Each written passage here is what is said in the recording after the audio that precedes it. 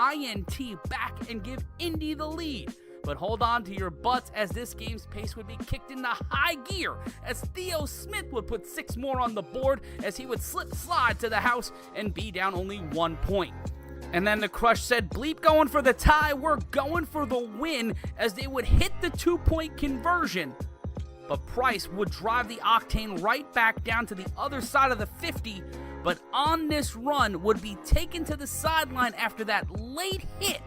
And then with the game and a chance for their first win at home, Logan Wog would be intercepted near the goal line as the Crush would get their first W of the season, 26-25 against the Octane.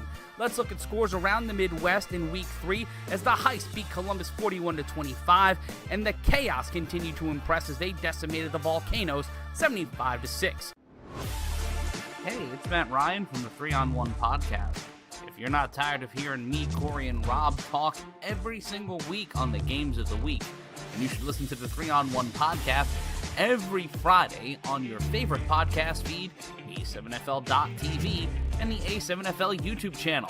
The 3-on-1 podcast. You probably have better things to do, but let's be serious.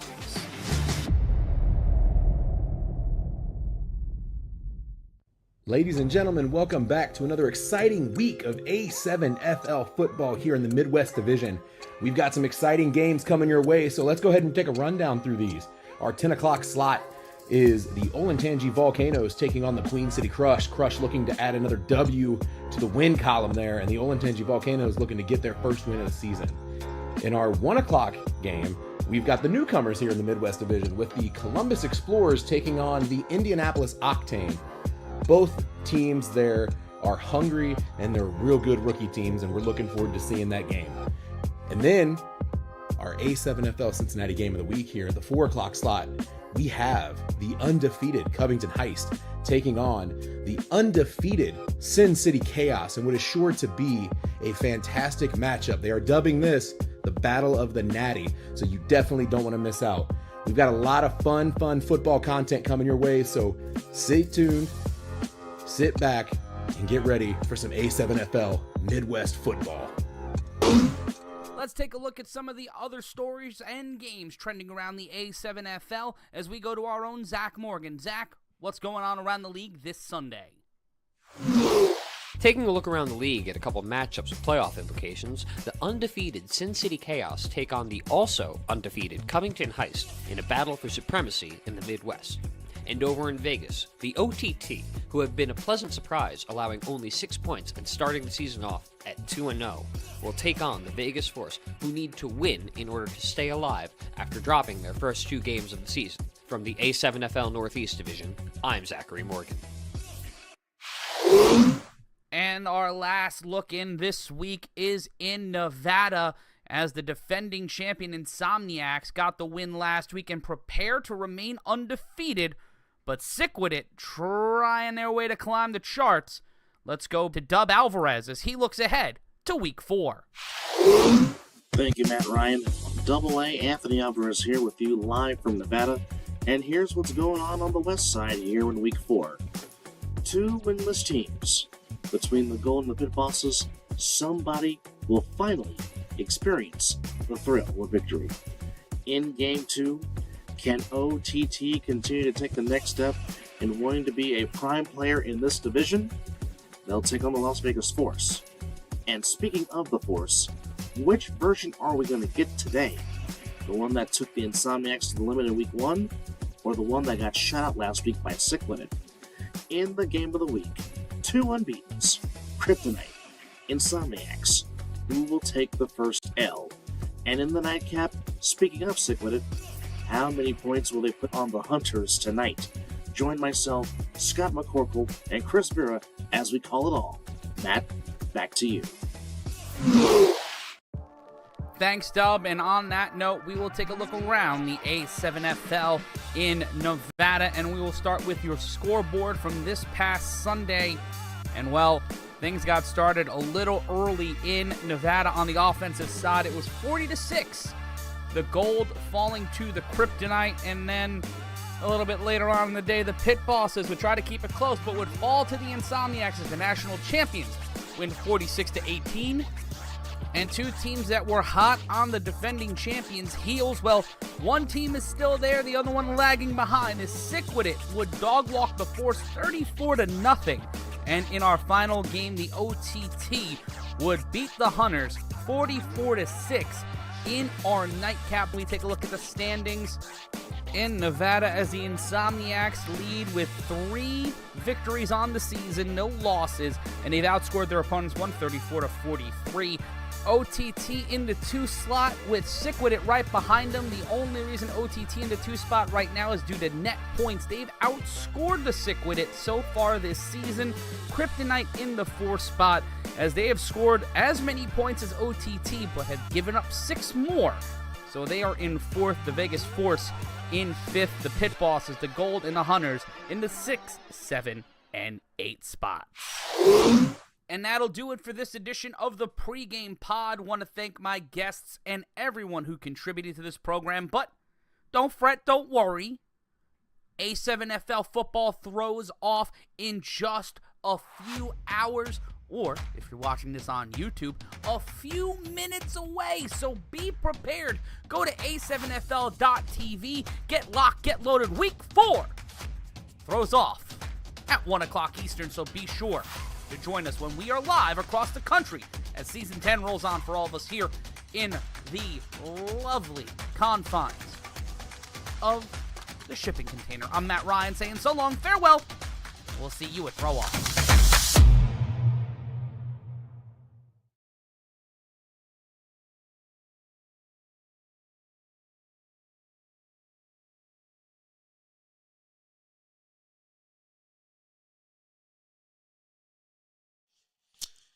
Good morning, everybody, and welcome back to another exciting week of A7FL football. My name is Chris Schreiber, and we are here live at Woodward High School to throw off week 4 here in the Midwest division of the A7FL. Today, 10:30 here, we have the Columbus Explorers taking on the Indianapolis Octane, and we are getting ready to throw off here right now. So get ready for an exciting game. It looks like the Octane are going to be taking the initial throw off here to start this game.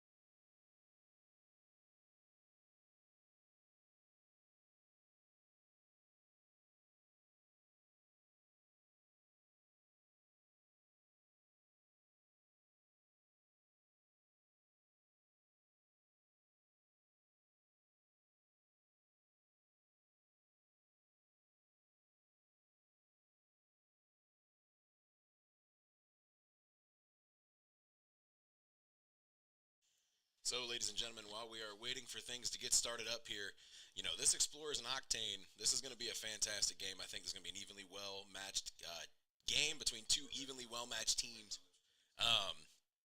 You know, the Explorers, you know, kind of talk about them for a minute. You know, they were able to put together a solid game against the undefeated Covington Heights last week.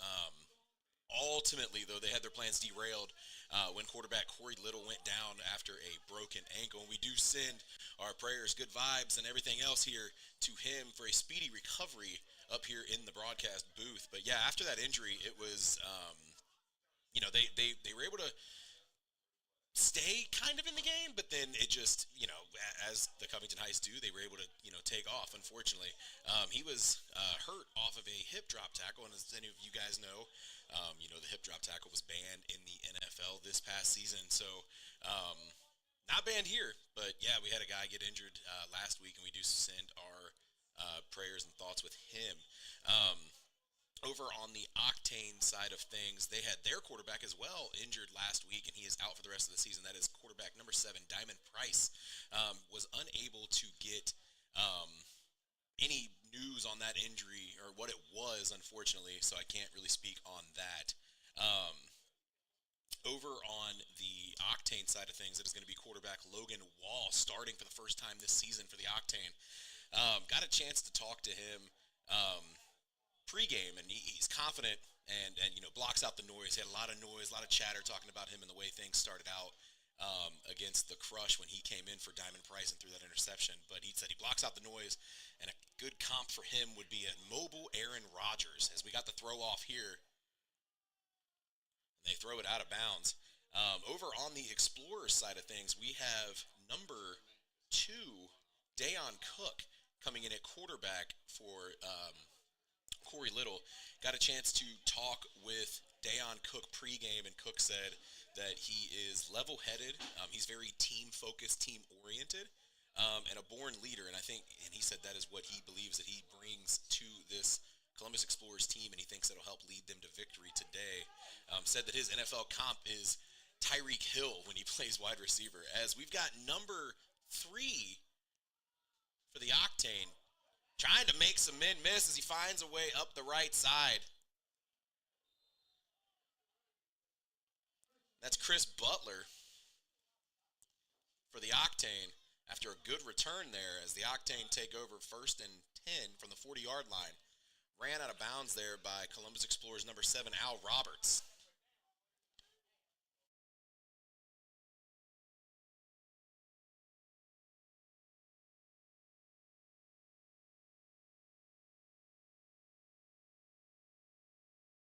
Also, an injury there for the Indianapolis Octane is Aaron Howard, linebacker, defensive tackle for the Octane.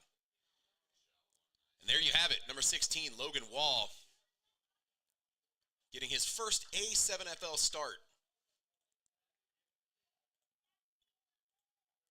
Wall with the handoff to number 1, Darian Ragland. Ragland fights his way forward. Pickup of just a few there. We got the first play jitters out of the way there for quarterback Logan Wall.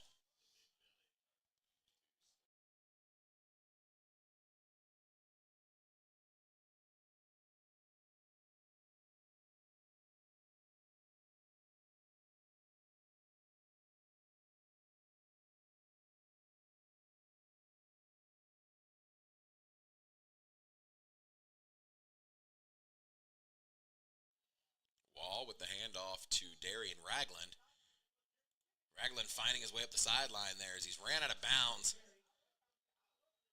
Looks like that was a tackle there by number 24 or 14, Jalen Davis.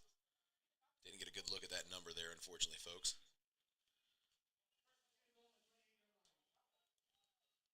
But that'll bring up a 1st and 10 for the Indianapolis Octane.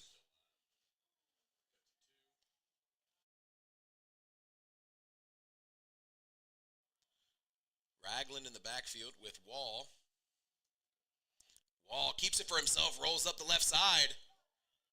Tried to find a seam, but he ran out of bounds there. That's number 8 for the Columbus Explorers, Zeke Ware.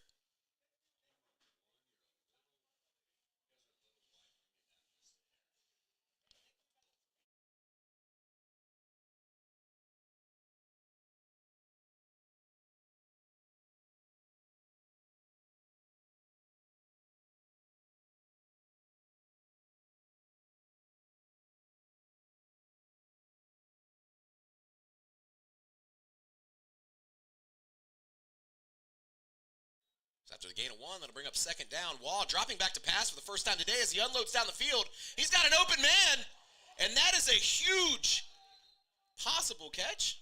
Let's see what they rule it here.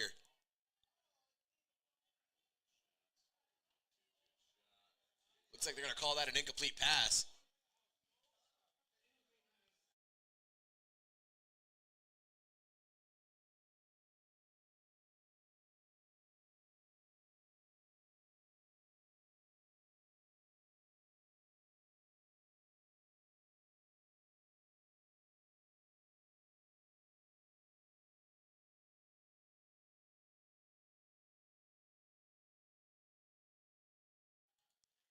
So to bring up third down. Wall dropping back, looking to pass, throws. Short little dump pass there. I believe that's number 1, Darren Ragland on the catch. It was.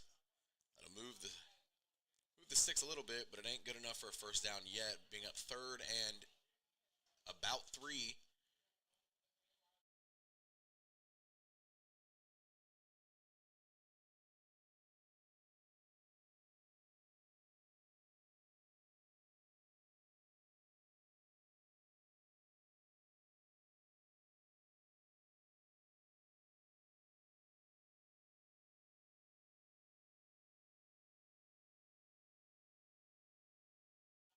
Wall dropping back to pass, looking to throw. And he's got a... That is number 5. I believe that is James Mitchell, who was the intended target there. Just in and out of the hands there, but great coverage by, I believe that was number 8, Zach Ware, for the Explorers. That's a turnover on downs, and I'll bring up 1st and 10 for the Columbus Explorers, and new quarterback, number 2, Dayon Cook.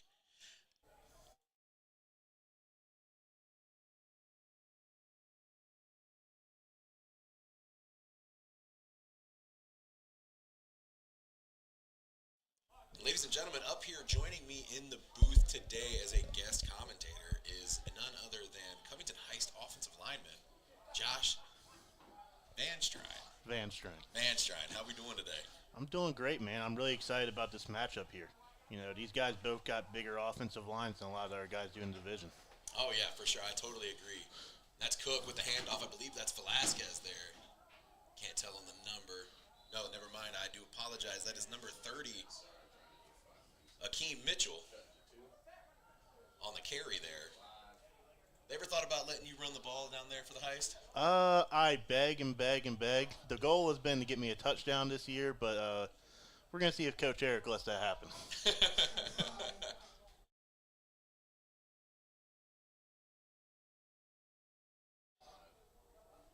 The gain of 5 there. Dayon Cook with the fake handoff keeps it for himself. He's wrapped up, dragged down by number 2, Brandon Garst to the Octane. So you guys, earlier this season, or last week, you had the opportunity to play against the Explorers, man. Can you give us a little bit of insight on them? Unfortunately, I wasn't part of that game plan. I was actually out that week on my honeymoon, you know. But from what I hear from a lot of the offensive line guys, they are a very, very physical front. You know, they are coming out to look to smack you in the mouth type of guys. They got good footwork, and they're big.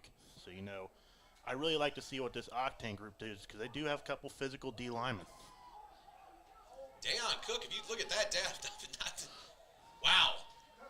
Was able to squeak out of the would-be sack there. I believe that was number 99. Number 99 for the Octane, Rico LeBron. Was able to get out of his grasp, but then roll up to the left side there, but not able to gain too much on that there. What are you thinking about Dayon Cook so far? I think that, you know, there's a lot of potential for a lot of the players on both these teams. You know, what Octane does is very unique and individual. They let a lot of their linebackers play off the line, which is very confusing. That's an interception there. That's number 5. That's James Mitchell. And that is one guy, James Mitchell, you want to keep an eye on for this season. He is an absolute stud on that Octane team.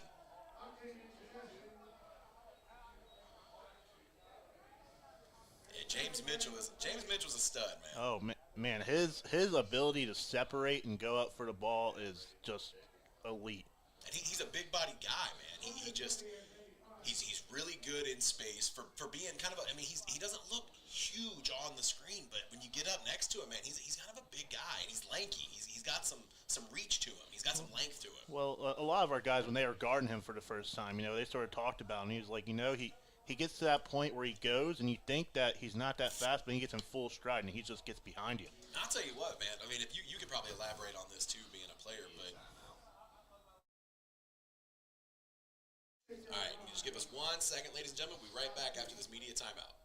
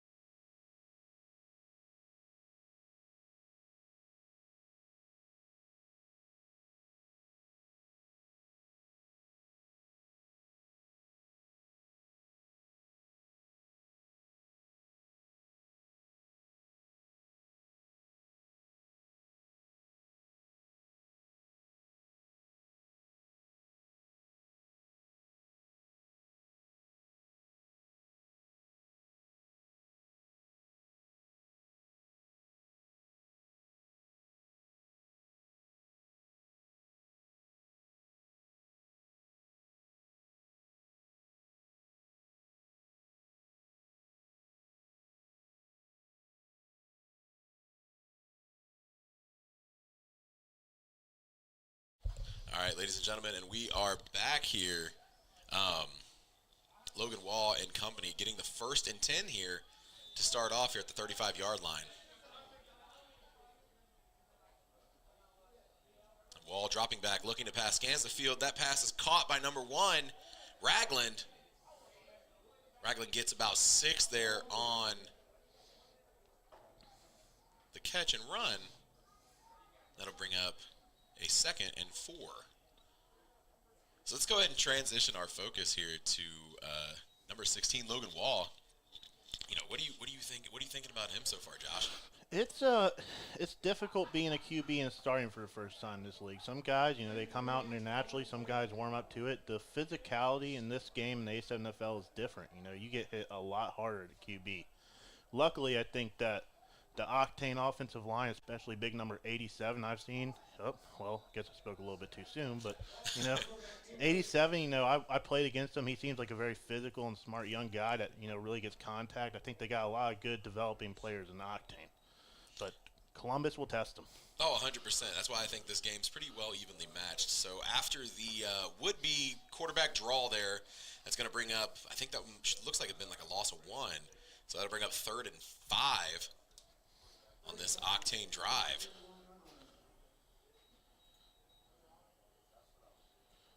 And looks like the Octane are going to go empty backfield again. All the weapons there bunched up to the right. Wall dropping back, getting some pressure. He's got to run a little bit.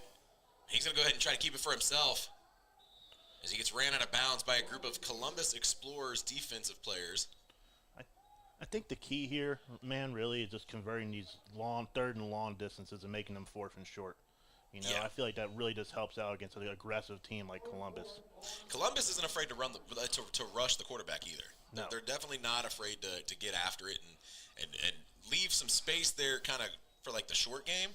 But what they make up for with that would be getting after the quarterback and putting some pressure in his face. I have noticed that in the couple games that I've called here for Columbus. So they're going to go empty again with a bunched look there to the right. Wall dropping back, getting some serious pressure like I had just mentioned. But he's got a guy. And that is just a great defensive play there. I believe that was number 14 for the Explorers, Jalen Davis. I think the key for number 16, if he just steps in and throws that ball, I think he is a great thrower. I think, you just got to settle down sometimes and make the shot. These guys are going to play with each other, going to play physical, just take the shot. If you throw a pick, you throw a pick. 100%. I agree with that. I think he's got a bit of a cannon on him. He does have a pretty pass when it comes to throwing that ball. So I agree. If he just breathes a little bit, don't let the lights get too bright in your face, I think he can make a name for himself here in lieu of Diamond Price being out.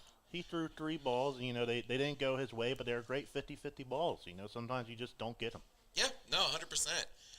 So after that turnover on downs there, the Columbus Explorers come back onto the field, and they're looking to drive. They want to put some points on the board here for the end of this first quarter.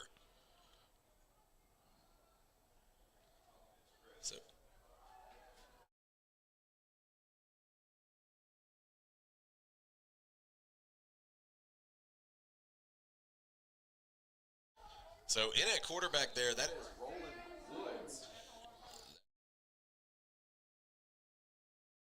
That's Roland Woods. That's a huge pass and huge catch there by number 7, Al Roberts. He barely had to turn his head for that one. No, that was right in the bucket there, man. That was a beautiful pass. So that's going to, after the huge catch and run there, we're going to get 1st and 10 for the Explorers. Woods with the handoff to Cook. Cook going up the right side, ran out of bounds by number 5, James Mitchell. And once again, man, we're calling James Mitchell's name. Looks like there's a penalty on the field, and I think they're going to call a holding on the Explorers.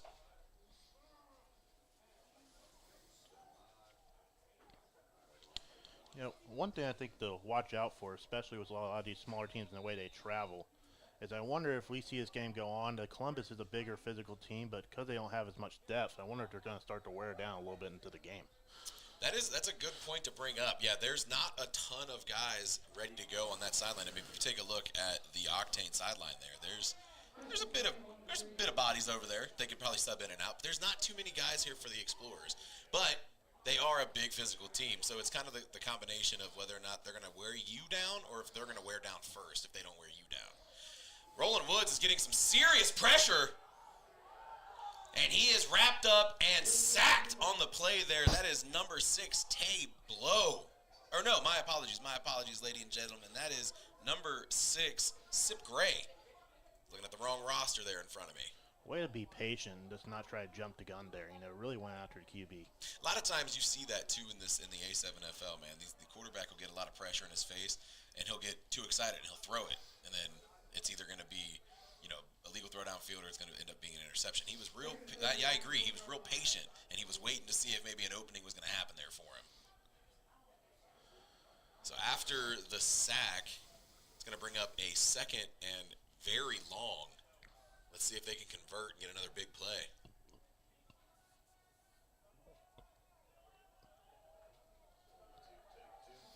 Roland Woods. Down, Cook in the backfield. Woods dropping back, passing. That one's in the dirt, bounced in front of Brandon Garst. Oh, man, he had that running back wheel open pretty wide, too. Yeah, I agree.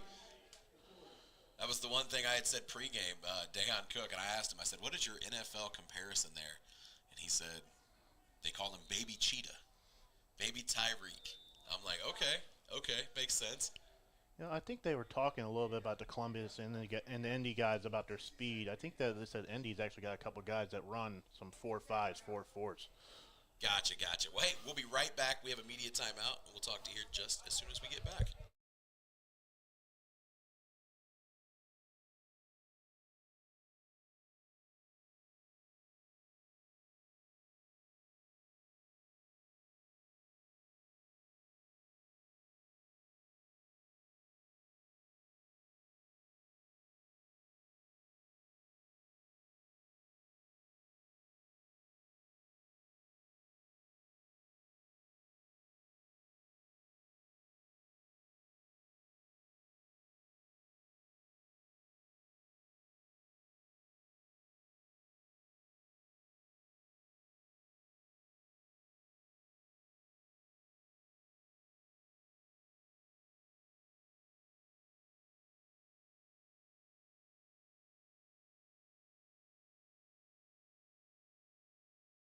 All right, and we are back here for this third and long attempt here for the Columbus Explorers. Roland Woods dropping back, looking to pass. He's got some time. Oh, beautiful And a wide catch. open Dayon Cook. Tried to split the defenders, but he was ran out of bounds there by none other than number 5, James Mitchell, but not before picking up the first down. We're going to hear his name a lot this year, huh?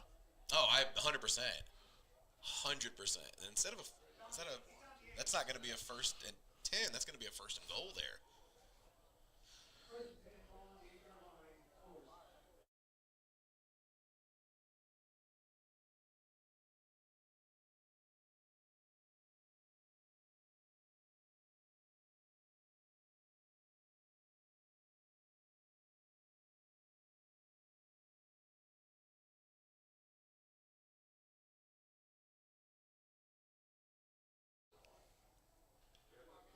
and that's going to bring up a attempt here. Back in the backfield there. That's a new guy there for the Explorers. Number 9, Travis Bird. Bird tries to wrestle his way forward, picking up just a few there. That'll bring up second down.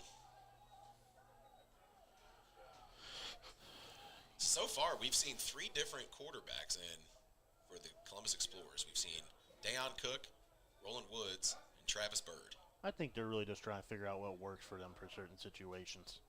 And that's going to go ahead and be another timeout. We'll be right back here after the word from our sponsors.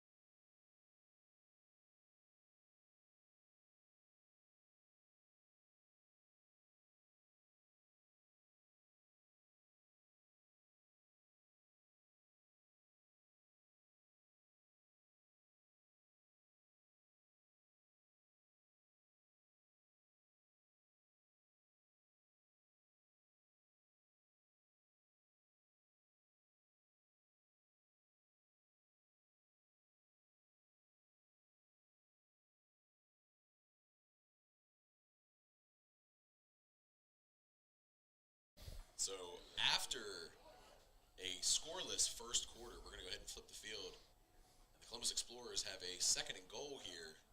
They're looking to put some points on the board here to start this second quarter. I wonder if they're going to go with that power run, or I wonder if they're going to go with maybe a little bit of play action here. They seem to have the edge physicality-wise on the line, I feel like, right now. And also, one thing I've noticed, too, especially watching them last week, when they've got number 9 in the quarterback, man, you gotta watch, because he could just take off and run. That's usually what I haven't really seen him throw a pass yet. Usually when he gets it, they go straight Wildcat and he takes off. And they've got some solid beef back there with him, with number 50 Velasquez, and I believe that's number 28 back there with him as well, Dynamic Johnson. Unfortunately, it looked like that play was blown up. Guys like number 50 make me have hope that I'm going to get the ball eventually. That was number 6, Sip Gray, on the tackle there to bring up third and goal for the Explorers. So not the play they wanted to probably start the second quarter with. I think they were really looking to maybe put some points on there early, just to get on the field and get out. Well, especially when you had momentum like that, where, you really stab a dagger through the heart of the Octane defense, converting on like a third and way long. Oh, exactly. And I mean, 2 big chunk plays right there in the first quarter. Woods is getting some pressure, and that's another interception. That's our guy, number 5, James Mitchell. Mitchell is streaking up the left sideline, and there is not a man anywhere near him right now as he crosses the 10, the 5, and into the goal line. That is number 5, James Mitchell. That's those skills, man. Getting up there and being able to see the ball like that was not even in part of the play. He came up from 5 yards across the field to make that pick. It's just a great ball skills. And we've said it before. We've said it on this broadcast. I've said it on another broadcast when I covered the Indianapolis game. James Mitchell is a guy you are going to want to keep an eye on this season for the Octane, 100%. So after what would have been a Columbus Explorers touchdown, we got the pick, we got the interception, we got the pick 6. So now we're going to go ahead and, pending this 1-point conversion here, it is 6-0 Octane.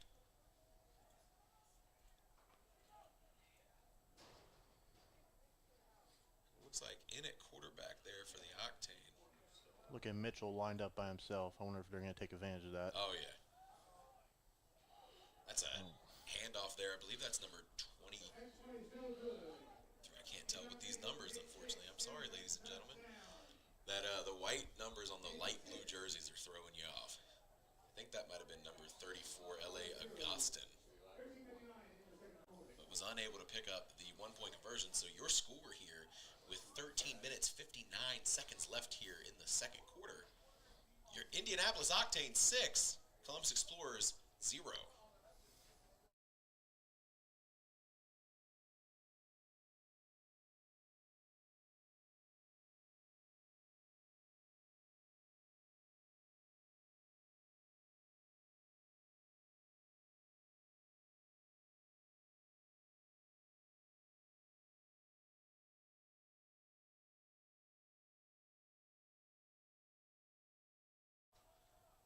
So here for the 3-on-1. Back deep to return there for the Explorers is number 84, Deontay Townsend. It looks like they're going to probably give him a free run there. It might have been an offsides there on the Indianapolis Octane.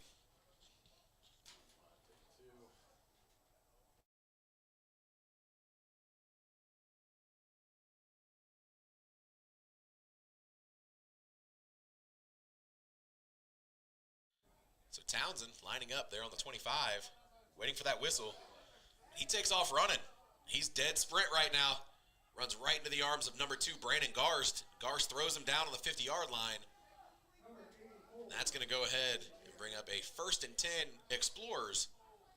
Let's see what they do on this this next drive there. I mean, you got to, depending on what happens here, I mean, you got to hope that the pick six didn't shake the confidence of the offense, because they're still very much in this game, I think. Personally, if I'm a team like Columbus that's really thrives in that physicality, I see a lot of Octane doing this one-man D line front where they bring their linebackers up. I bet this is a good opportunity just to run the ball down the middle. Really use your physicality to get down the field. Could be, and if I'm not sure who's going to be in at quarterback on this drive. It looks like it's going to be Roland Woods again. Deion Cook, man. Deion Cook can make some dudes miss if that's the case. And it looks like that's exactly what they're going to do with that one-man deep. Well, now they got their guys spread out wide there. They like to roll up their outside linebackers to the outside, and then they put that one-man line front. So it's like a pseudo 3-3, I guess you could say. Yeah, that's an interesting front though too to run, because it'll throw you off as an offensive lineman if you really. As an offensive lineman, it's incredibly confusing, especially in the pass rush, because they like to do combo blitzes. So you'll just be sitting there blocking a guy, and then somebody comes out of left field blitzing. Yeah, that'll throw you off, and it's not a lot of playing having experience in 7-man as well. For myself, it's tough when you've only got 3 offensive linemen. You know what I mean? Because usually as a center it's tough, because then you'll have you have to pull your head up fast enough to be able to do something. But obviously we don't snap the ball here in the A7. But not having that extra guy on the outside to watch for you is challenging sometimes. Well, a lot of people in this league like to do the 2-man rush. As a center, it's really your job to figure out who needs the most help, how to protect block, and watch the blitz. So Roland Woods, quick pitch there to number 2, Deion Cook. And that's number 2, Brandon Garst on the tackle there, but looks like there's a flag thrown. I'm thinking that's going to be a horse collar tackle. Yeah, it was just a little bit high, but I hope he just keeps that same explosiveness, because he is really moving around the field right now. Brandon Garst is an explosive player, man. I mean, just having the pleasure of watching him, man, he flies around the field. He really gets after it. Well, those are those guys we like to call, they play with reckless abandonment, bigger than their size. He's not the biggest guy. He doesn't look like the strongest one man. He just goes downfield and tries to hit somebody. There's one thing I've always noticed about when you got the guy on the field who's not the biggest guy on the field, those are the guys that usually they're going to try to do something big early to have you go, okay, no, we need to keep an eye on this guy. We might not be able to, he might not be the biggest guy, but we got to keep an eye on him for sure.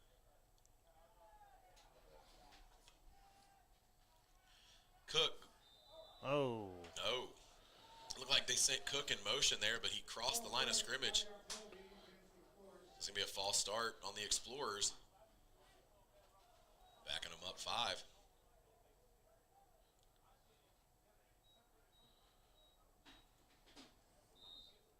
So you got Roland Woods there. Now we're going to go empty backfield. I think maybe they might try to run the same play just without the motion there this time. Dropping back, looking to pass, throws across the middle. That's caught there by number 7, Al Roberts. But not before. I think maybe he got back to the. Oh, there's a penalty. Didn't see the flag get thrown there.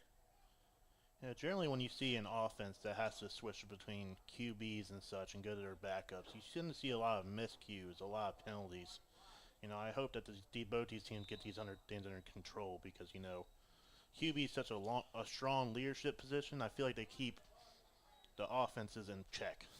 And see, and I was shocked too when I went down and talked to the Explorers pregame when they said Deion Cook was going to get the start. I was like, well, Roland Woods was the one that came in for Corey Little last week, and there's Woods there rolling around to the right. Oh, just missed. And that was just maybe a yard short there, just into the dirt. That pass was intended for Cook. But no, what I was saying was, Woods did a fairly good job last week against the Heist when he came in. He was able to kind of keep things going. Obviously, they put in Bird for a little bit. But I thought he was good. And then I heard they had another guy coming in, and I'm like, well, let's see what he's all about. I mean, even at the NFL level, how many times do you see a guy that's the backup QB come in and win the thing? You're looking for more progress and what you can build around with them. I think Roland Woods is going to add a lot to that Columbus offense. There he is, getting some serious pressure, rolling to his left, drops back, throws down the field. And that is a huge catch there. That's number 12, Jamal Edwards. There's a penalty. Looks like it's going to be pass interference. Offensive pass interference, I believe. Now, see, just from my 1,000-yard view up here, I would have said that would have been on the defense there for Brandon Garst. It looked like he was wrapped all over him and that ball was in the air. I think, it comes to a point of who's on the ground first sometimes for some of these officials, and with number 2 being on the ground, I think they're going to get the push off. That's a good point. That's a fair point there. I'm more willing to listen to you because you're down there. Oh, man, it's all real. I mean, you probably watching this film. The one big thing that, I think that as me as a player that comes to is film watching. Yeah. I love watching film. I love watching tendencies. If the guy's going to scratch his left butt cheek, if he's going to blitz, those type of things. Yeah, those little things to watch for. Yeah, those little ticks and those little abnormalities of things guys do. Oh, yeah. I love watching that stuff and getting the edge any way I can. When a guy's leaning real hard, he's going to start rushing. When he's not, he's going to drop back. Or those little things. The hand down, hand down. Hand down, hand up. Empty backfield for Woods. Woods drops back, throws. Open. That's a wide open Deion Cook. Cook's crossing the 5, but he's getting ran down by James Mitchell. Almost got caught. What a fantastic effort there by James Mitchell, but not before the Deion Cook Columbus Explorers touchdown. I'm really excited to see these two go at each other all day. I mean, these are both great players. And it's a size mismatch, but boy, I mean, what Cook doesn't have in size, he makes up for in speed and athleticism for sure. Well, there's some guys you come out like they're not fast, but they're quick. Oh, yeah. And he's got both right now. He's for sure got both. He can definitely make a man miss downfield for sure. Pending the extra point here, we are all knotted up 6-6 here in the second quarter. 9:14 left. I'm still looking for Columbus to run that ball up the middle and, short soaks under physicality. I see a lot of outside runs. I would really love to see them get downfield, but it seems like the passing game's working for them really well. As long as they're able to read the pressure, I think they're going to be fine when it comes to throwing it downfield. I think a lot of people, when you hear your quarterback goes out, you're worried about throwing it downfield. So, look, we got a one-point conversion here. I think that's Zach Ware in the backfield with Woods. Woods pump fakes, looking at pass, throws across the middle. Oh! And it bounces off of an Octane defender, and that is caught. That is number 75, Kendra Ray. Man. So after the 2-point conversion, the Columbus Explorers take the lead, 8-6. If I'm him, I'm buying a lottery ticket today. I know, right?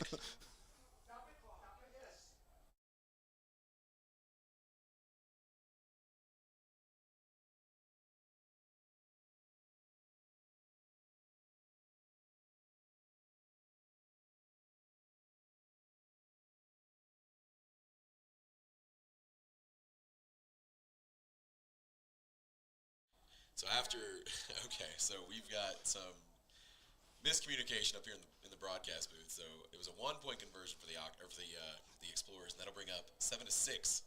I'll take blame from that. Linemen don't know how to count like me. It happens. It's all good.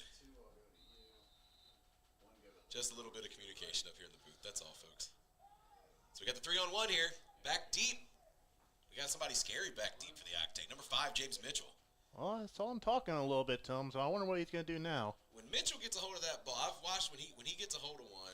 Is that a live ball after he touches it, or do they blow it dead? I think they blew it dead. Okay, so he's going to go ahead and get the free run, which is dangerous for a guy like. I mean, just watching the Octane in previous games when he does these 3-on-1s, man, he can make some dudes absolutely get shook out of their feet. You know what I mean? I don't think he's, the quickest guy, but once he gets in his stride, When he gets going, he gets going, yeah. You have to get him right before he gets in his stride, this is a horrible. He's athletic as heck, too, so. He's going to cut. He's going to roll up the left side. Look, he's just gone. Just makes a miss. If you don't get a good pursuit angle on James Mitchell, ladies and gentlemen, you are going to see number 5 in the end zone every single time. So after a quick succession of touchdowns, ladies and gentlemen, 12-7, Octane. With a lot of these first-year teams, I feel like you just got to find your star and you got to build behind it. And, and I feel like Woods is just a star. Yeah. Yeah, James Mitchell is that guy. He is going to be an explosive player here in the A7FL. Sorry, for a long time. Mitchell. So we're gonna go. Looks like they're going to line up for a 1-point conversion attempt here. If you take a look down there at the bottom, they're bringing some beef in there on the rush for the Explorers.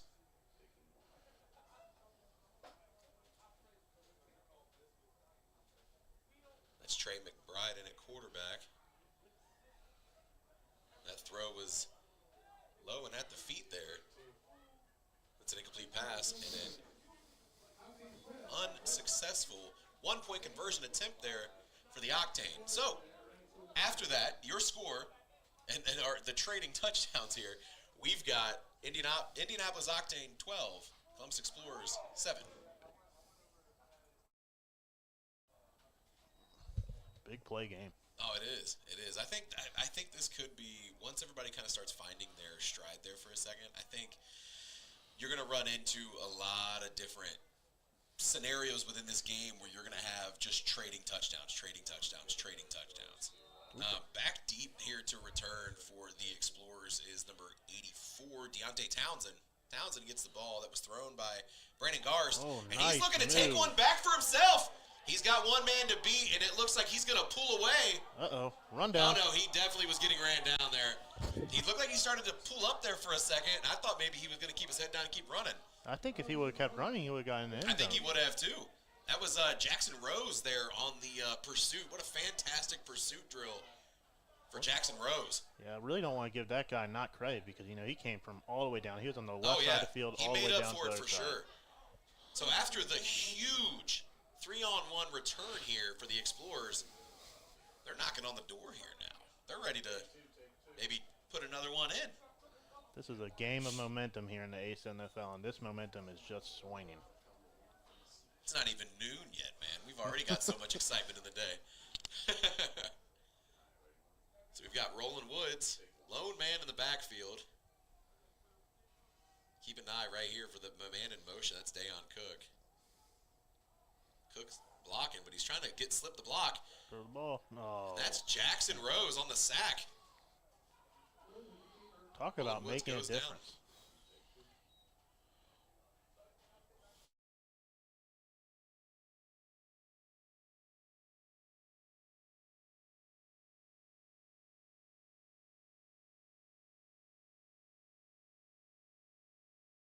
So that'll bring up second and extremely long here after fantastic field position, really. But the sack just ruined it for him. I think it's interesting that Rose just sprinted the whole field in a sprint all the way for that sack, too. I mean, that's hustle. I mean, that is absolute hustle there. I guarantee you Coach Anthony Merriweather is going to be real excited about that one. So they're going empty backfield again, sending Cook in motion again. Quick pitch pass there to number 12, Jamal Edwards. Thought maybe Jamal Edwards was going to try to sneak back out like he did on that last play. Hey, Indy defense is really impressing me right now. They came to play. This is a very physical Columbus team. In front it looks like Indy is coming out very physical. Well, and they're anchored deep too, man. I mean, the safeties for the Octane defense are Brandon Garst and James Mitchell. And those two dudes play with a physicality and an energy that just absolutely just transcends the entire defense. You know what I mean? I mean, even on that play that got called back, give Garst, yeah, he was a little bit wrapped up in it, but they're fighting for the ball. The only way he got that ball is because he threw Garst to the ground. Oh, 100%. You're not getting that ball with him standing up. No. So to bring up 3rd and long. The last time they had a 3rd and long, That went deep. So let's see what happens. They're sending Cook in motion again. Woods dropping back, looking to pass, scanning the field, throws. The ball was deflected, but none other than number 2, Dayon Cook, was in the right position there to get the Columbus Explorers another touchdown. His nickname's going to be the lottery ticket, man. Rolling the lottery ticket Woods, because that is just great. Great play by the wide receiver, too, to stay in the ball and keep aware. Oh, 100%. It's just that all comes down to just ball awareness. I mean, that could have easily just been deflected and bounced off the turf. But like I said, if you throw a pick, you throw a pick. Just go for the play here. You know, what you got to lose, you know. Play like you have nothing to lose, and you end up winning the game.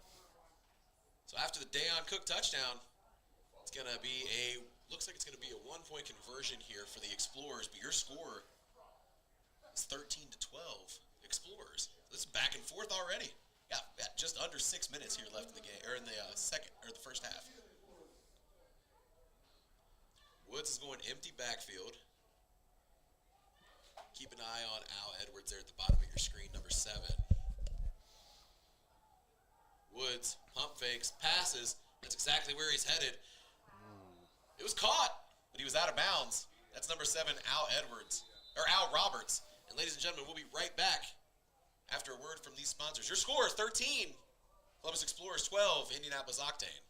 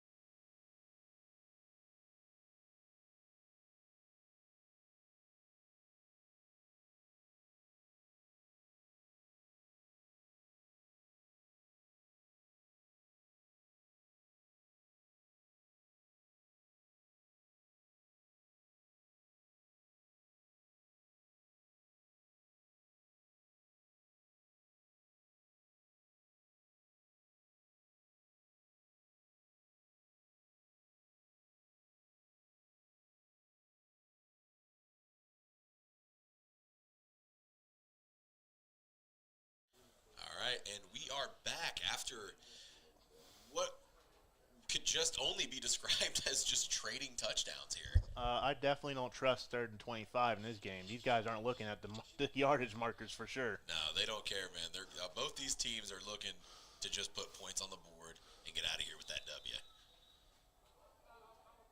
So it looks like, is that James Mitchell back there? I can't get a good read on that number to return for the Octane. I don't know. I don't see the hair, so I don't think it is. Yeah, I was about to say. We got another 3-on-1 blown dead there. I believe somebody may have crossed the line a little too early. Yeah, you know, we haven't seen a lot of clean throw-offs this game. I think that was number 1. I think that's Ragland, the back deep to return there. Can't tell the number. I'll tell you, man, you really need to throw the ball off here because getting these guys and letting them get in stride, it's a really big difference. Oh, I feel yeah. like. For sure. And after the return for the touchdown, I'm shocked that Mitchell's not the one back there to return for the Octane. Could we see a third big return? Who knows? Let's see what happens as he crosses the 40. Starting to kind of pick up speed. Tries to cut back upfield. That is number 6. That is Sip Gray. So that way I finally was able to see it as he gets the kip up there. Not super clean on the kip up, but we'll be all right. One of the biggest and hardest things that people don't realize when you come into this league, into the A7FL, is special teams. I think our first year we let up almost 6 or 7 special team touchdowns in a season. I think everybody's so used to just regular football returns, and this is just, it's not the same thing. It's not the same thing at all. Well, when you have a smaller team like this, too, like Columbus or, Octane's got a bigger team, but you come down the field and you're like, all right, you just got done with the defensive drive. Go sprint 50 yards with 3 people. Oh, 100%. So it feels like I'm going to say this for the first time in a while, but here we go. Logan Wall chopping back to pass. He Good unloads, ball.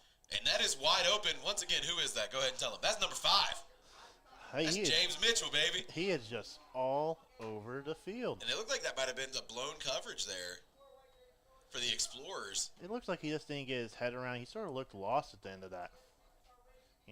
But that's one guy you can't do that to. I mean, James Mitchell he's got the athleticism to make the cuts that he needs to make the cut for, and he's gonna put points on the board for you. He sort of reminds me of gameplay, like if you ever seen Keenan Allen, where he's a good route runner, he's a big guy, and if you don't pay attention, you lose him on the speed. 100%. I like that comp actually a lot. So now we got the 1-point conversion here.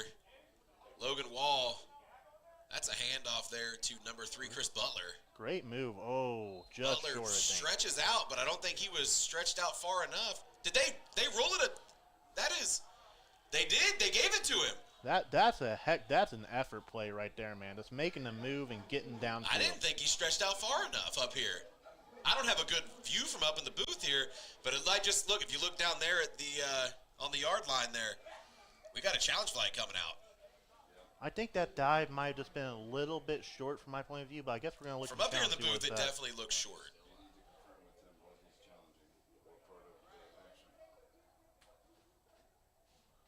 So we're just kind of waiting to see. One would assume that they're challenging the successfulness of the extra point, but waiting to hear from down below here. Kudos to his effort, because it looked like it was like a halfback draw-up scheme. Yeah, it was a great effort for sure. Came out of the A gap and went all the way down to the left end of the field and dove for it. Let's see what happens here. They got the flag picked up. We're just kind of awaiting the call here from the field.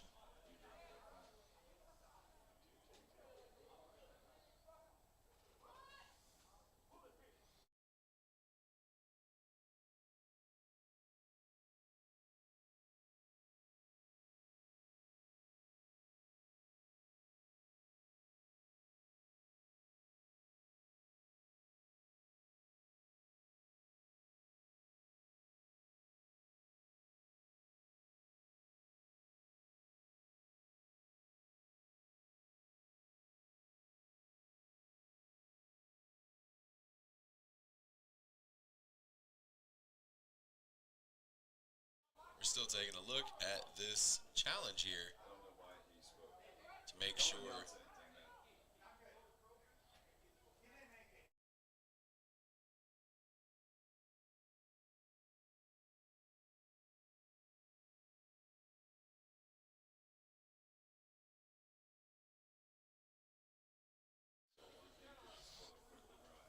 So we're still waiting to see what is going on the field there. So I believe the challenge on the field there was whether or not he was in the end zone there for the extra point. Really want to compliment both players too, man. Like, even that dive, but for the linebacker's presence of mind, know where he was on the field and make the tackle. Oh, 100%. And it looks like we're getting word here that we are going to go as called. So that extra point is good. Great play. That is a fantastic effort. I mean, that is great effort. I mean, that is. Reminded me of, you ever seen Space Jam? It reminded me of Space Jam when Jordan's got all the Monstars on him and he just stretches his arms out and he's able to put the ball in the goal there. I mean, that's what that reminded me of. It feels like a Space Jam kind of game. Like, you know what I mean? Like, I hate to say it, I expected a little bit more defense on these 3rd and longs. Yeah. It's like it's sort of like 3rd and 25. Well, what's 3rd and 25? This is 1st and 10 in this game. So I believe that was number 3, Chris Butler.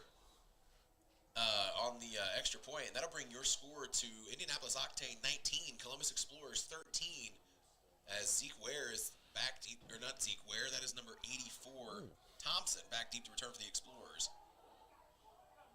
He's play fighting there with Brandon Garst, but he is eventually wrapped up by every single player there for the Octane. Most notably there on the throwdown was number 5, James Mitchell. I like his first move, man, but sometimes you just got to go. I mean, a guy like Garst's a good tackler. If you got to be on his feet, just go. You do see a lot of that too, man. That's one thing that I've noticed about the 3-on-1 is you either get guys that are going to run straight at you, not even try to do anything, but then you got guys that think too much about it sometimes. And it's like, you play the game. What is, in your opinion, do you think is the better option? Running straight at you or trying to dance a little bit? I feel like this is a very one-cut league. You take your one cut and then you go and you try to get the momentum you have. If you sit there and you sit around too long, people are going to come to the ball. There's not a lot of linemen. No, I like that. I like that for sure. It says 1st and 10 here attempt. Roland Woods. Got a new man in the backfield there with Woods. I believe that is number 34, Jordan Sloan. Oh, wow. Great That is an play. interception by number 2, Brandon Garst. I'd like to say that was actually a pretty good throw by Roland. I just wish that number 4 would have got his head turned around. I don't think he saw the ball coming. I don't think he got his head turned around either. And unfortunately, in this league, if you don't get that head turned around, guys like Brandon Garst are going to pick that ball off every time. Well, if you look at the QB's motion, too, he does an excellent job at pump faking and selling the play fakes, too. Oh, for sure. He's got a really good pump fake. Body language, especially in your defense, is huge. I know as a D lineman, I'm watching that all the time. That would definitely make me flinch, seeing that guy pop out like that. Oh, yeah, First thing I for think sure. is pop-out screen. I got to run out there. So after the interception, that's 1st and 10. Octane. Octane are looking. We got 2.5 minutes, give or take, here in the first half, and they're looking to run away with this, I think.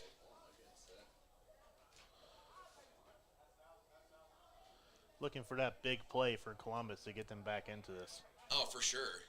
I think that defense might be hungry to get an interception, too. Wall dropping back, but he don't like what he sees, so he's going to keep it for himself.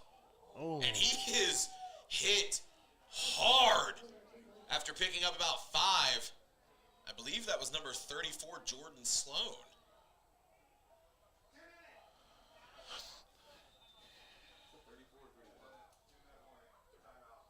All right, and that tackle brings us to the 2-minute warning. Your score, Indianapolis Octane 19, Columbus Explorers 13. We'll be right back after a word from these sponsors.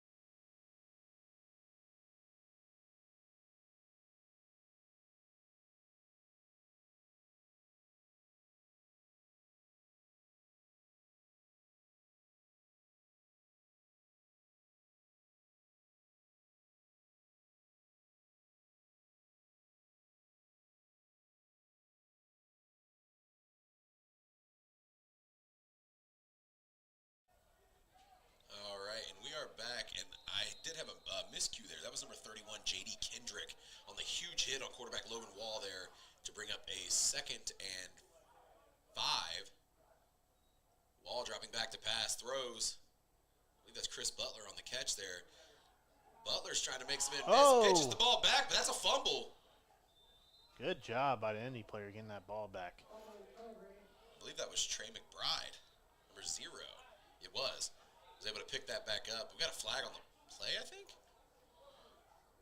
I think it was a possession marker. Possession marker, okay. J.D. Kendrick giving Wall that welcome to the A7FL moment. For sure, yeah. That is definitely a welcome to the A7FL moment. Much different than getting hit with pads on, I can tell you that. Oh, no. There's just nothing to protect you. You're going to hit that ground. You're going to hit that ground hard. The first thing I've ever wondered, I played D-tackle my first year, and I realized lowering the shoulder into the guy, it's illegal for a reason, because he realized without shoulder pads on, he's like, you know what, that really hurts me too. We got an injured player down on the field here. So we don't have renewed all day. Right, not yet. We've got to get that fixed ASAP, and we got to get commercials being played. That's number 3. That's Chris Butler on the injury there.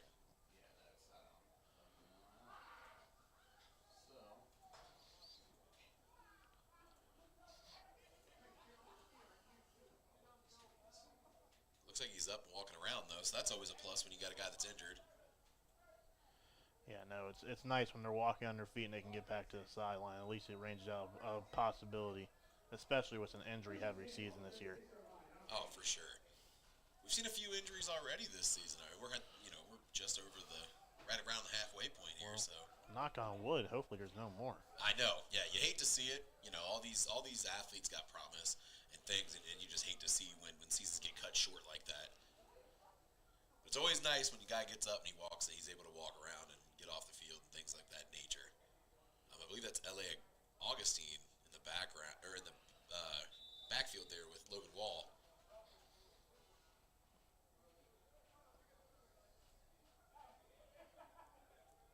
Wall dropping back, looking to pass, throws. Oh, and that is great just play. sticky coverage all day. That's Zeke Ware. Pass intended for number 0, Trey McBride. Played that perfectly. Number 0 tried to come back into it. That was great. Call. Yeah, that was fantastic. I mean, great coverage there by Zeke Ware. I also like to say great throw by the QB. Oh, for sure, yeah. I mean, that's just good football being played there. Like I said, man, you just got to get your confidence and just start taking shots. Oh, yeah. I think he's feeling a little more confident compared to what was going on there in the first quarter, man. I think he's really feeling himself, and he's able to air it out a little bit more there. They say a lot of QBs, after they take that first big hit, it's all downhill for them. They're just ready to go. Yeah. Augustine in the backfield with Wall. Wall dropping back, looking to pass, getting some pressure, rolling to his left. Trying to evade more pressure, throws it away. And he had a big man in front of his face there. That's number 50, Giovanni Velasquez. I think maybe he didn't want to get hit like he got hit before, especially by a guy twice the size of the guy hit him the first time. I think sometimes, in this league, it shows, and it shows a lot of QBs like Keno Thomas do very well. My quarterback, personal favorite, shout out to Hunter Miller. But, they just stick in there. Sometimes you got to set your feet and take that hit and throw that ball. Yeah, he had already committed to trying to roll out there, and I don't think he liked what he saw downfield there, honestly. Well, like I said, you take those 50-50 balls. I mean, you got a guy like, I'd say probably one of the top wide receivers in this league. It's always say just throw it. He's down there somewhere. So we're going to go empty backfield, stacked up there to the right. All the receivers there at the bottom of your screen as Wall drops back, looks to pass. He's got some pressure, tries to find his way up the middle, but he's wrapped up. And it looked like Giovanni Velasquez finally got a little bit of redemption off that last play and was able to get his hands on the quarterback there that time. Yep. And the crazy part about Velasquez, man, Velasquez runs the ball sometimes for the Explorers. I think I changed my mind a little bit, The Octane looks a little bit tired on that offensive line right now. It looks like that defensive line on the Columbus, what's their physicality? Like you said, they're sort of playing physical now and going after them. Yeah, I mean, it definitely looks like that for sure. I mean, it's one of those hit or miss kind of things where, we had talked about it before. You're either, when you got big guys like that up front, you're either going to have them get wore out first as they're trying to wear out the other team, or they're going to wear the other team out first. And it looks like that's exactly what's happening. They're wearing out the Octane's front guys. Well, if I'm Octane, a team like Columbus, I feel like they live off momentum. They're a lot like the Chaos, and not talent roster-wise, because Chaos has a stacked roster, but, they live off that momentum, and once you feed it into them, they just get better and better and better, and you got to watch out. Oh, 100%.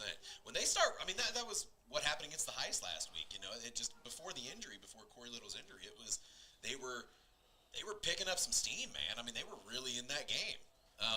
And then it just, you know, obviously, you know, you take a blow like that, your quarterback gets hurt. And you know, we waited however long for, you know, paramedics and stuff to get here. It was, you know, it takes a lot of the sap out of you. I mean, you know, you just come with that momentum and you come strong, and, you know, that's how you play the ball in A7FL. Any team can get punched in the mouth and lose the game. Oh, for sure. So it looks like they're going to go ahead and punt here, get turnover. That's Townsend taking the ball from the 20-yard line. Oh. He made one man miss. Oh, I think if he would have kept going. running up the field there, I think he could have broke it, but unfortunately he spun back and he was wrapped up by number 2, Brandon Garst. I will give him this. His first move is lethal. And I think that goes exactly to what you were saying earlier. This is a one-cut league. You go to make that second cut, you might not get what you were going to get on that first one. I mean, don't get me wrong. There's guys that can do it. I mean, you Oh, see yeah. out in the East Coast, oh, wow. They got guys that can go east to west. But here in the Midwest division, it is a physical downhill I think division. when Townsend watches the film, I think he's going to want that one back. Oh, 100%. I think he's going to want that one back for sure, because if he would have kept running, I think he would have had everybody beat. Oh, So, I think the coach is going to let him know, too. He's like, just keep going. yeah, just keep moving, man. So that'll bring up a 1st and 10 here for the Explorers.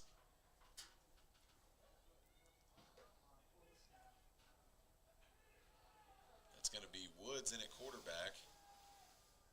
And I think that's a Key Mitchell in the backfield there. As Key Mitchell splits out, catches the ball. That's a big man going up for a ball there. That's going to move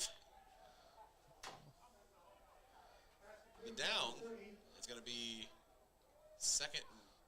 But no, they gave him the first down there.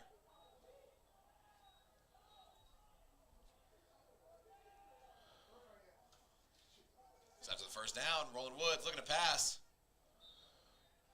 That pass was intended for number 7, Al Roberts. I see a lot from Roland Woods when he scrambles. If he could just get his feet set, I feel like he makes a lot better throws when he gets his feet set when he's scrambling. Oh, for sure, for sure. If he can get his feet set, he's in good shape. But I think that can be said for a lot of different quarterbacks. I mean, unless your name's Patrick Mahomes, it's really hard to throw the ball. 100%.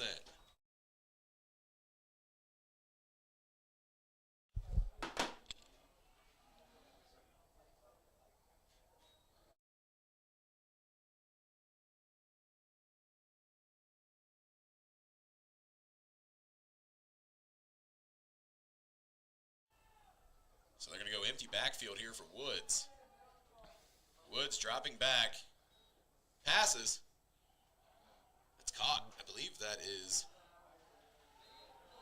Oh, man. Cook. Or no, it's not. That is number 12. Excuse me, Jamal Edwards. On the catch there. It's going to be 4th and 1. They're going to go for it here. They're going quick, too. Woods dropping back, looking to pass. Throws down the field. Oh. And that is number 7, Al Roberts. They're going to roll him out of bounds there? They got 1 second left on the clock, it sounds like. Sounds like, yeah, 1 second on the clock. Oh, they gave it to him there. Initially, the referee had marked him, ruled him as a catch out, or as he was out of bounds when he caught it, had a foot out. But then I guess they reversed their decision. They're going to go ahead and, with 1 second left here, try to put some points on the board. I'll tell you what, man, he's throwing those balls right in the breadbasket, man. He's just throwing it downfield, and I love it. Empty backfield for Woods. Dropping back, scanning the field, getting some pressure in his face. Again. Throws to the back corner of the end zone. That's That is a- caught. that's a And that catch. is a touchdown. Number 7, Al Roberts. So on the last second of the first half here, this game knotted up, pending this extra point. Hey, I'm telling you right now, Roland Woods, he's got no fear, man. He's throwing it downfield, and let's shout out number 7 for 2 big plays to get there. Not just one, but 2 big 100%. plays. And then also here on the sideline, Al Roberts, man, to be able to have the just the wherewithal and like the knowledge to know that, hey, this is where my feet are at right now. If I don't try to at least make it a point to stop and stay in bounds here, this could be detrimental to this drive. Well, some guys, they don't pay attention to that because they think, oh, well, it just looks so easy on film. Yeah, he makes it look easy. When you have two guys coming down on you like that and you're able to keep your feet in bounds and catch the ball with 1 second left on the clock, that's just elite awareness. Oh, 100%.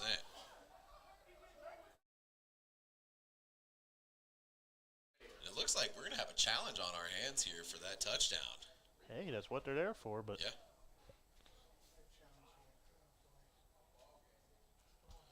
So we're just going to kind of wait here up in the booth, and we're going to see what the call is. Heavyweight fight, huh? Oh, for sure. This is exactly what this is. And this is what I love about the A7, man. You get a lot of competitive games like this. I mean, you're going to see blowouts like last week, but you're also going to see a lot of competitive games, man. I mean, this is a great game to be watching. If you're not watching right now on A7FL.tv, I don't know what you're doing. We can take a time right here while we're waiting to hear. Yeah, I mean, that was the result we just expected. It was just a great catch, You hate to see it happen to somebody, but, number 7 just made a great catch, and Roland Woods made a great throw. Yeah, it looks like, they're going to go ahead and roll that a touchdown. I was going to say, while they get set up here for the conversion attempt, I want to go ahead and plug the A7FL Cincinnati merch shop. That is shop.a7flcincinnati.com for all your merchandise needs. Hats, hoodies, t-shirts, everything you want. Chaos, Crush, everybody. Anything you want right there at shop.a7flcincinnati.com. I got a hoodie from them. They're pretty nice. So in at quarterback is number 50, Giovanni Velasquez. Velasquez is going to keep it for himself. Rumble, big man, rumble. And that is a big man running that ball. It almost makes me have that lineman tear up here, man, tearing up. That extra point is good after the Giovanni Velasquez extra point. And ladies and gentlemen, heading into the second half, we've got a ball game. It is the Columbus Explorers 20, Indianapolis Octane 19. We'll be right back after halftime.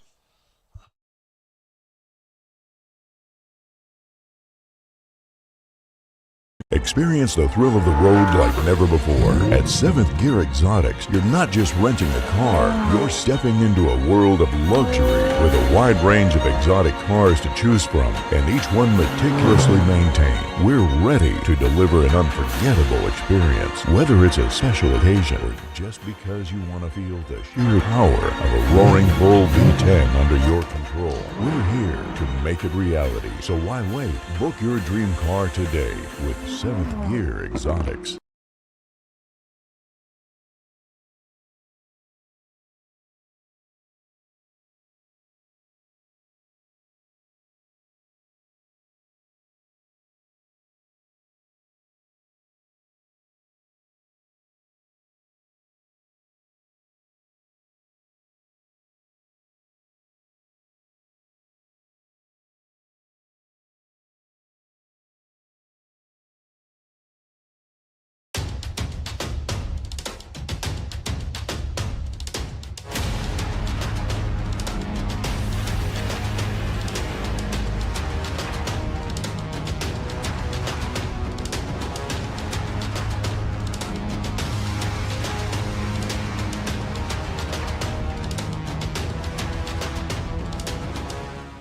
Be unique.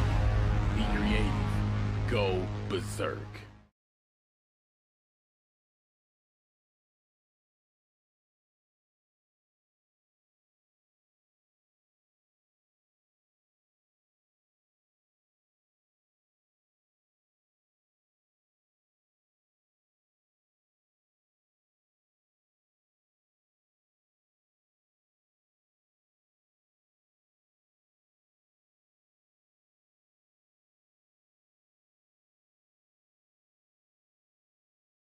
Experience the thrill of the road like never before. At 7th Gear Exotics, you're not just renting a car, you're stepping into a world of luxury with a wide range of exotic cars to choose from, and each one meticulously maintained. We're ready to deliver an unforgettable experience, whether it's a special occasion or just because you want to feel the sheer power of a roaring bull V10 under under your control. We're here to make it reality. So why wait? Book your dream car today with 7th Gear Exotics.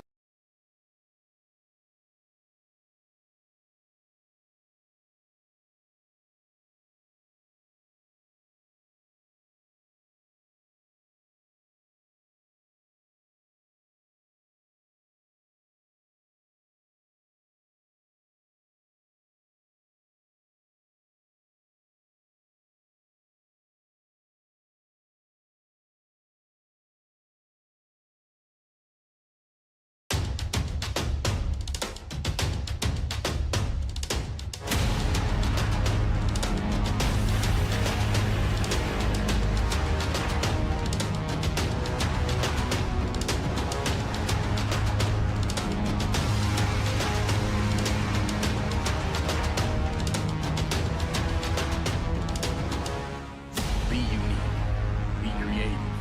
Go berserk.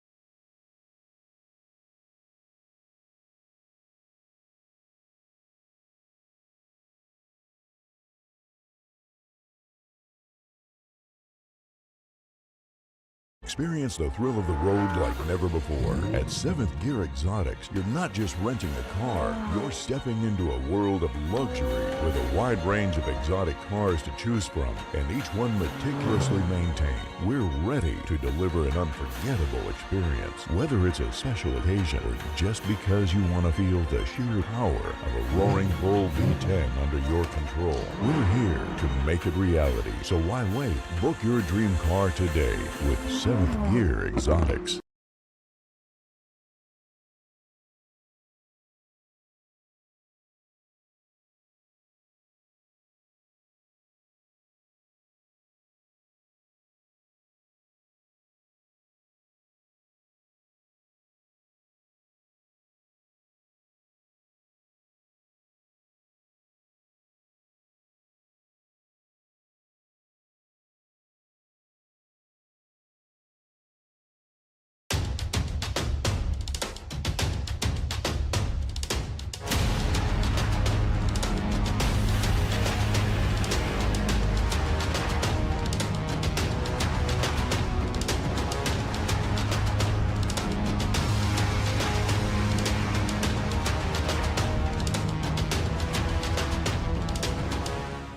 Be unique. Be creative. Go berserk.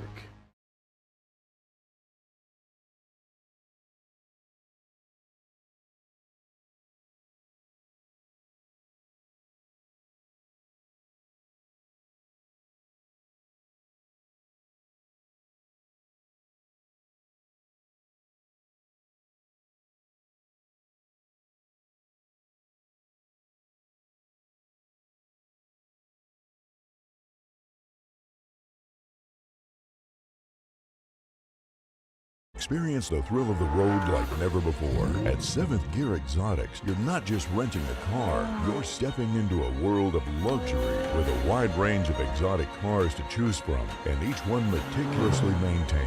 We're ready to deliver an unforgettable experience. Whether it's a special occasion or just because you want to feel the sheer power of a roaring bull V10 under your control, we're here to make it reality. So why wait? Book your dream car today with 7th Gear Exotics.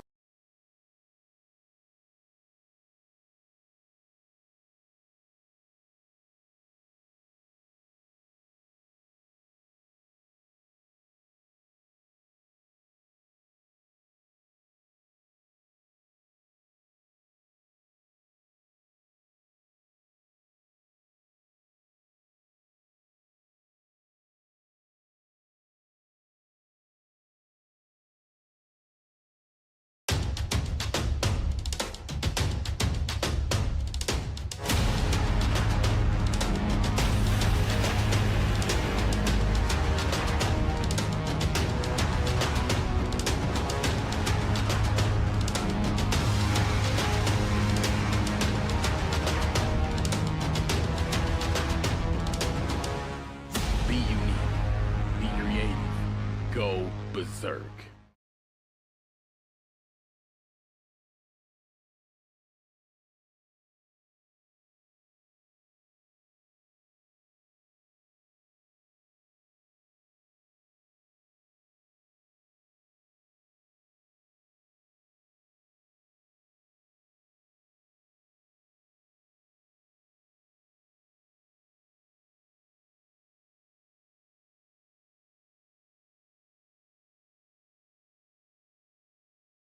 Experience the thrill of the road like never before. At 7th Gear Exotics, you're not just renting a car, you're stepping into a world of luxury with a wide range of exotic cars to choose from, and each one meticulously maintained. We're ready to deliver an unforgettable experience. Whether it's a special occasion or just because you want to feel the sheer power of a roaring bull V10 under your control, we're here to make it reality. So why wait? Book your dream car today with 7th Gear Exotics.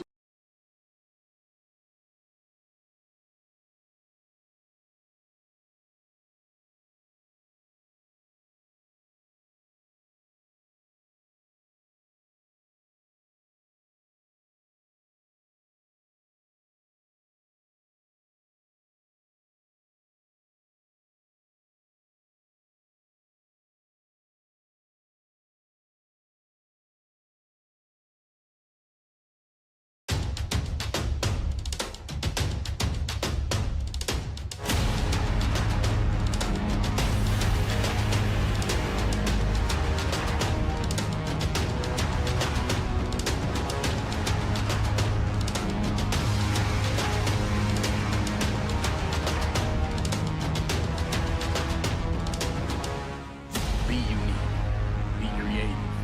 Go berserk.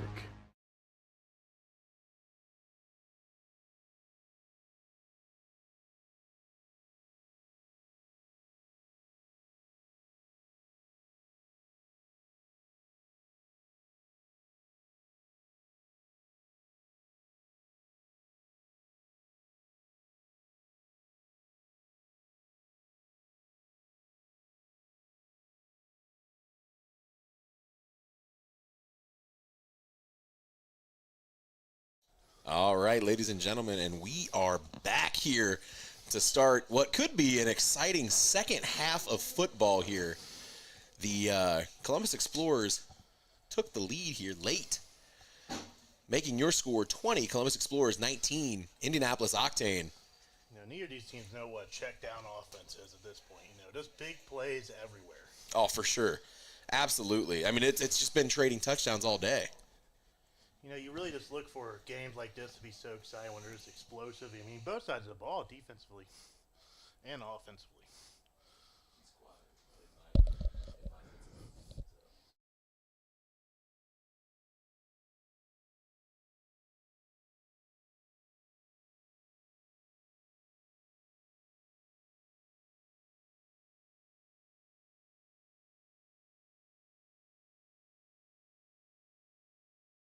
All right, so now as we get ready for this 3-on-1 here, back deep for the Explorers is number 84, Deontay Townsend.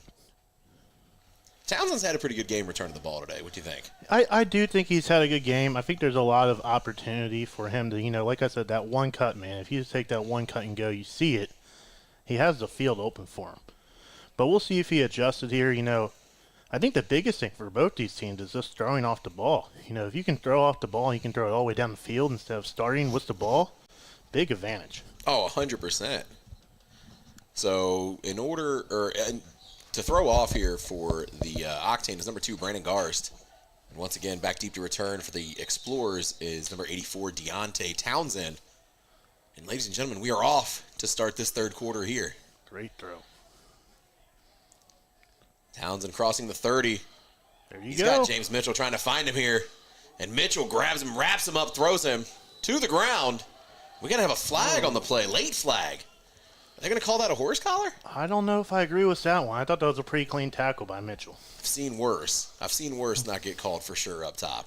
Well, you have to understand, these refs are also adjusting the same way that we're adjusting in this league. There's a lot of different rules from traditional football from this league. So, just a little bit of patience and time with these refs. I think we'll get it right. Oh, yeah. So after the big return there and the penalty, that's going to bring up 1st and 10 for the Explorers. They're going to get great field position here on the 35-yard line.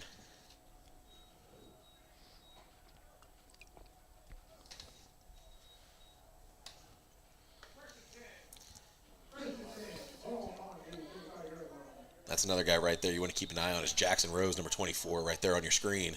He's a lot like number 2 on the Octane. He just has a lot of hustle and a lot of the ability to get downfield and make a play. Him and number 30 on the Octane defense have really impressed me. Oh, yeah, they're both really, really good. I mean, especially after the one play in the first half with, Jackson, what was it? He ran down the would-be touchdown, great pursuit, and then immediately on the next play was able to get the sack. Yeah, I mean, just great hustle. So that's going to be Roland Woods with the handoff to number 30 there, Akeem Mitchell. Run, big man, run. And Akeem Mitchell is just fighting his way forward, trying to break free of something there. And it looks like number 30 there for the Octane. You hear that, lineman? Dreams do come true. That's Tony Jackson. Looked like he might have banged his hand up there. But he's still in the game. Tough guy. Hey, that's sometimes what it takes to get the edge in this league. So we've got this weird pistol offense here with Townsend, Woods, and Mitchell. And so far, I mean, they're making some, they're picking up some of the tough yardage here. So that's going to bring up 3rd and 4. When you have two rosters that I feel like are so closely talented like this and their talent level, I really feel like it does come to aggression and momentum in these type of games. So they got an empty backfield, but they're going to send Cook in motion there. And that's number 30, Tony Jackson, throwing Cook out of bounds. Cook did not like how he was wrapped up there. Maybe gave him a little bit of an earful there as he walked back onto the field. Yeah, but you'll have that though in these games. They're competitive, man. This game is a competitive game, man. You're going to have some jawing there going on.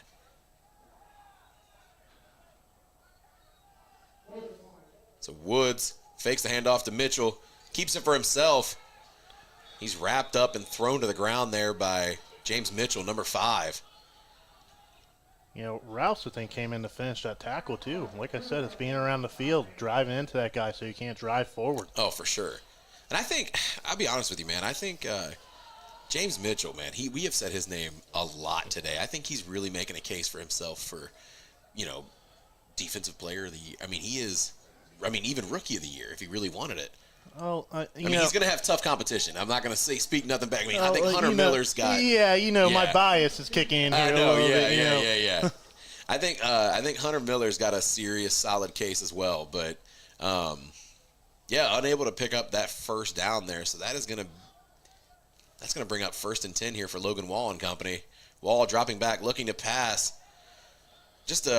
I think might have been a miscommunication there. I think he was supposed to maybe cut back out, but that pass was intended for Darian Ragland. I mean, like I said, once again, missed cues with different QBs. You see it, and it's starting to really affect both teams. Oh, yeah. That's going to bring up 2nd and 10.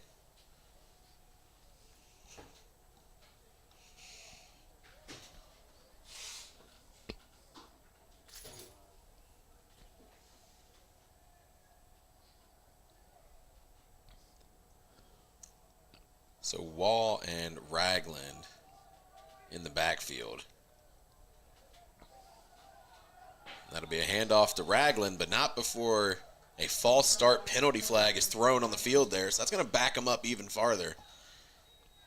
Yeah, that's a rare penalty in this league, actually, false start. Oh, yeah. Well, it's about, like he said, 2nd and 15, but I don't think that matters in this game, does it?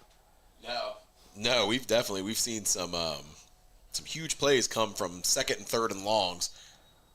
I mean, these guys aren't even looking at the yardage markers at this point. They're just playing football. That's what you love to see. If you look at the bottom, or to the right of your screen there, that's number 5, James Mitchell, man. I mean, I think if if you get in a long situation, I mean, he's going to be the one guy you're going to look to go up and get that ball. I mean, look at the DB. He's 5-7 yards off. He started looking his direction, but he's rolling around in the backfield there.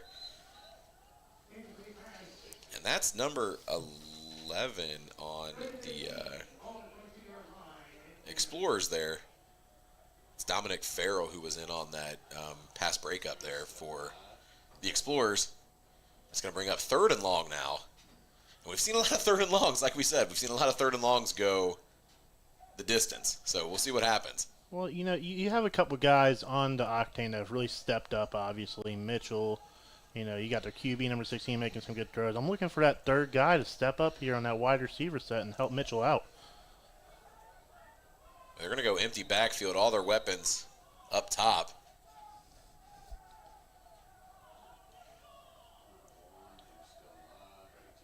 We've got another penalty here.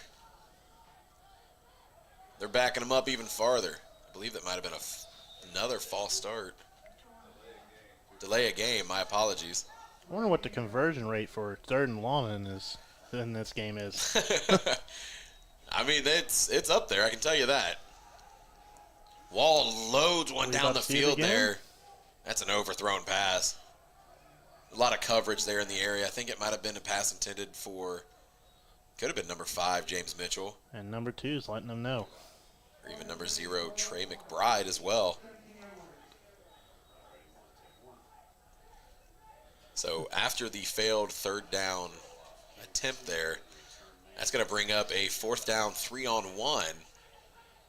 Brandon Garst getting ready to throw off here. And back deep to return is number 12, Jamal Edwards for the Explorers. I'm really excited to see this Columbus offense go downfield because I'm really starting to see number 7 on Columbus offense heat up, really. Oh, yeah. That takes a risky bounce there. That's a live ball. That is a live ball. Brandon Garst picks it up. We were just waiting to see what he does. Garst That's a touchdown. We're going to see what happens here because the referees are waving their arms here. Essentially, this should have been a touchdown. Should have been a touchdown. It's a live ball. Hey, you got to read the rule book. That's part of the league. You got to know the rules of the league. What happens here?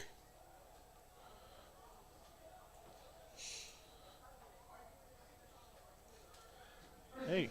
I guess they're not going to give him the touchdown. Love to know what the ruling was behind that for sure. Can you challenge a play like that? So we got a replay here. Let's take a look and see what happens. He hasn't touched it yet. So he hasn't touched it. So no. I guess if he has to touch it, if that's a live ball. I thought if it hits the ground. I mean, I'm a lineman, man. The odds of me returning a ball. It should be all right. It'll be all right. Yeah. All right, so that's going to bring up a 1st down.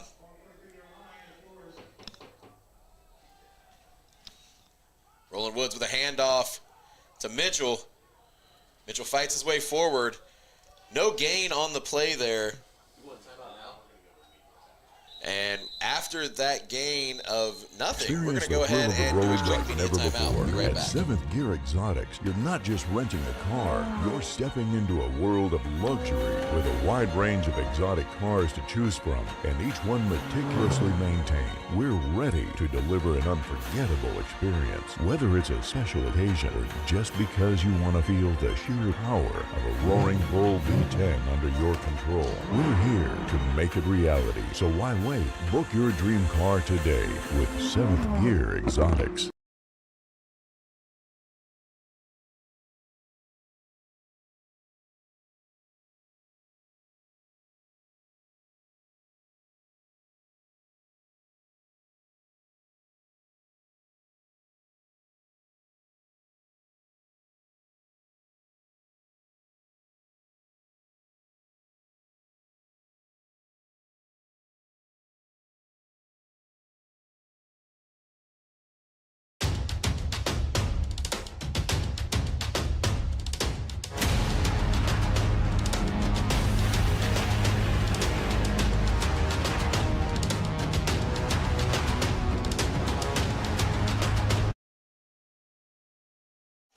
right, ladies and gentlemen, and we are back after that quick word from our sponsors.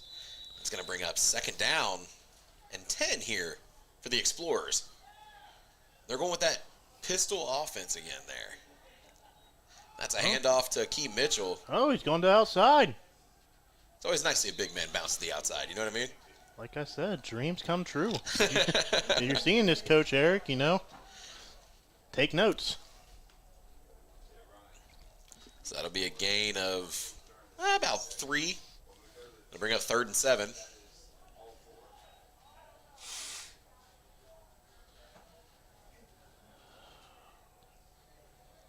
So that's Roland Woods, Akeem Mitchell, and Deontay Townsend in the backfield. I will say that first step from that Columbus offensive line is a good one. They fake the handoff to Mitchell, pitch it back to Deontay Townsend, but not before he is wrapped up and brought down in the backfield. That's number 24, Jackson Rose. Oh, yeah, I mean, he's just all around the field, man. I mean, It was almost like he wasn't even blocked, man. He was able to just slide past the offensive line and just get in the backfield and wrap that man up. I mean, that was... You don't want to get in a form of predictability, but when they go into that formation, it seems like they're going to run the ball. And, when you have a safety coming up downfield like that, it is hard to block as a lineman. You're not even focused on that guy. Well, especially, I feel like this defense, too, for the Octane is well coached. And I feel like, their head coach, Anthony Merriweather, I think he really is big on just making sure that these guys are aware of watching for tendencies and things like that, of that nature, you know what I mean? And, it's going to happen every time if you get too predictable, for sure. The thing that shows his great coaching, I feel like, is, I played this team when they first were a team, Yeah. And you can see the difference in discipline and understanding the game, especially in this game right now, because, it's hard to come into this league and get it right away. It's fast football, but, you just see it. They're disciplined. They're playing up on the run. They're not blowing off their assignments. I mean, you don't see a lot of blown assignments on this Octane defense. So on this 4th and 15 here, it looks like the Explorers are going to go ahead and do a 4th down throw on. 3-on-1. My apologies. Back deep to return. That's that guy, number 5, James Mitchell for the Octane. Man. Yep, I'd stop in and look feed at your how, guy, too. He looks ready to go. He looks ready to go. Throw is off. Mitchell catches it. That one cut. He's going to try to reverse field here. See, and that's what you got to do. Oh. See, and he is athletic, so he's able to he tried to squeeze between 2 guys there, and they're trying to throw him to the ground and rip that ball out and everything else. And he's still on his feet as he stomps down the sideline of the Explorers to show that he is just too strong to be brought down, quite frankly. You got a guy like that that's playing both sides of the field, and he goes and does something like that. You're like, does this guy get tired? I would love to know what his background is for football. I need to get down there and talk to him one of these days. Because he is a fantastic athlete, man. He's a lot of fun to watch play for sure. Well, I'm not trying to call him out, but I just feel like, if they can get that 3rd or 4th guy in their roster that can make plays, this could be a really good team, especially on that offensive line. I think they got a couple good linemen, and they could build around that. And I said that at the beginning of the year, too. The first time I watched them play, I said, I think once they get one win under their belt, man, I think they're going to start figuring it out. It always takes that, figuring out process there to kind of get things going. That pass was intended for number 5, James Mitchell from Logan Wall, and that is an incomplete pass, bringing up 2nd down. You got to stand in. You got to throw that ball. You sort of on his back foot there. Eloquently nicknamed Sunshine across the internet there, because he looks like my guy from Remember the Titans. Oh, man. I think he likes the nickname. I said something to him about it pregame, and I think he likes that. I don't know. I don't know if I like a nickname like that, man. I always thought he looked a lot like Trevor Lawrence. That's what I told him. When I asked him who his in his NFL comparison would have been, I said, but you can't say Trevor Lawrence with the long hair and number 16. You can't say that. Wall dropping back, looking to pass, and that is just up and over the head of number 3, Chris Butler. When I asked him, though, I made him laugh because I was like, obviously you can't say Trevor Lawrence. You know what I mean? But yeah, no, I don't know if you were sitting in here when I said it. His comparison there was a mobile Aaron Rodgers. What? Is what he said. He said that's who he models his game after. I think he's got the arm. I think he's got a little bit of mobility. I really just would like to see him sit in this pocket and throw the ball and get comfortable. He just looks a little bit uncomfortable this drive, but he's got great arm talent, and I think he's got an idea for good football IQ too. I think he's too worried about the clock. We're running out of, we're getting down to the end of the third quarter there, and he's feeling kind of sped up. You know what I mean? He's visibly frustrated. You can definitely see he's sped up. I mean, he's just, you saw him yonder. He looks very frustrated. I mean, sometimes, when the things aren't going your way and you're a QB in this league, you got to take a deep breath and you got to reevaluate where you are. Well, and you're going to have that too. It's his first start in the A7FL. He's gotten in a little bit, a couple different things like that. But, first start, first full game. You know what I mean? And so, you get frustrated when things don't go your way and things of that nature. I think he's the kind of player that can really kind of put that kind of stuff out of his head. He had mentioned it pregame, and I hope that's the case. I hope he can stay level-headed and continue to play well as he loads one down the field. Oh, that's a great play. That is an interception. I believe that's number 2, Deontay Cook. I think he might have landed on his back, might have knocked the wind out of him there for a second. It's kind of slow to get up there for a sec. Maybe that was part of the celebration. I don't really know. Maybe. Who knows what happened there. So let's take a look. I think the wind, because the ball looked like it was traveling well, but if you watch right about there, you see it kind of start to slow down. I think maybe it might have caught a little bit of dead air, a little pocket of air or something in there. I don't know. It's hard to tell because I thought he had enough on it at first. A lot of these wide receivers, man, I think they just need to get their eyes up because, realistically, I feel like by the time the ball was coming down, he turned around for it, and that DB just made a great play. Well, he threw into double coverage there, so it's going to be tough to, even for a guy like Mitchell, you know what I mean? The intended receiver was Mitchell, and, you throw into double coverage, it's going to be tough to really get turned around there and do the things you need to do regardless. If you're a wide receiver and you get thrown to in double coverage, you ever think they just think like they know that too? They're like, well, he's probably not going to throw the ball. Exactly. It's like, oh crap. Yeah, I was just about to say that too. So we've got Roland Woods, empty backfield this go around, dropping back, looking to pass, getting some pressure.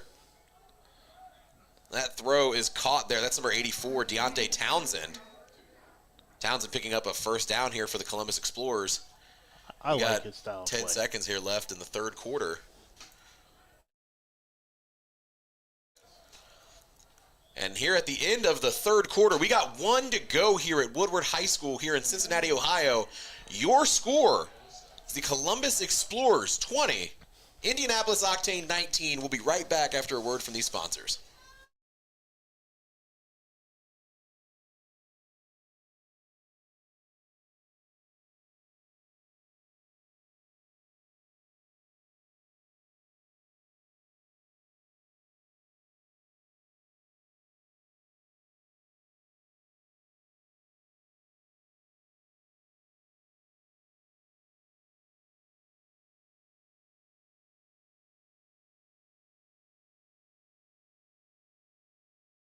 Experience the thrill of the road like never before. At 7th Gear Exotics, you're not just renting a car, you're stepping into a world of luxury with a wide range of exotic cars to choose from, and each one meticulously maintained.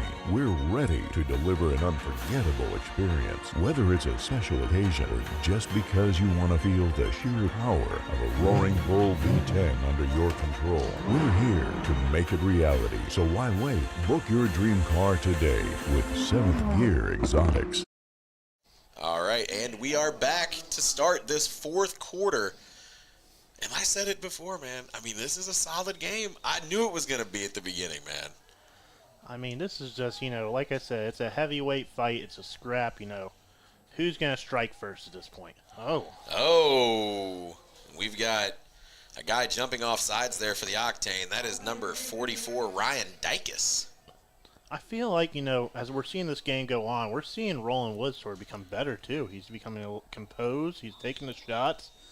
Maybe there's a miscue. It's an interception now and then, but that's what you want from a QB. It's just starting to get into his role. I'm not going to lie. I think that might be the first defensive offsides penalty I've ever seen in the A7FL in my time calling these games. Woods throws. That pass is caught there. That's number 75, Kendra Ray, fighting his way forward, picking up the big first down. we got an injury possibly on the. Nope, he was able to get up and shake it off. Stayed down there for a minute. That was number 6, Sip Gray. Thankfully, he was able to get up and get walking. Hey, that's a big man he just tackled, you know? Oh, yeah. And that's the one thing I do like about the Explorers, man. They're not afraid to utilize their big guys. Get their big guys out in space. Because, you know, I mean, you got to think. You get your big guys out into space. A lot of these guys aren't going to want to try to tackle them. You know what I mean? They're harder to tackle, especially when you don't have pads on, you don't have a helmet on, nothing. So, I mean, it's a smart strategy. Well, they have a lot. I feel like they're one of the teams that's a little bit more big guy dominated than they are, you know, the little guy, the skills and such. You know, they came up with this genius game plan, like, hey, let's go get our athletic bigs and let's get them the ball. Like, you know, you just can't.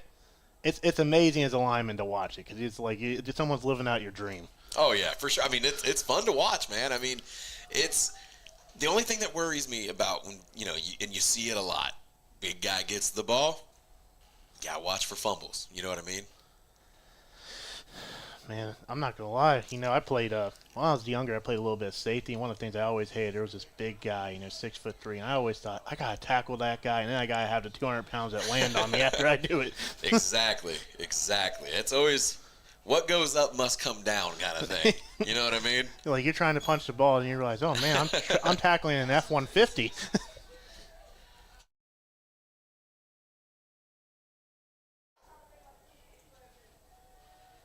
All right, so they're going to send Townsend in motion here. Empty backfield for Woods. Woods getting some pressure. He has to throw that ball away because he was getting ran down. In on that run down there was number 34 for the Octane. They've got a couple guys here that are missing numbers here.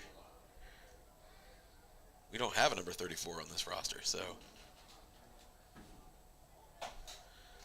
And if that was Aaron Howard, then my apologies because they've got him wearing number 34, but they got him listed as injured here on the roster.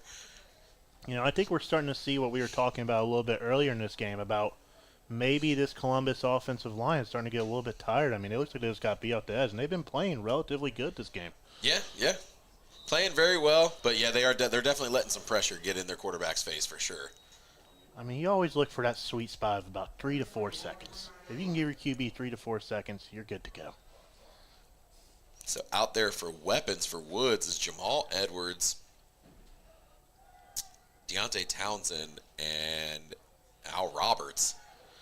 That goes into the hands and out of the hands of Al Roberts. That is a rare incomplete pass for Roberts, too. Roberts has caught everything today, I feel like. Anything that was thrown his way.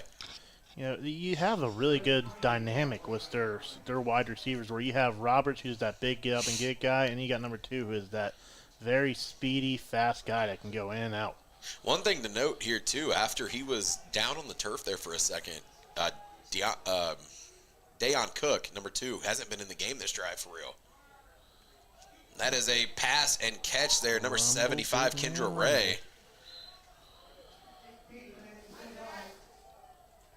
Yeah, this is what I was more looking for earlier in the game. You know, the big plays are awesome, but if you can make those chunk plays where you make it 4th and 7 or 4th and 4 instead of 4th and 15, it's a lot more manageable for these newer QBs that are just getting their first starts. See, and he was wide open there. Was able to make one guy miss, but unfortunately just able to get ran down there. Like I said, I really want to compliment the composure of Roland this drive. Oh, yeah. Yeah, he definitely isn't. I feel like he's definitely in his zone right now.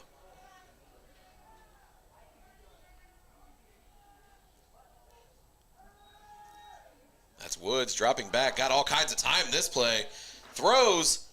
And that is another interception there by number 2, Brandon Garst. Garst looking to take it 100 yards back to the house. He's spinning around, and he's wrapped up and thrown to the ground there. That's number 75, Kendra Ray. But I think we're going to have a penalty flag thrown, and Brandon Garst is in serious pain right now. Man, I hate to see a play like that happen on a player like that, man. There's reasons we have rules for those things. Sometimes you play football and it just gets competitive.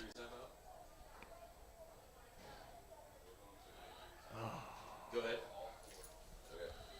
All right, we're going to go ahead and throw this us to an injury timeout while the training staff takes a look at Brandon Garst. We'll be right back after these sponsors. Experience the thrill of the road like never before. At 7th Gear Exotics, you're not just renting a car, you're stepping into a world of luxury with a wide range of exotic cars to choose from, and each one meticulously maintained. We're ready to deliver an unforgettable experience, whether it's a special occasion or just because you want to feel the sheer power of a roaring bull V10 under your control. We're here to make it reality, so why wait? Book your dream car today with 7th Gear Exotics.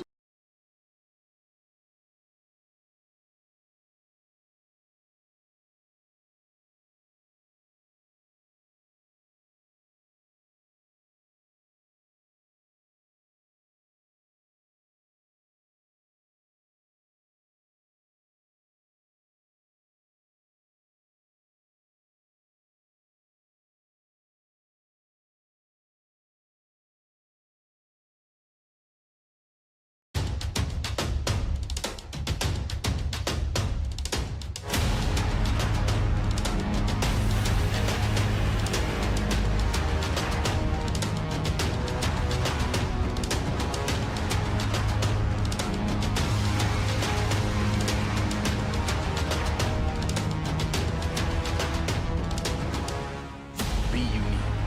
Be creative. Go berserk.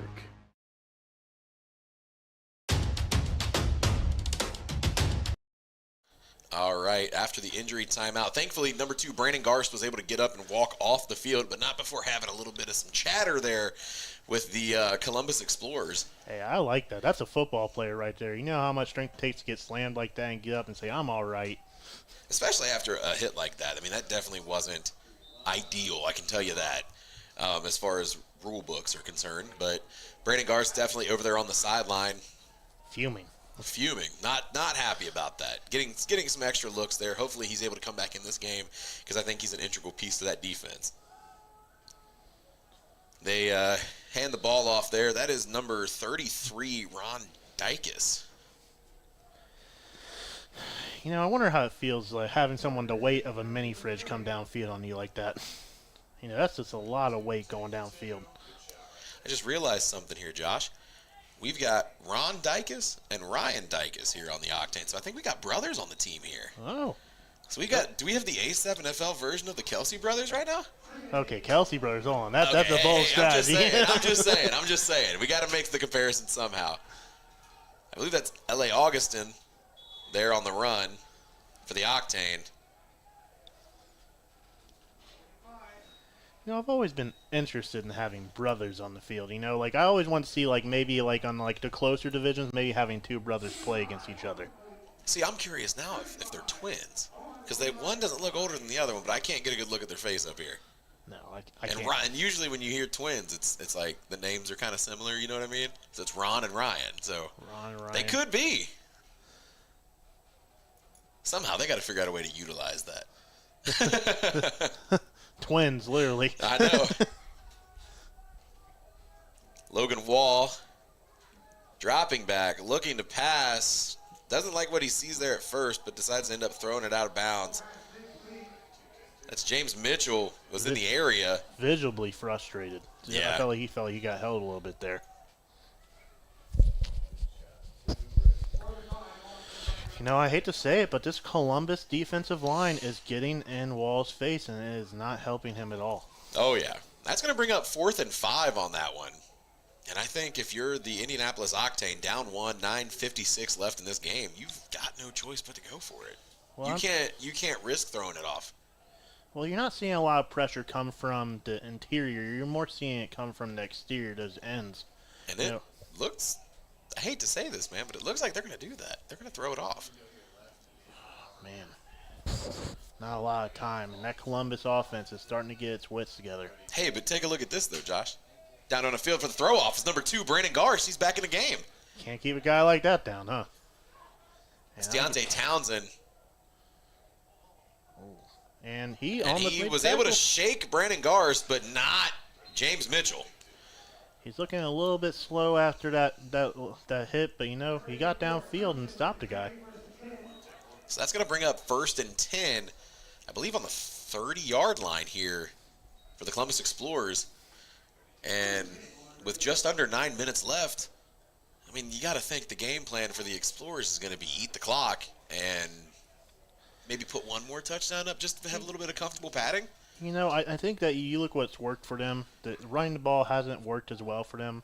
I think your best option here probably is to go score and get the momentum. You know, I wouldn't say try to score as slow as possible, but they could take a couple short passing shots like they've been taking, you know, really go downfield.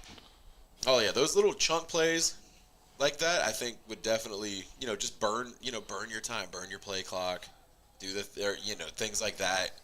You know, don't take up too much time, obviously, but I definitely think they want to eat some of this time just in case they can't score, because they know that the Octane defense is solid. They're pretty good. And it's going to be tough to really kind of go downfield and go for those huge plays, but it looks like that might be what they're doing as Roland Woods throws down the field. And that pass was in and out of the hands there of number 12, Jamal Edwards.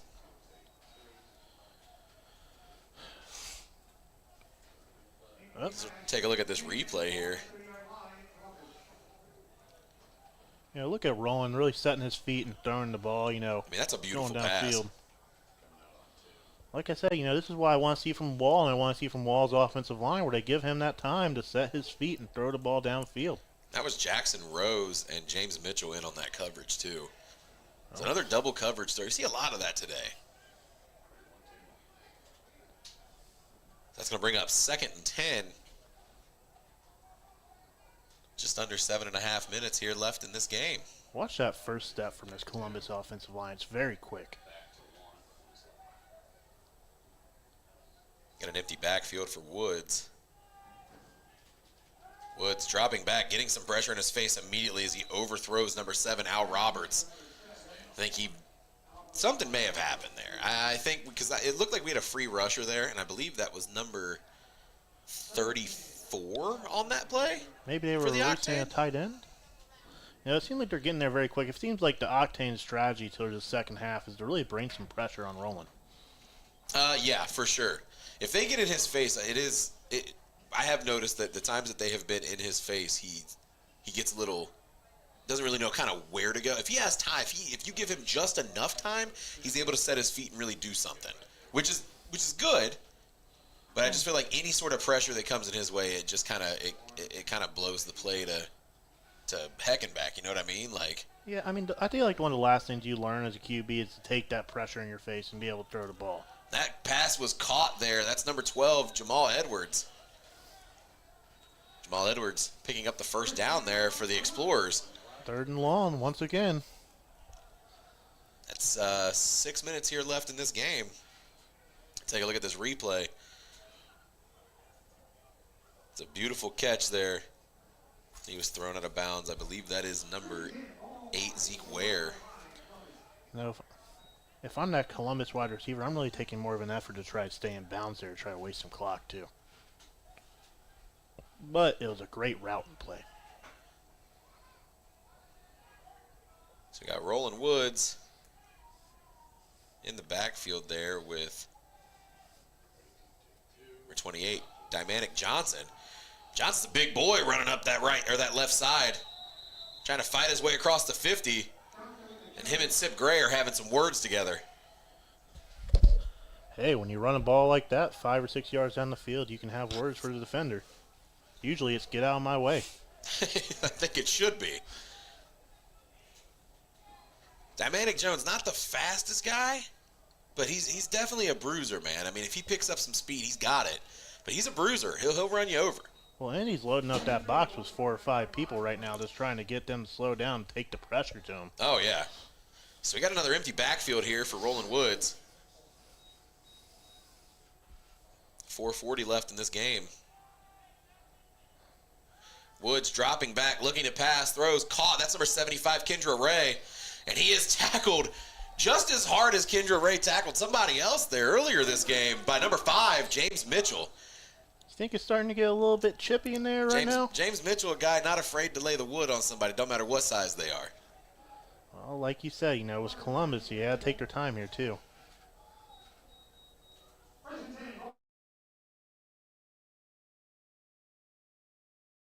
Yeah.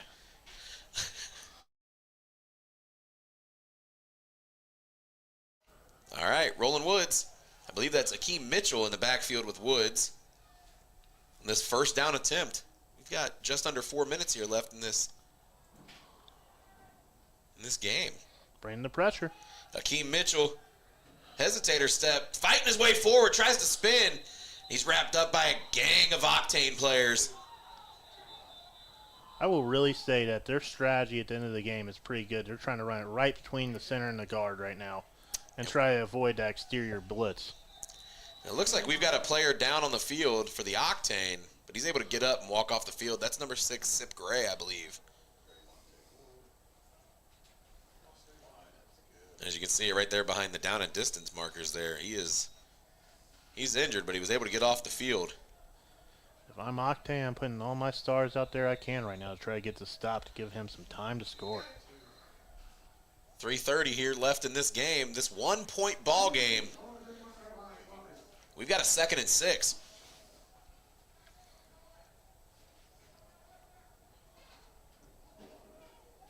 Could you imagine if we had another James Mitchell pick 6? That would definitely make this game interesting, huh? It would make this game real interesting, and that Great is a huge play. sack. It's number 99 for the Octane. He has been getting off the edge all day. That's Rico LeBron. Rico LeBron. That's a great last name, too. That's an awesome That's an awesome last name. If he doesn't keep baby powder on himself for celebrations, I don't know what he's doing. You know, maybe we could, call out maybe a baby powder celebration before the end of the year. I mean, we saw the QC Crush Heist celebration. Yeah. We're going 2 minutes. All right, and ladies and gentlemen, that brings us. Wait. Oh, I was looking down here. This clock was messed up on the thing. For a second, it had time. 2 minutes on there a minute ago. All right, that brings us to a 3rd and long there. Golden Woods dropping back, unloads down the field. Are we 5 for 5? And that was almost intercepted there. Almost intercepted there by James Mitchell. Man, that guy is just flying around the football field. Let's take a look here. I mean, he's got time on this. I mean, there he is. Just in and out of the arms there of James Mitchell. They got locked up on the legs there. Looked like Dayon Cook was looking to call looking for a flag there. But, ladies and gentlemen, we are at the 2-minute warning here in this ball game. Your score, Columbus Explorers 20, Indianapolis Octane 19. We'll be back right after this. Experience the thrill of the road like never before. At 7th Gear Exotics, you're not just renting a car, you're stepping into a world of luxury with a wide range of exotic cars to choose from, and each one meticulously maintained. We're ready to deliver an unforgettable experience, whether it's a special occasion or just because you want to feel the sheer power of a roaring bull V10 under your control. We're here to make it reality, so why wait? Book your dream car today with 7th Gear Exotics.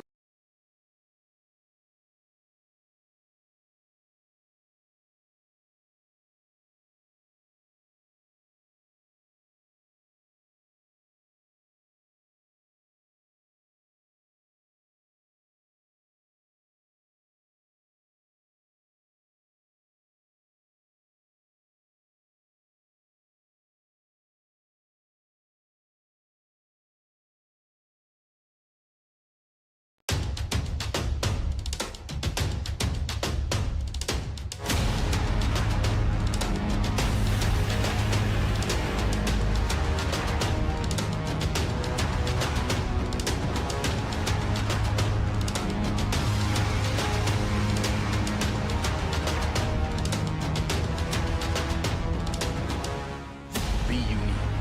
Be creative. Go berserk.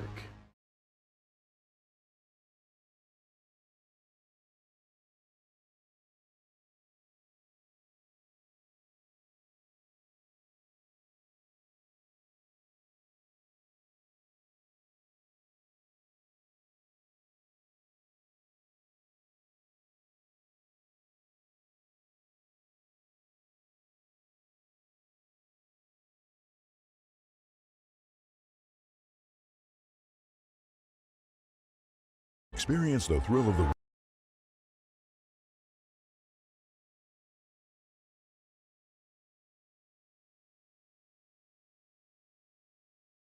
All right, right, ladies and gentlemen, we are back. 2 minutes left in this exciting ball game. Columbus Explorers 20, Indianapolis Octane 19, and it is 4th down. And the Explorers are going to look to try to pick this 4th down up here.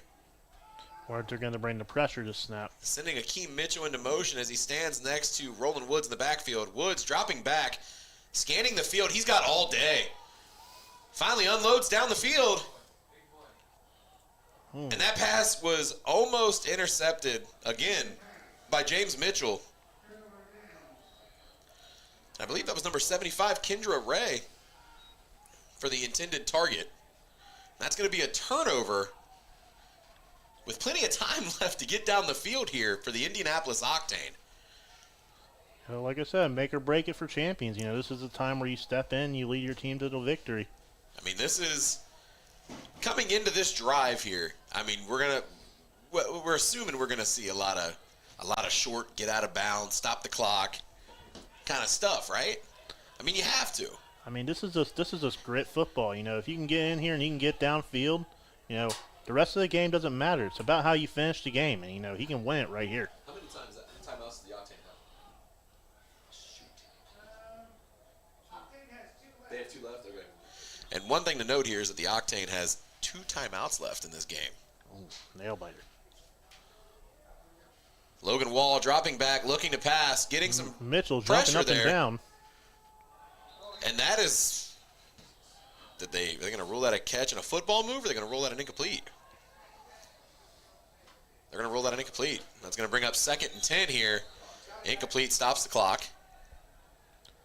I'm really keeping my eyes on Mitchell this drive to see if they're going to try to get him involved. It doesn't look like he's been involved in the last couple drives. Mitchell's definitely itching to get one this game, or this drive for sure. Literally jumping up and down in excitement in the last play. Here for the Chris Butler, number 3, was the intended target on that last play, and Butler was not happy that he dropped that pass. Got the referees holding court here. That's going to bring up 2nd and 10. Chris Butler in the backfield next to Logan Wall.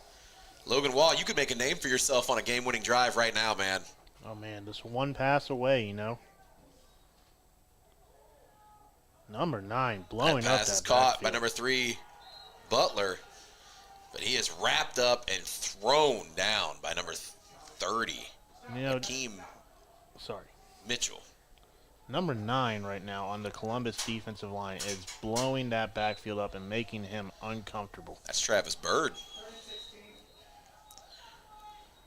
Travis Bird also be getting in at quarterback as well.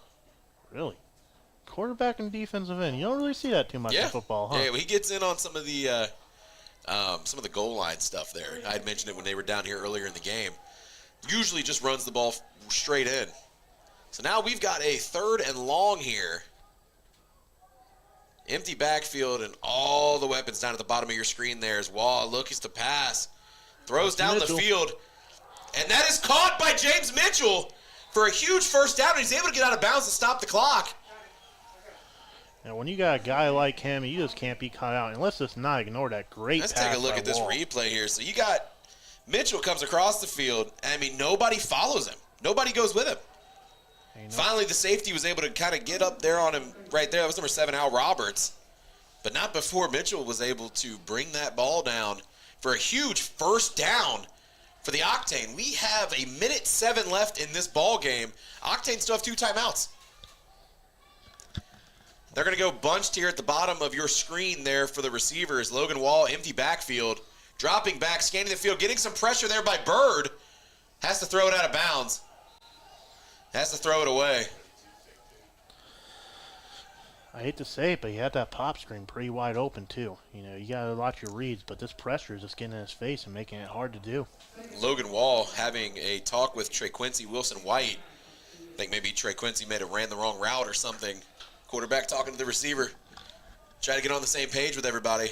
Well, this bunch formation is really working out well for them, too. I see a lot of big plays coming out of this bunch formation for them. Well, and I think a lot of it just confuses the defense. It takes a lot of resources, especially in 7-man, to throw 3 guys on one side of the field. You know what I mean? So you got Trey Quincy, Wilson White, James Mitchell, Chris Butler, all at the bottom of your screen there. Logan Wall dropping back, looking to pass, throws. That was almost an interception. You know, almost an interception, but I think if he throws that ball right, too, almost a touchdown. Dayon Cook almost called game there. Less than 1 minute left here in this ball game. It's going to be 3rd and 10. A lot of magic has happened on 3rd and long here. I mean, this game, you know, on 3rd and 4th down, 3rd and long, you know, I guess that's your best opportunity to make a play in this game. Like to see what they're going to try to do here on this 3rd and 10 play. 57 seconds left here. Can Logan Wall come in, start in his first start, and lead the Octane to a game-winning drive? Wall dropping back, loading downfield. And that pass was batted down, intended for Traquincy Wilson-White.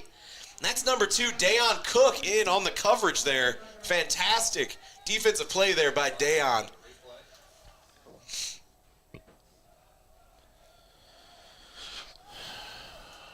Take a look at the replay there. A beautiful pass. And what a fantastic defensive play there by Dayon Cook. Dayon Cook might have some calf issues there. Might have landed a little funky. Well, I mean, he got up in the air and landed down pretty hard, too. And Josh, 49 seconds left. 4th 10. This is for all the marbles here for the Octane. Dropping back, looking at pass, getting some pressure in his face. And that's a catch and out of bounds there by number 5, James Mitchell. Let's see if they give it to him. I think he was in. And they're going to spot that as a first down. That is a huge clutch play there by number 5, James Mitchell. And what great patience there by Logan Wall to just wait for it and have that ball right there, right in the right spot for James Mitchell.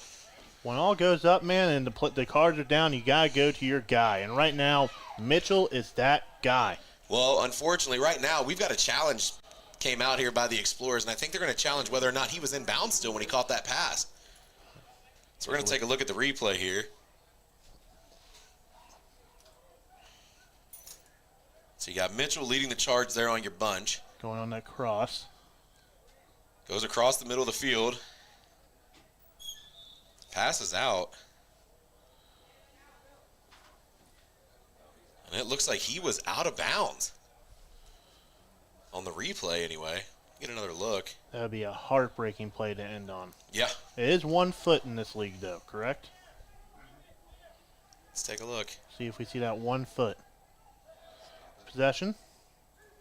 So we can go back just a little bit.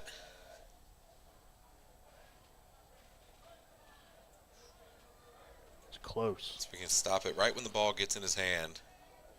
And That's ball's in his hand. 1 foot.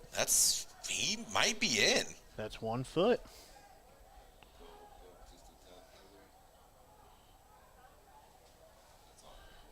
That is close. That is real close.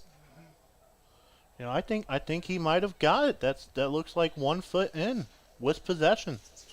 That is an amazing catch if he has it, folks. Man, we're gonna wait and see what the call is here from the field. But from our angle here, it looks like he was in. Hey, from a spectator's point, I hope it's in. I mean, from one blade of artificial grass away, I think it was close. And even if they don't get it, let's commend the game. It looks like they singled. They signaled, and that's going to be a first down. So what a fantastic effort there. Once again, like I was saying, Logan Wall and James Mitchell just on the same page the entire game here. We've seen that pass play before, earlier in the game. Wow, I mean, what a play. What an absolute play. This is a fantastic ball game. And this is the first one of the day. I mean, he got that through double coverage, too. Yeah.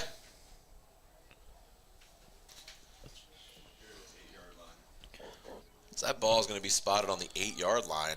Really looking for this Indy offensive line to step up here and help them get these guys into the end zone. And this is going to be 41 seconds left. 1st and goal here for the Octane.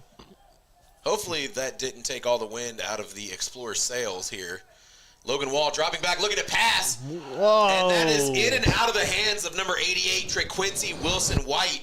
If he would have came down with that, that would have been a beautiful catch there. Unfortunately, he just wasn't able to hold on to it as he landed. That's going to bring up 2nd and goal for the Octane. Well, this is dangerous territory for, we're going to see if this QB can look and get his first read, because sometimes, they don't get that first read. They take off for that end zone. And it's Take a look at this. Oh. I mean, he almost pulled it down. He just wasn't able to. We have to compliment numbers two today at playing DB, because he's had some great plays. Yeah, 100%. Dayon Cook is all over the field today. So Logan Wall dropping back, looking to pass. Oh, in and out. Bounces off the chest there. Mitchell visibly frustrated. Mitchell thought he was wide open there at the bottom of the screen.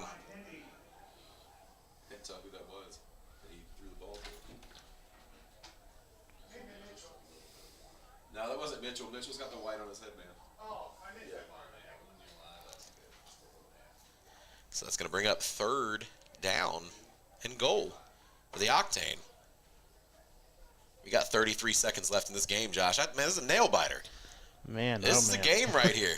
I was sort of eyeing this game, and I wondered, what it'd be like, and it has not disappointed. That's 2 weeks in a row here for the Octane that they've been down 1, in a close game. You know what I mean?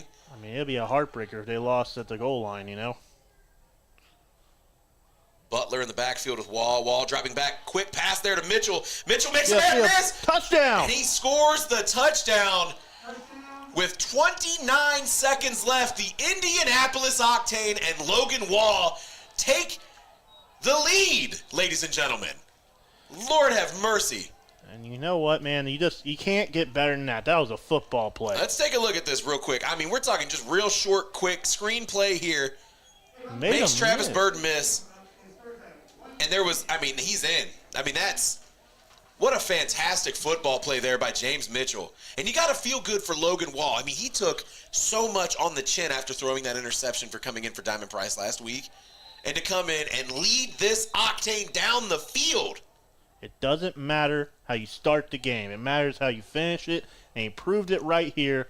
Let's hope that Indiana Octane's defense can hold off, because it's been a big play game today, but, that is a nail through the heart for Columbus. And I think they can. I personally think that they can. Because, you got to think, the Explorers are going to come back out. They're going to want to pass. They're going to want to go down deep. Who's deep for the Octane? James Mitchell. You got James Mitchell. Rose has been having a good game. Brandon Gars. It's going to be tough. And you got all those guys fired up right now. It's going to be real tough to see what happens here. But you can keep 3 of those guys off the field on defense right now. It's the way they're feeling after that touchdown.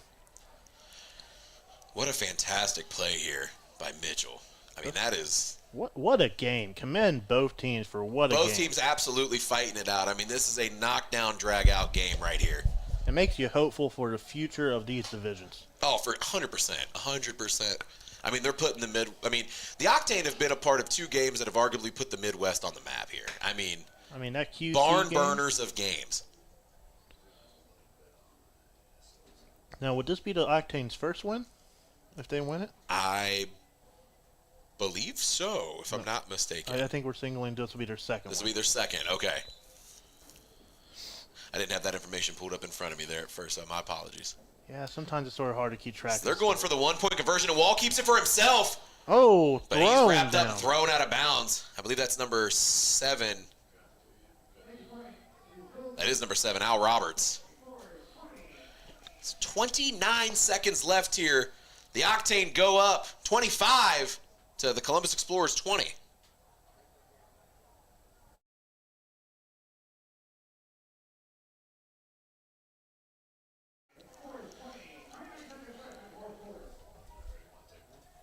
All right. So now let's see what happens here after this 3-on-1. Ready to see what the Explorers do here.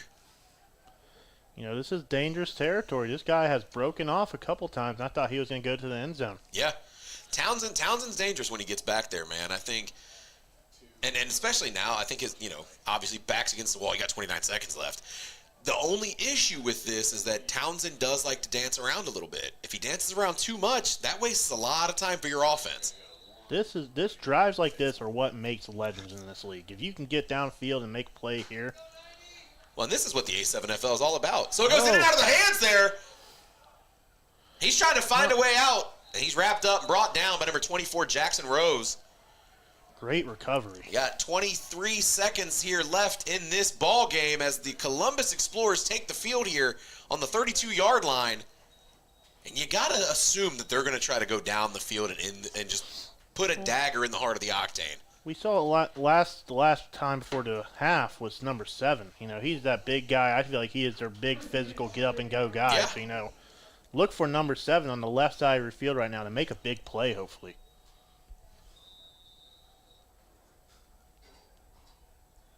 That number 7 there, that's Al Roberts. So I got an empty backfield here for Roland Woods. Woods dropping back, getting a little bit of pressure, scans the field. And that's caught. That's Al Roberts. He was able to get out of bounds. Actually, I believe they ruled that incomplete. Did they rule that an incomplete? Let's get a replay on that if we can. Let's take a look. Because at first I was going to say, I thought I saw maybe he might have stepped out of bounds and then came back in for a second. So let's see what happens. We're blocked off by the scoreboard there. But I think in real time when I was watching it, it looked like his foot may have stepped out of bounds before the catch. And I'm pretty sure that'll get called every time as an incomplete.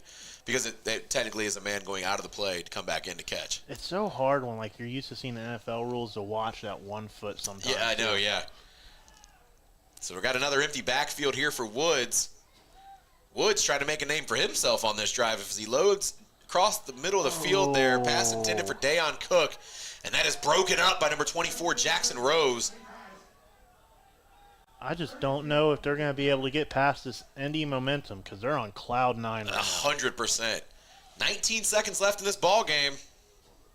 It's going to bring up 3rd and 10 for the Columbus Explorers. Like you had said, man, this is where legends are made, you know. Logan Wall just pretty much kicked all the rumors out of everybody's face from everybody trashing on him last week for throwing the interception when Price went out, and he's put those to bed. He said, night, we're not doing this no more. And I think Roland Woods is going to try to make a name for himself here too. He battled, man. You know, I really think that both these QBs have battled, but, you know, when it came down to it, he battled out and he got the score. So Woods dropping back, looking to pass. He's getting some pressure. Throws a wobbly pass down the field, and that is picked off by none other than number 5, James Mitchell. James Mitchell still running, made Velasquez miss. And he's brought down there. I believe that's number 7. Love to commend both teams. That was able to come back and make the stop there, but James Mitchell just called ball game, Josh. So right now, the end of this ball game, it's over. You might have my opinion swayed a little bit on that Rookie of the Year opinion right now. That was just a heck of a ball game by Mitchell. That is. Let's take a look at this here. Bad throw, fortunately. So he's going to go up. He's just taking off up the field there, just lightly jogging, really. I don't think anybody, I think everybody kind of got the wind taken out of him. And I mean, look at Roland at least making a tackle, too, for the ride. Yeah, Roberts was able to get up there and get one. Never gave up on the ball game. Got to commend both these teams. Just came out and played ball. All right. Hey, and we'll be right back here. We're going to take a quick timeout.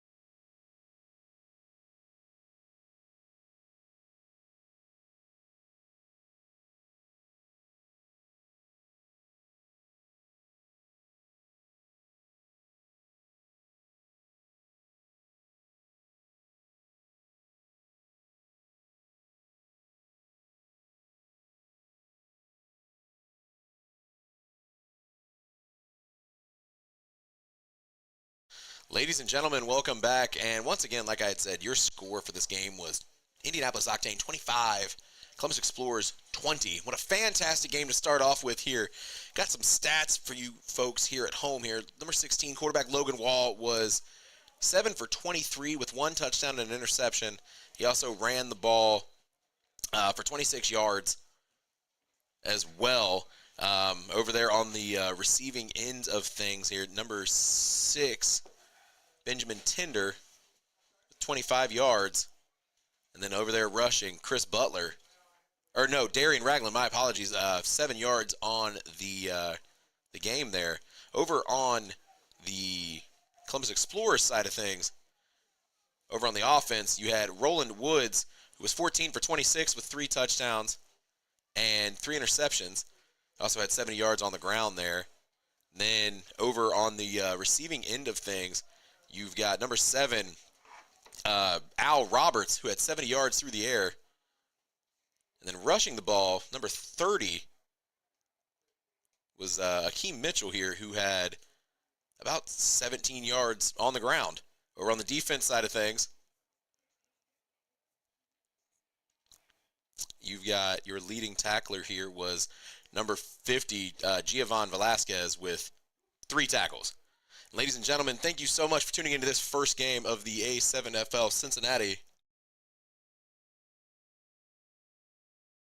Ladies and gentlemen, my apologies. We're not going to cut away from this feed right now, but we have a guest in the booth here, head coach for the Cincinnati Chaos, Brent Smothers. Brent, how you doing, brother? Good. How you doing, big dog? I'm doing good, man. Doing good. So you got a big game coming up tonight, man. I do. Give me some of your thoughts, man. How you feeling? The nerves kicking in yet? No. Not to sound like that guy, but how I see it is, there's a whole little big brother, little brother thing going on. But how I see it, you ain't the big brother until you beat us. It's a good point. It's a fair point. There's not even really a rivalry until you beat us. It is a fair point. Some say there is a rivalry, though. You got players that have kind of flipped sides. You got coaches that have flipped sides. You guys usually play each other pretty tough. Really well. And if memory serves correctly, I think you guys played each other for the Ohio Division Championship last year. So it is what it is. Got that nice ring on today up here in the booth. You know what I mean? So it is. I think a lot of people from the outside looking in, they're going to say, hey, it doesn't matter what you think. I mean, yes, they have to beat you. You guys haven't lost in the regular season at all. But some would say this is a bit of a rivalry starting to bud, I guess. What do you say to those people? Well, just like I said, it ain't a rivalry until they beat us. So how I see it is it's going to be a good game. It's going to be a dogfight. But they're going to have to really be on their P's and Q's whenever they play the Sin City Chaos. So they've got some new guys over there on offense. One of those guys is Nuke Presswood, who's filling in for the injured Darius Chapman. Chapman, we want to send all of our prayers and thoughts with you, buddy, on a speedy recovery, but he's fast. He's really good. Nuke Presswood's a really good ball player, man. I mean, but your guys' defense is stout. I mean, do you guys have a game plan for him, or are you guys just kind of focusing on as a whole their offense? Really just a whole. How I kind of have it set up is I'm going to be pressing on all forms of the ball, whether it be, their receivers, their quarterback, their running back. I have a game plan for just about all of it. Gotcha. So I know I had spoke with Skylar earlier in the week and was kind of talking. I think the quarterback getting the start today is going to be number 12 and candidate for Rookie of the Year possibly this year is Hunter Miller. Hunter's a really good quarterback. The thing about Hunter is if you contain him on that outside edge, what I've noticed by watching film is if he's not throwing, he looks for the deep ball. If he doesn't have that, he runs. So if I could just contain the outside edge on him, force him to make a business decision, it should be a good day.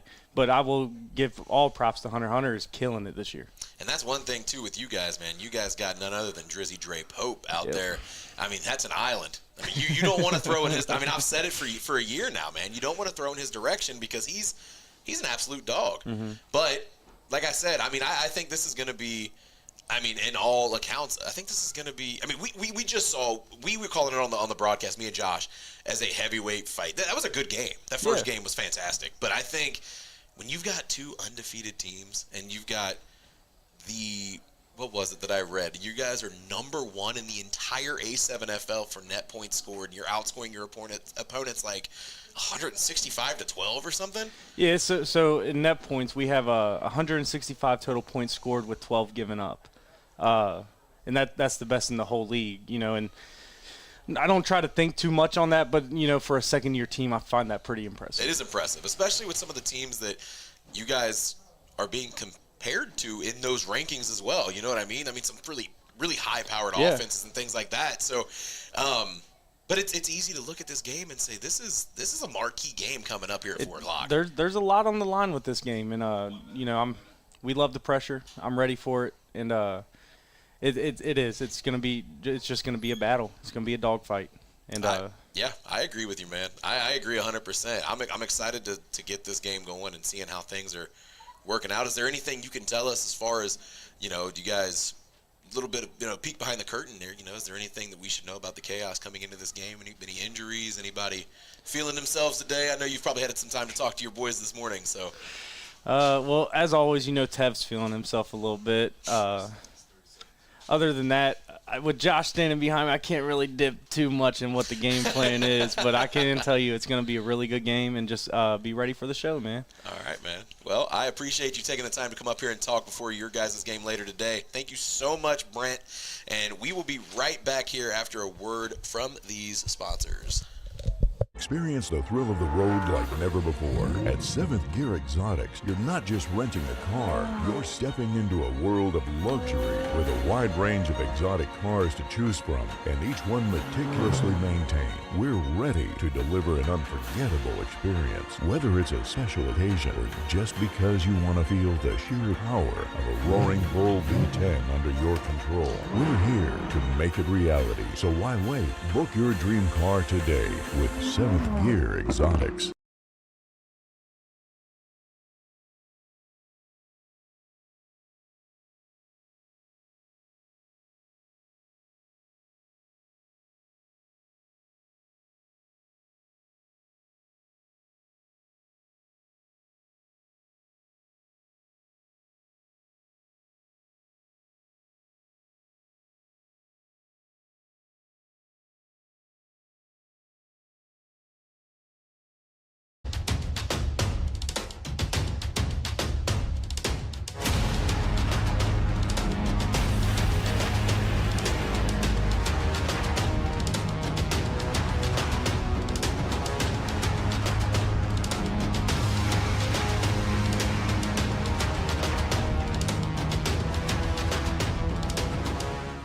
Be unique. Be creative.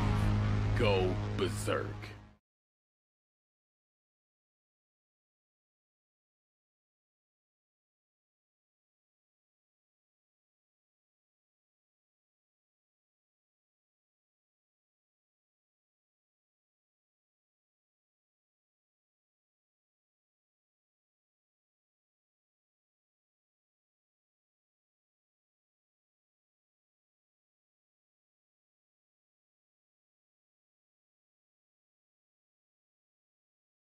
Experience the thrill of the road like never before. At 7th Gear Exotics, you're not just renting a car, you're stepping into a world of luxury with a wide range of exotic cars to choose from, and each one meticulously maintained. We're ready to deliver an unforgettable experience. Whether it's a special occasion or just because you want to feel the sheer power of a roaring Bull V10 under your control, we're here to make it reality. So why wait? Book your dream car today with 7th Gear Exotics.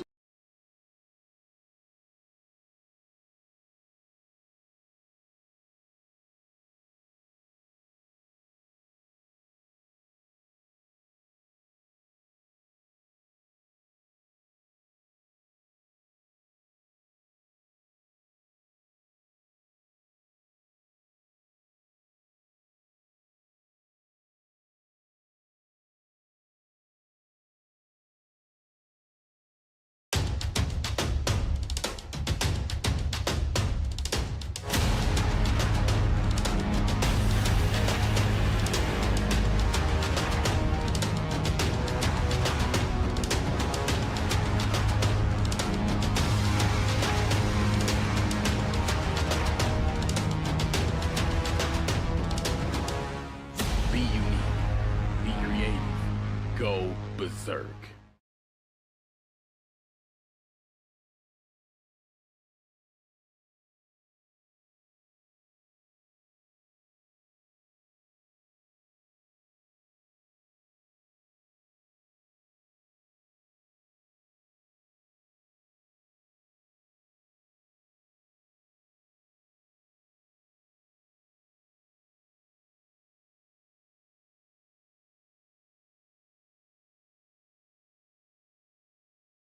Experience the thrill of the road like never before. At 7th Gear Exotics, you're not just renting a car, you're stepping into a world of luxury with a wide range of exotic cars to choose from, and each one meticulously maintained. We're ready to deliver an unforgettable experience. Whether it's a special occasion or just because you want to feel the sheer power of a roaring bull V10 under your control, we're here to make it reality. So why wait? Book your dream car today with 7th Gear Exotics.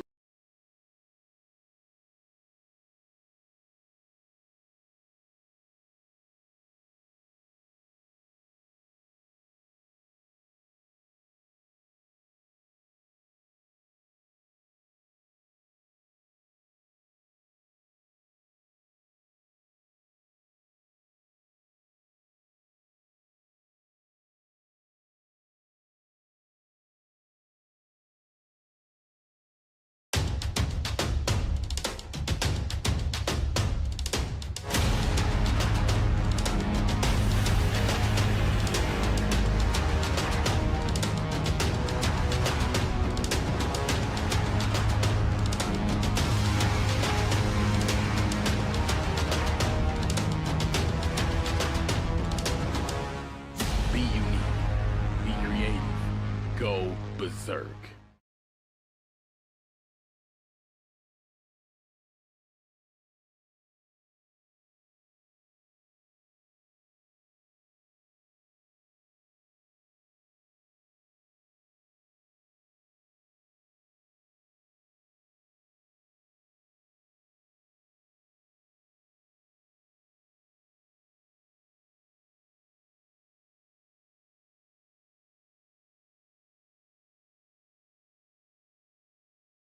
Experience the thrill of the road like never before. At 7th Gear Exotics, you're not just renting a car, you're stepping into a world of luxury with a wide range of exotic cars to choose from, and each one meticulously maintained. We're ready to deliver an unforgettable experience. Whether it's a special occasion or just because you want to feel the sheer power of a roaring bull V10 under your control, we're here to make it reality. So why wait? Book your dream car today with 7th Gear Exotics.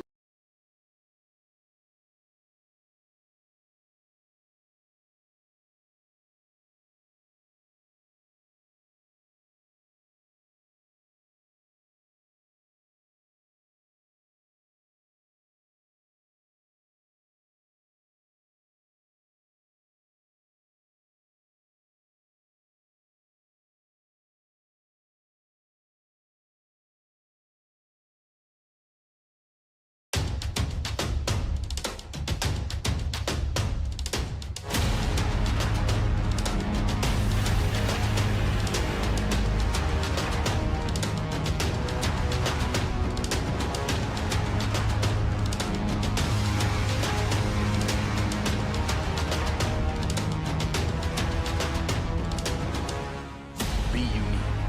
Be creative. Go berserk.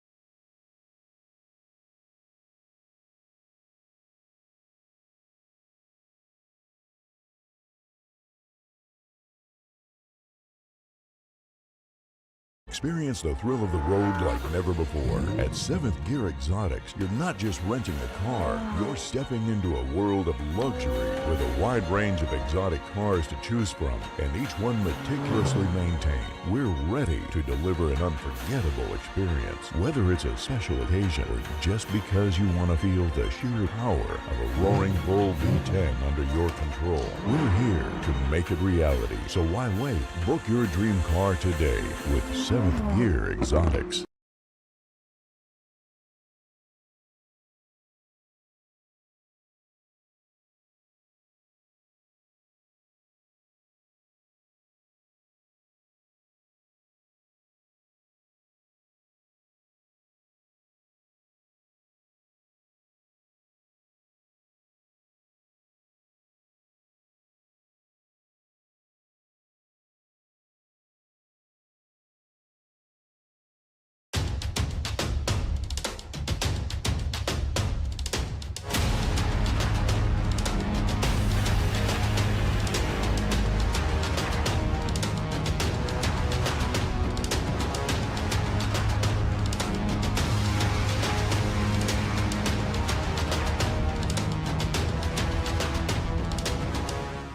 Be unique.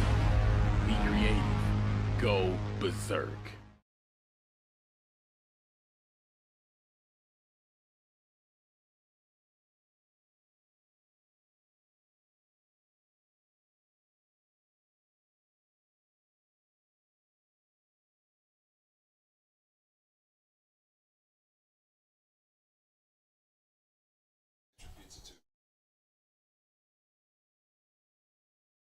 Ladies and gentlemen, and welcome back to the second game of a 3-game day here at Woodward High School for Week 4 of A7FL Cincinnati football.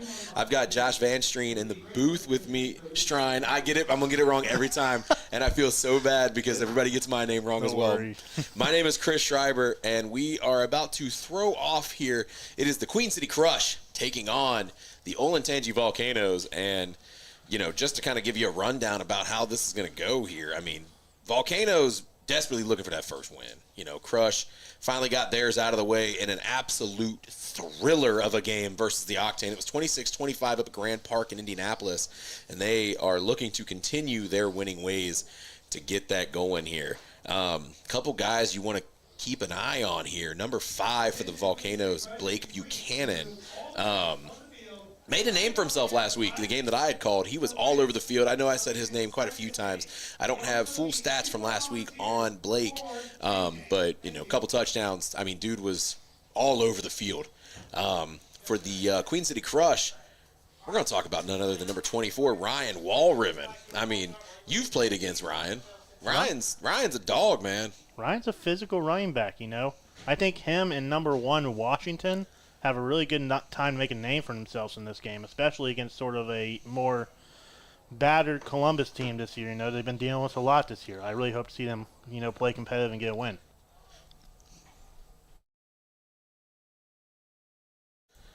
You know, what I'm really looking forward to see what the is going to be this week, because, you know, when you have a guy like Ryan who's really starting to heat up, especially into the game, I feel like you can't go to the run with this, you know, this heavier set line against this more smaller Volcanoes defensive line. But, you know, we're going to see how it goes. And I agree with that, man. I think with, you know, watching the Volcanoes last week, they weren't really able to – they didn't rush a lot, you know what I mean? They didn't rush a ton. So I think, especially going back to what I had said about number 24, Ryan Walriven, I think Ryan's going to have himself a game today, especially if they don't rush on him. I mean, look at this guy. I mean, that's a big dude, man. Got word he's a power lifter as well. Yeah, he's a power lifter. I played a little bit of flag football with him and everything.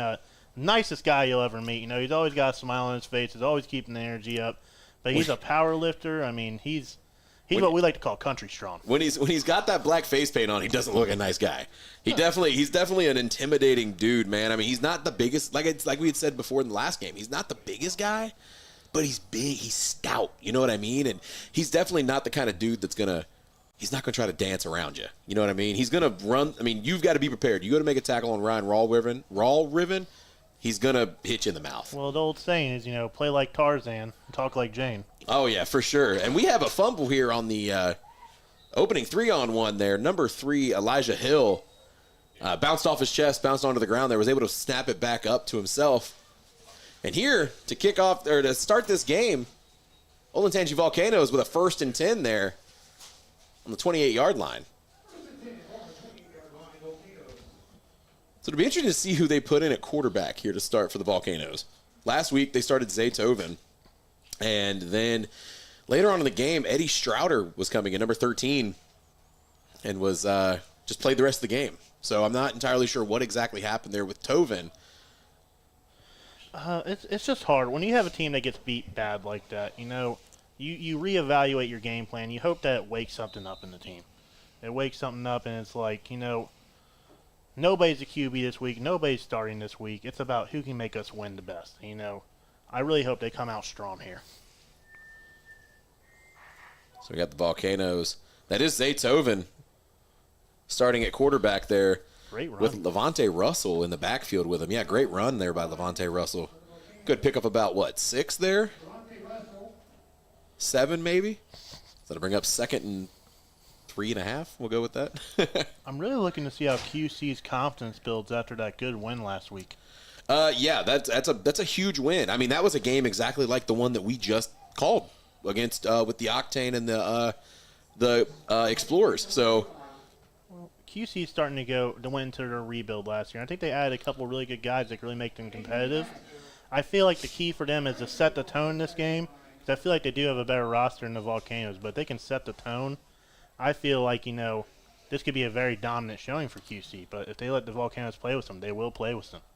So that'll bring up a 3rd and short here for the Volcanoes as the pass from Zaytoven over to, I think that was Levante Russell. Just a little bit of a miscommunication there. Threw it behind him a little bit, wasn't able to get a hand on it. Tovin dropping back, looking to pass, getting some pressure up the middle there, but keeps backing up, and he's got number 1 there. That's Rashawn Washington. Told you, man. He's a physical ball player. He gets his hands up, he shoots. He plays a physical brand of defensive line. That was Washington and Holmes there. I believe that's number 23, Lee Holmes. Lee Holmes threw me off there for a minute because he didn't have a jersey number last week, or the week before. So it threw me off when I didn't see I saw he had a jersey number. I thought maybe they had a new guy on the Crush defense there. Just like Chaos and just like Heist, there's been a couple late acquisitions, and I think the Crush is starting to take advantage of a couple of those things. For sure. So on the 4th down sack there, we're going to go ahead and have Eddie Strouder throwing off. I believe that's Keyshawn Mitchell to take the 3-on-1 return. He's wrapped up just across the 50 there. And that's going to bring up a 1st and 10 here. And the first time we'll see the Queen City Crush offense today.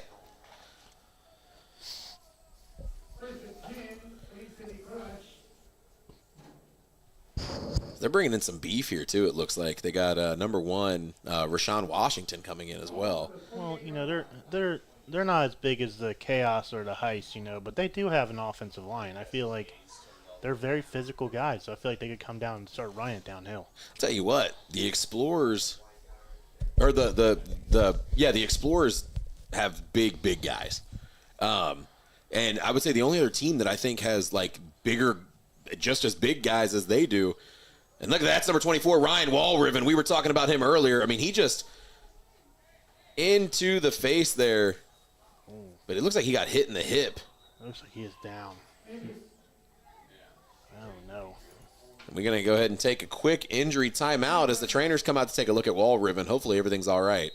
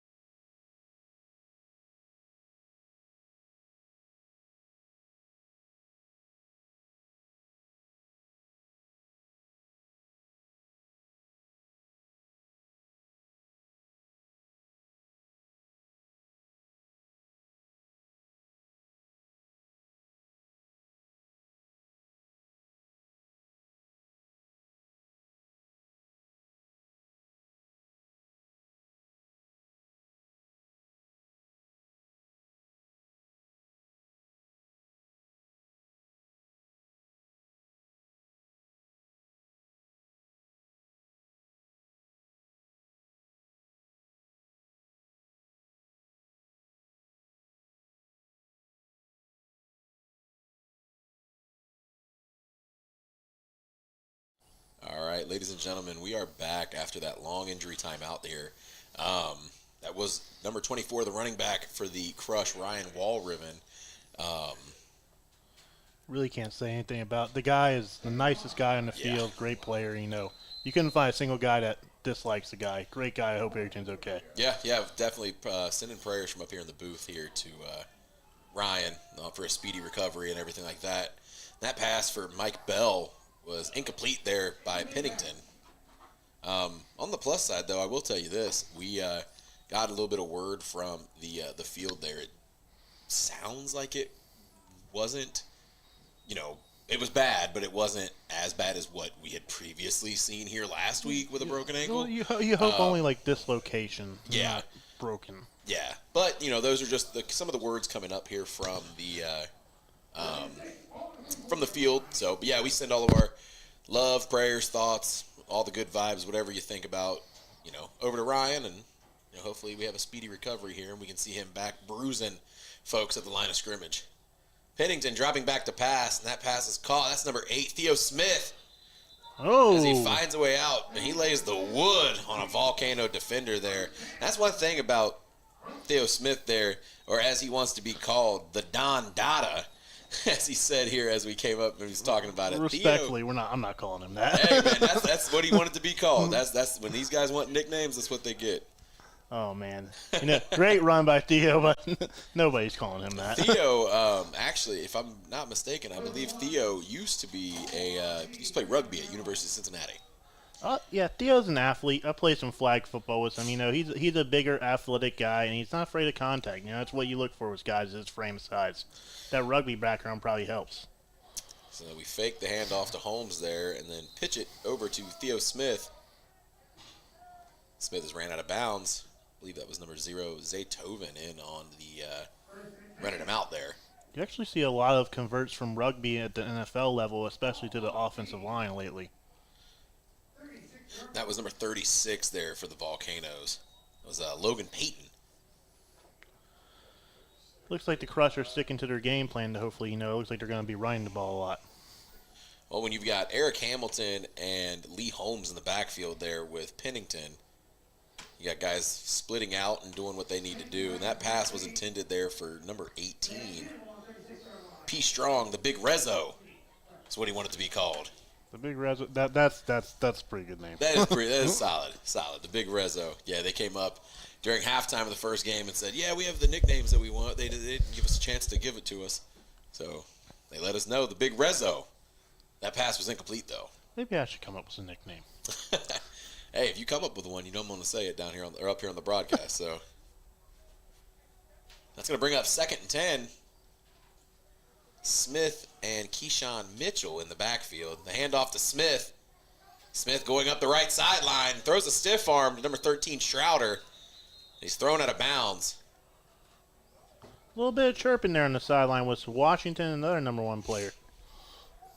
That is Levante Russell, number 1. Hey, David versus Goliath, man. Small guy versus big guy.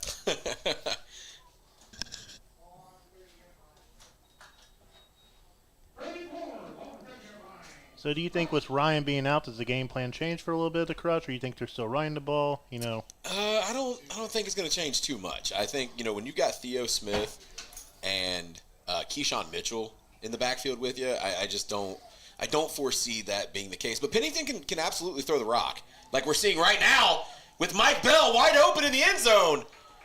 And that is an absolute dot from Tyler Pennington to Mike Bell for a Queen City Crush touchdown, the first touchdown of the day in this game. Mike Bell has been a consistent deep threat for them lately, especially getting touchdowns. Exactly, I 100% agree. He is an absolute stud, and he gets good separation too, man. He's kind of waspy in a way, where he's able to just kind of like make a move and then just stutter step and get in there, and get past the defensive back there. But he is an absolute animal. Not to mention, he's also the defensive coordinator. Well, a person like Mike Bell has a lot of football IQ. I feel like, knowing him personally, I feel like he's been a defensive player more the last couple of years, but transitioning to offense has been great for him. So we're going to go for a 2-point conversion here. Pennington rolling to his right. Might keep it for himself. Big It's man a big rumble. guy to try to get past there, but That's number 1, Levante Russell, I think, got the stop there. So your score after the Queen City Crush touchdown and the unsuccessful conversion is Queen City Crush 6, Volcanoes nothing.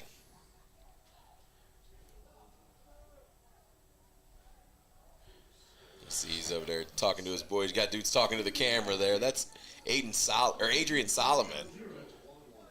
You know, the QC Crush has definitely done a good job of really building up a couple pieces this year, taking a couple pieces from other teams too. Zeb Munoz played for the the Heist last year, Shane Kennedy, and then keeping some of their pieces.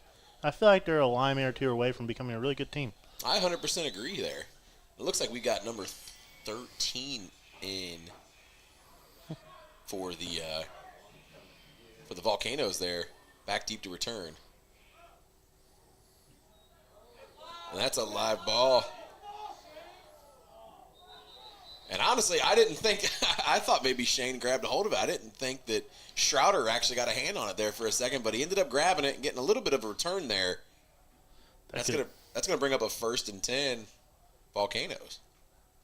God, have you ever seen the lineman panic look where they're about to get the ball and you see the look of panic in the face? Oh, yeah, for sure. I think that's what we saw was a little bit of Shane Kennedy. He couldn't believe that the ball was there. And that's another guy, too, man. Shane Kennedy, he's put in a lot of work this offseason, man. He's been hitting in the gym there a lot.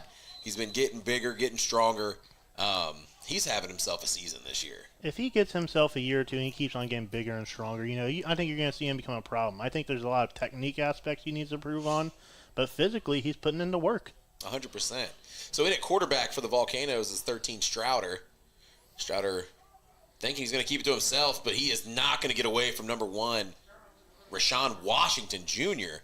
That's a big man to get away from. I think if Columbus can keep this consistent running game going and just keep it mistake-free, I think they could really be in this game. I think so too. They got to work on their the pass game a little bit. I think it seems to be the trend here from the couple games that I've seen from the Volcanoes. It's a lot of errant passes. I mean, they'll get away with a couple here and there, but if they really lock that down, and then of course you get a free rusher, and Antonio Scott there. That's a huge catch. Strouder to Russell. It's going to bring up a 1st and 10 for the Volcanoes. Note to juke in open space. Oh, yeah.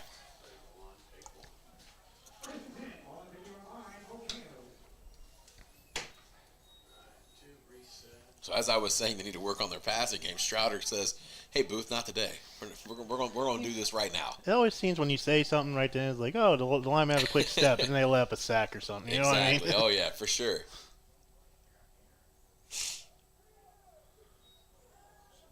I don't know if Strouder knew that the ball was snapped there. I don't think he really actually snapped it, but that's an incomplete pass. That pass was intended for number 11, Kalen Anderson. They got to watch the offensive line. I think the refs missed it, but there was definitely a big flinch there. See all the Heist guys coming up and saying hi. Oh, yeah, for sure, for sure. It looks like there's a false start right there. That's number 3. That's Emmanuel Dunson. Or no, Elijah Hill. My apologies.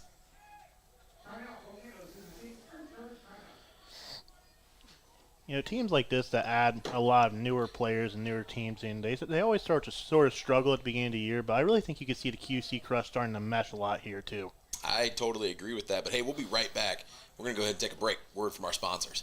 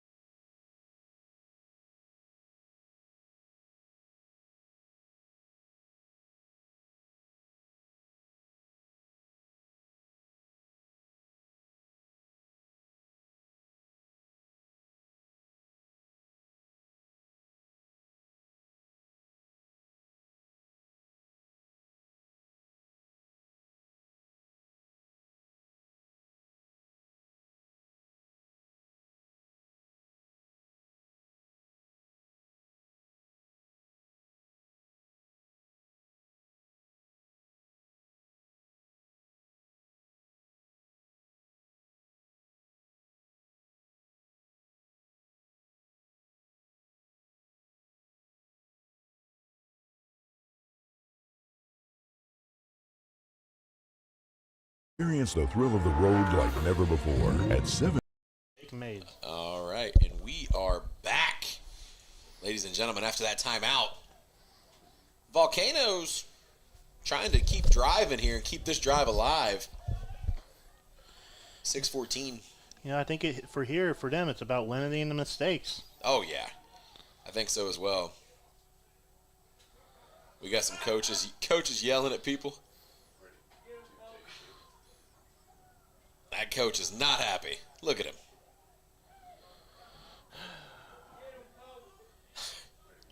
They had maybe a miscommunication there on trying to get dudes off the field.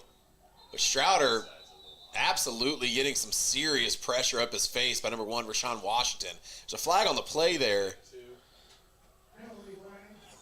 I'm going to say it's got to be maybe a false start. It's going to be a false start, yep. So that'll be a 5-yard penalty for the Volcanoes. And that was kind of the story of the game last week as well, is there were a lot of penalties last week. I think when you watch this team, this Columbus team, you sort of have to vary it by this way. It's sort of hard for them because I don't see a lot of players from last year. I see a lot of new guys or guys that didn't play a lot last year. It's essentially like they're a rookie team all over again.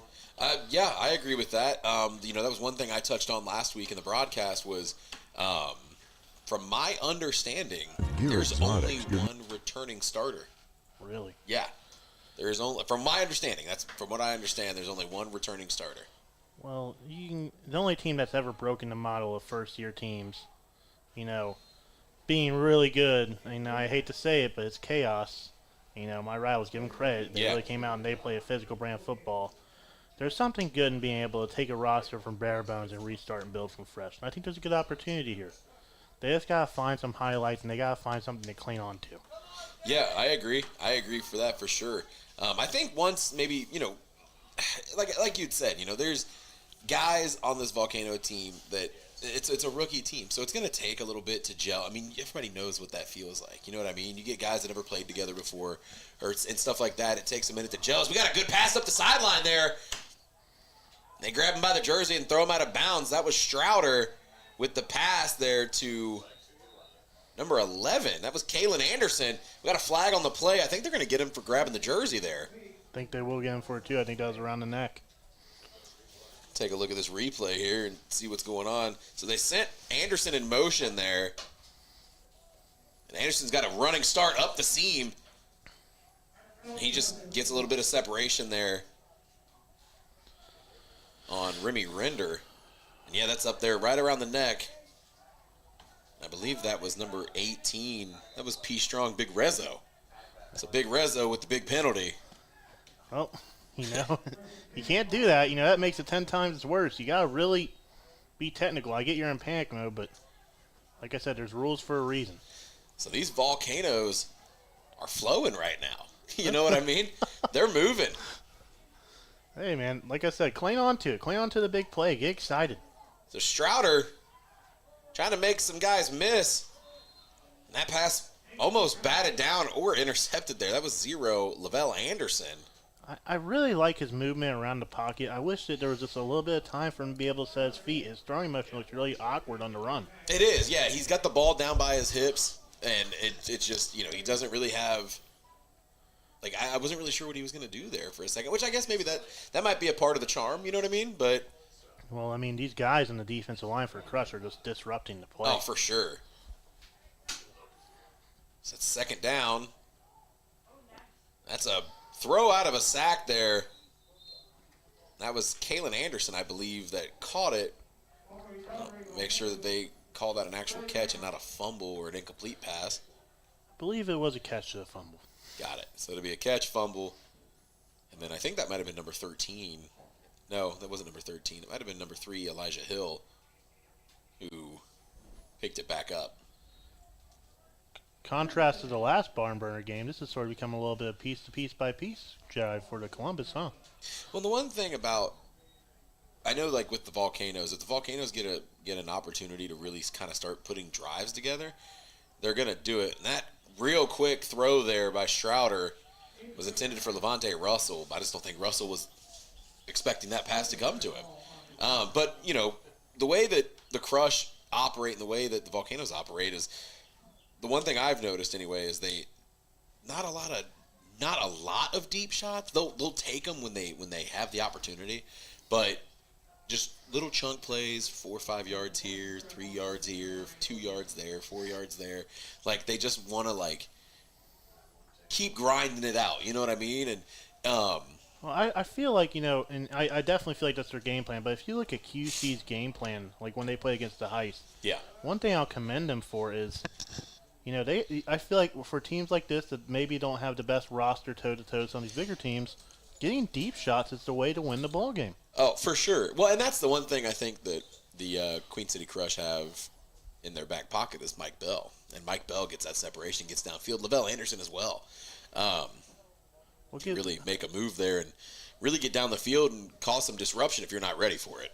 I would really like to see a player like Dale Hathaway, who's an athletic player, sort of transition to a wide receiver or linebacker role more than he has already been, especially with Chad Payne, because I feel like Mike Bell is a very good wide receiver, but I have another guy that could really step up and fill that void like Indy has. I feel like with Indy, they have that star player at their wide receiver role, and they got another guy who supports that role. I agree with that 100%. So, Josh, we've got a 4th down here. 4th and 12, maybe, here for the Volcanoes. Well, I'm used to 6 and 7 rate right now, so we'll see how it goes. Well, that's going to the 4th and 7 there was because of a false start penalty on the Volcanoes. Strouder's got some room to move. It's eventually ran out of bounds there. I believe that is number 2, Keyshawn Mitchell, that ran him out of bounds. Way to not panic and break down.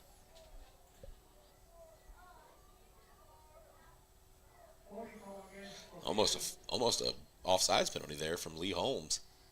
Just take a look at the replay. No, that's number 4. That's Raymond Quo. Raymond Quo was the one that ran him out. Raymond actually, my apologies on that. I knew there were 2 players that I was trying to figure out. One of them was rugby and one of them wasn't. Raymond Quo was the University of Cincinnati rugby player. So number 4 for the Crush.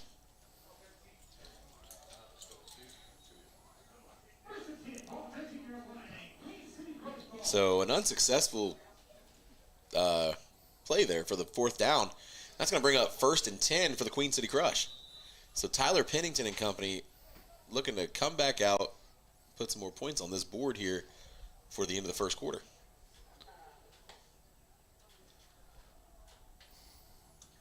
Really like to see Payne, put together a drive here. It may take some time off the clock and get a score. Really sort of help distance that lead. So Pennington with Keyshawn Mitchell in the backfield. Calling an audible as he hands off to Mitchell. Mitchell finds a big running lane. He keeps moving. Runs into the back of number 91. That's Casey Kraus. They eloquently call him Heavy Cream. Ran into the back of Heavy Cream there before falling down, but was able to pick up the 1st down there on the big run. Heavy Cream. Heavy Cream is a good one. I like that. God, these guys is their nicknames. It's the best. So I bring up 1st and 10. I hate to say it, but that's part of those new additions. There's a guy right there that just did a good job for him. So it's Theo Smith with the fake handoff. Pennington looking to pass. Throws. Is that caught? They have... The ref is shrugging his shoulders. Let's see here. The refs are going to mark it a 1st down, and that is number 5, Wardell Brown Jr. That's a great catch. It's a fantastic catch. Looks like he's going to his 3rd year here, too, in the A7FL. Yeah. Good fake handoff there by Pennington as well. You love it when QBs sell play action. The only thing I would have loved better on that would have been if Theo would have actually got his hands on that Volcano player. Set the block, off the fake handoff, set up a big crushing block, and just give him a little bit more room. The one thing that a lot of times gets exposed, especially on that QC offensive line, it's those players like Washington who has great physicality. They get way too high in their stance out pad level. Yeah, I have noticed that. We got some communication going on down there on the field, trying to figure out what's going on. Theo Smith in the backfield with Pennington.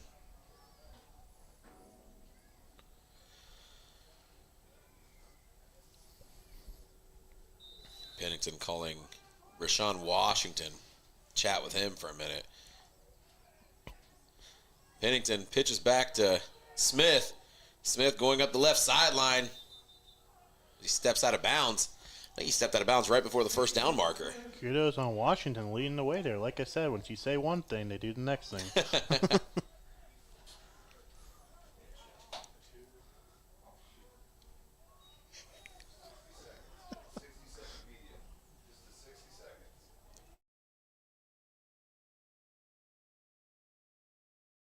And ladies and gentlemen, that'll take us to the end of the first quarter.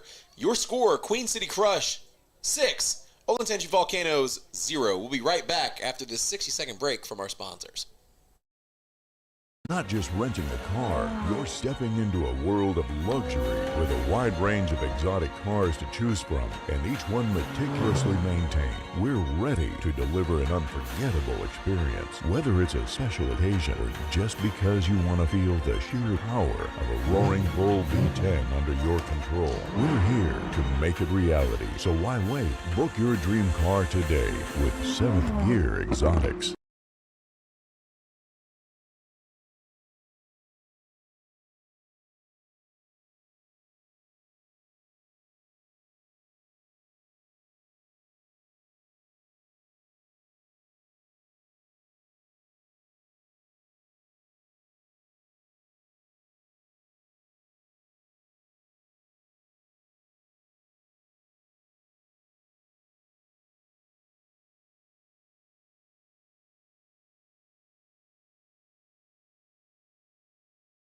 And we are back here to start the second quarter here at Woodward High School in Cincinnati, Ohio, where your score is Queen City Crush 6, Olentangy Volcanoes 0, and Tyler Pennington and company are looking to drive, dropping back, looking to pass, throws, and that is over the head of number 7, Eric Hamilton, and almost into the hands of number 0, Zaytoven.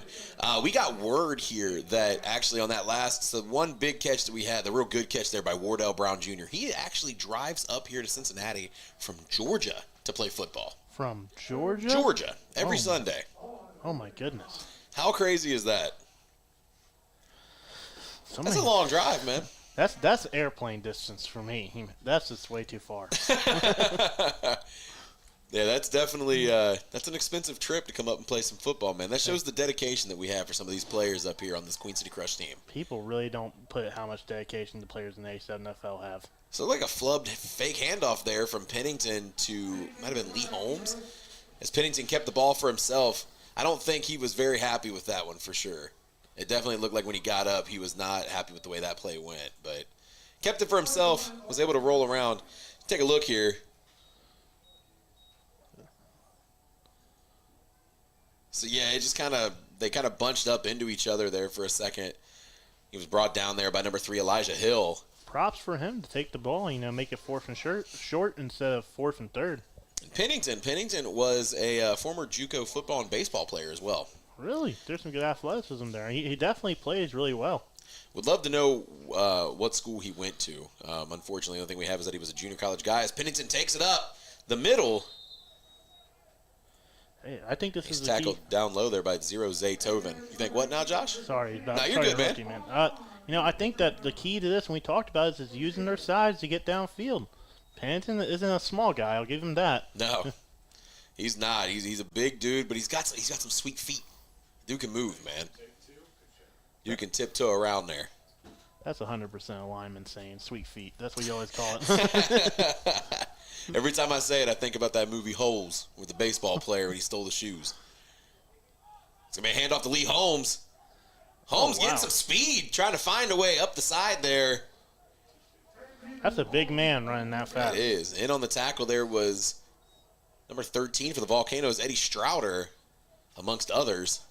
You always have a saying for a lineman, and big guys run the ball. Sometimes it looks like their hips are running faster than their shoulders. Oh, yeah. Oh, yeah. Well, that was all that power in the legs, man. Looks like a Roadrunner cartoon.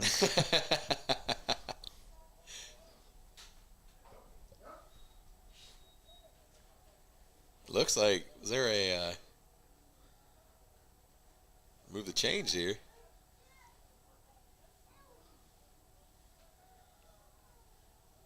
What was the penalty on the play? I was unable to catch the penalty. So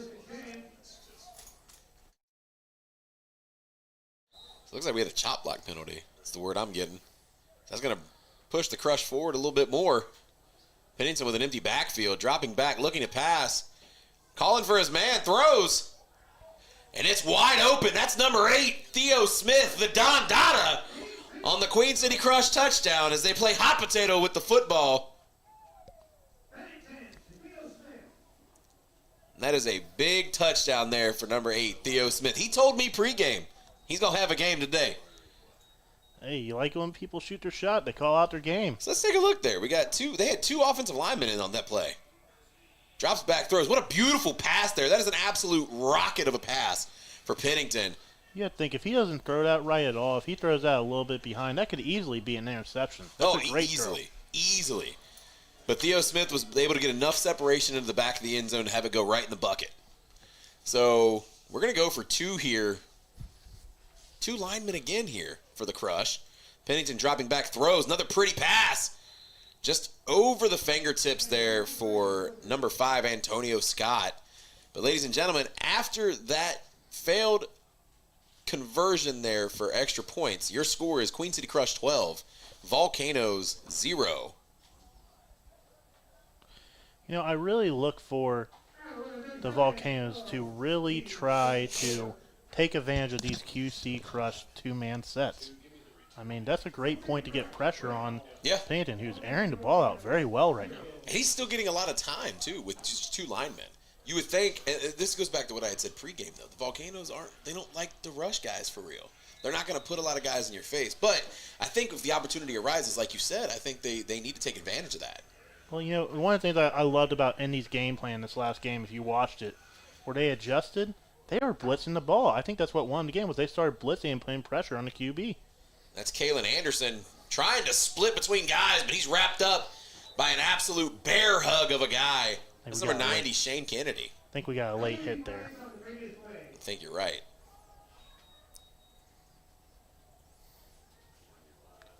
So it's going to be a late hit penalty there on the Crush. Doesn't look like anything malicious. This looks like he tripped down back into him. Oh, yeah. But great starting position for the Volcanoes. You couldn't ask for better starting position for sure. This might be the best starting position they've had all day. They really just need to take advantage of these opportunities, man. I really feel like they can be into this game. You know, they got to the goal, near the red zone last drive. They can get into the zone. They just got to stop with some mistakes and play their game plan.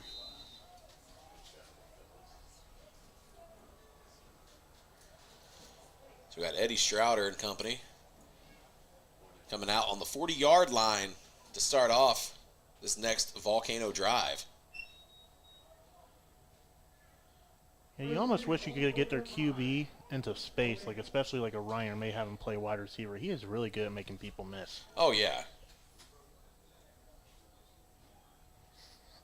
It looks like the Crush are going to bring some heat off the edge there. Keep an eye on number 5, Wardell Brown Jr.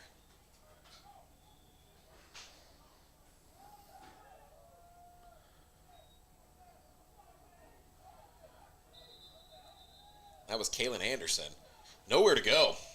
Like a mouse trapped in a maze. Unfortunately, I thought you had a little bit of room there for a minute, but like I said, man, it's a one-cut league. And once that Crush defense starts closing in, it gets real tough. It gets real tough to go anywhere. Well, they don't have unathletic backers. They have bigger backers especially, and got defensive linemen that can move. Shane Kennedy's a pretty fast guy. Give him some time on the edge. If you get outside of him, he'll catch up to you.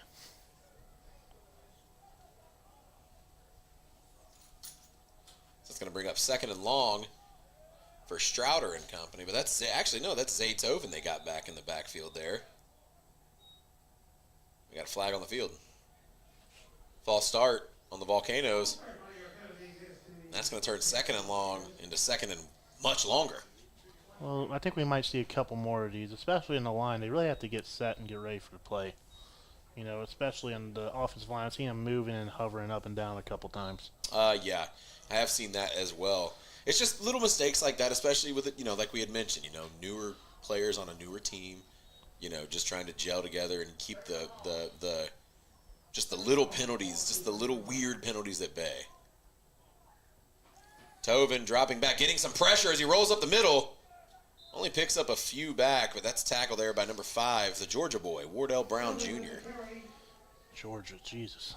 That is a drive. I'm going to look up how long that drive is right now. Love to know exactly where from Georgia, to be honest with you, because that's a big state. That is a big state.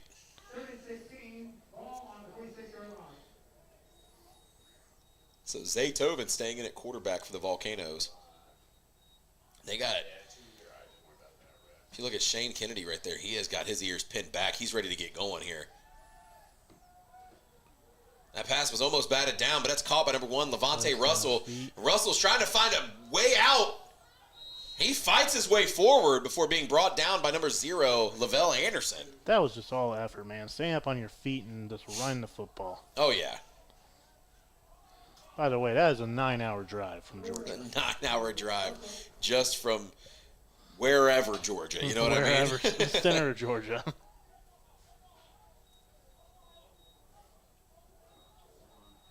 In on that tackle as well with Lavelle Anderson was number 27, Zeb Munoz. Former Heist player. Yes. Go ahead and send Levante Russell in motion there. Zay Tovin dropping back, getting some pressure, passes, throws downfield. It's an incomplete pass. Looked like it might have been intended there for number 2, Emmanuel Dunson. Timing just wasn't there. I wonder when if you see this QC pressure they're bringing towards the Columbus. It looks like they're blitzing a lot. It just leaves a lot of wayward opportunity for screens.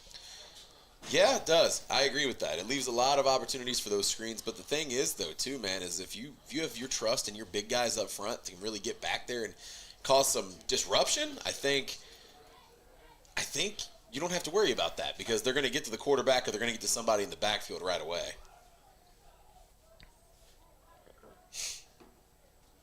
That's Zay Tovin sending a man in motion. There's a flag on the play. False start. Volcanoes. Big number 23 keeps on jumping at the line and making that offensive lineman flinch. That's the one thing, man. If you're good at feigning a blitz, you can really get the offensive lineman to really jump.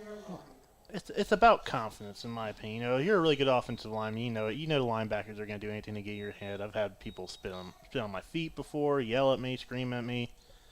Craziest things in football. As a lineman, but oh, yeah. You have to hold your composure and be confident.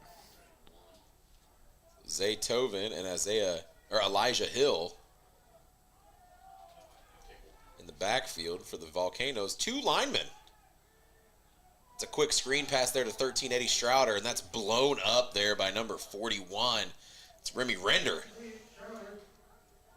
I'll tell you one thing. Putting in 2 linemen against a 4-man rush is risky, especially the rush here that we're seeing from the Chaos. I mean, you've got Shane Kennedy, you've got Lee Holmes, you've got number 1, Rashawn Washington. It's like those are 3 dudes you got to have a body on regardless. Well, if you play that scheme and you want to play that, you look for a lot of those zone-based screens and stuff. Yeah. Those really quick short screens, quick passes, because you're not going to have time. He really's got to make his first read and go decisively. And unfortunately, when you have plays like this that like false starts, it really just puts them behind. And the fact that, look at the size differential between the Crush defensive lineman and the offensive lineman for the Volcanoes. I think that might be another false start. No, that's going to be encroachment on the defense. Number 17 for the Crush, that was Curtis Tobin.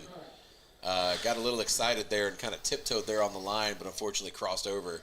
Well, if it works 4 times, I guess you got to keep on trying to do it. Something like that.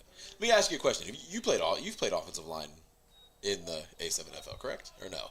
Yeah, I play offensive line. I'm the center. I play center and guard. Okay. I've been a captain. I knew you had mentioned you'd played a little bit of defense too. So on offense, when you play, your guard position in the A7FL, how tricky? Because we know we've seen some in inopportune penalties here when it comes to like false starts and stuff. Is it harder to keep track of on what cadence you guys are going to actually go on? Because I know like when you play regular football, you got a snapper. Well, in the A7, the quarterback snaps the ball, not the center.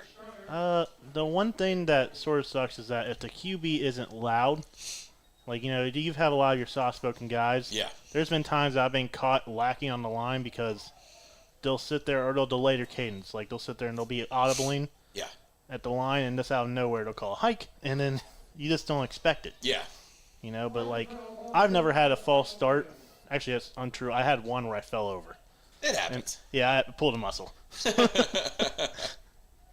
Yeah, I was just curious how that operates because, you know, usually as a lineman you can kind of keep an eye on that ball down the line there out of your peripheral vision, but you know when the quarterback's the one snapping the ball, you know, I wanted to know if maybe that was something maybe you could attest to when it comes to you know maybe the false start penalties. You know, maybe the quarterback's not loud enough, maybe they don't know what you know the snap count is, things like that. So I just wanted to get a player's perspective, I guess, on that whole situation. No, I mean, generally you don't see them here unless, like, the QB is audibly checking and this calls hike randomly without letting the offense know what's going on.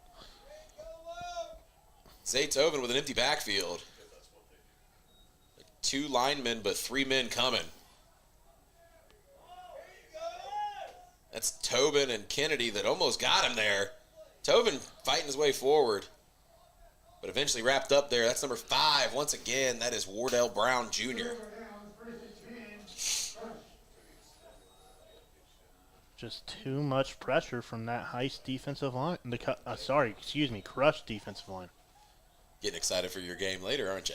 Oh, yeah. I mean, it's a great matchup. So after the turnover there, it's going to be 1st and 10 Crush. I think Pennington's starting to feel himself here a little bit. He's starting to get into the flow of things. Someone that's been his teammate before, I have nothing bad to say about the guy. If he can get his confidence and technique, the world's the limit for him. Pennington with a handoff to Smith. Smith coming up the middle there. He's wrapped up, drugged down on the play there by number 0, Zaytoven. Not only is Tobin playing quarterback, but he's playing safety and linebacker as well. It's very interesting how some of these guys play a range of positions in the A7FL. One time they'll be playing tight end, quarterback, wide receiver. We had a guy that played linebacker for us, Harley Wolfen, that was a kicker in high school. Huh. That's interesting. Kicker in high school. Well, hey, man, we'll be right back here. We're going to take another media timeout. Check out this word from our sponsors.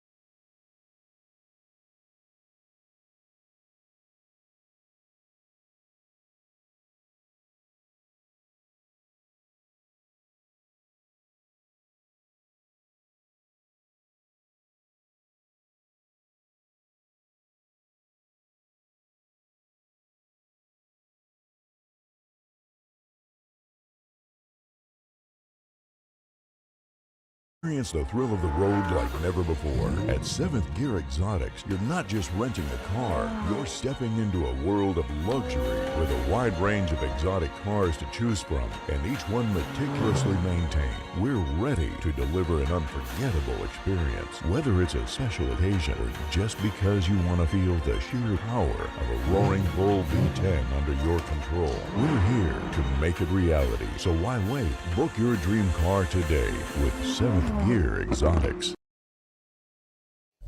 All right, ladies and gentlemen, we are back here as we get ready to watch as the Queen City Crush take the field. This 1st and 10 attempt. So what do you feel like the Volcanoes' keys to get back in this game are? Penalties. Watch your penalties for sure. I mean, that's definitely the big one for me. Definitely keeping an eye on your penalties and trying to, maybe figure out a way, at least offensively, to. Well, that's Theo Smith dancing around there. Just ultimately figuring out a way to keep their quarterback protected. I feel like they're getting a lot of pressure on their quarterback, and that's not going to lead to anything well for them. Defensively, they definitely need to keep an eye on the stuff over the middle, and I think a lot of it is the lack of rush. That looks like that penalty flag was waved off. That's going to bring up 2nd and 1 here for the Queen City Crush. But yeah, I think a lot of that just kind of comes down to defensively just getting pressure on the quarterback. Where it starts is the quarterback and Tyler Bennington. You have to put pressure on. Like, they're rushing 2 right now. So it's a lot harder than you think. But I think they might be using those resources elsewhere. And in the defensive backfield, when it comes to defensive backs and safeties and stuff. So it would just be. I've always said this is a 3 lineman man league. Yeah, I agree. I don't necessarily agree with the 3 offensive linemen. Now you can run 2 defensive linemen, but I don't think you can run 2 offensive linemen and be relatively successful in this league. To be honest with you. It is tough, especially if you've got guys like bigger guys like we've got here for the Queen City Crush. Like they rush one dude. That pass was intended for number 10, Adrian Solomon. Had him incomplete. He did. He had him DB. Just a little bit of an overthrow there. That was the first time they actually just rushed a guy up the middle there. But Heavy Cream was able to get his hands on him there. Casey Krause just tossed him down to the ground. That's a beautiful pass there, but it's just a couple yards too far. Give him the credit where it's due. He really does sit in there and take those hits. He does. Not sure if you're aware of local lore here, but what was the bigger guy, QB, played for New York Giants? Oh, Jared Lorenzen, the hefty lefty. He sort of reminds me a little bit of the hefty lefty. Love the hefty lefty, man. Rest in peace to my boy, the hefty lefty, a Northern Kentucky River Monster superstar. Pennington rolling to the left. He takes a hard hit there by number 11, Kalen Anderson. We got some jaw in there from Adrian Solomon and Zaytoven.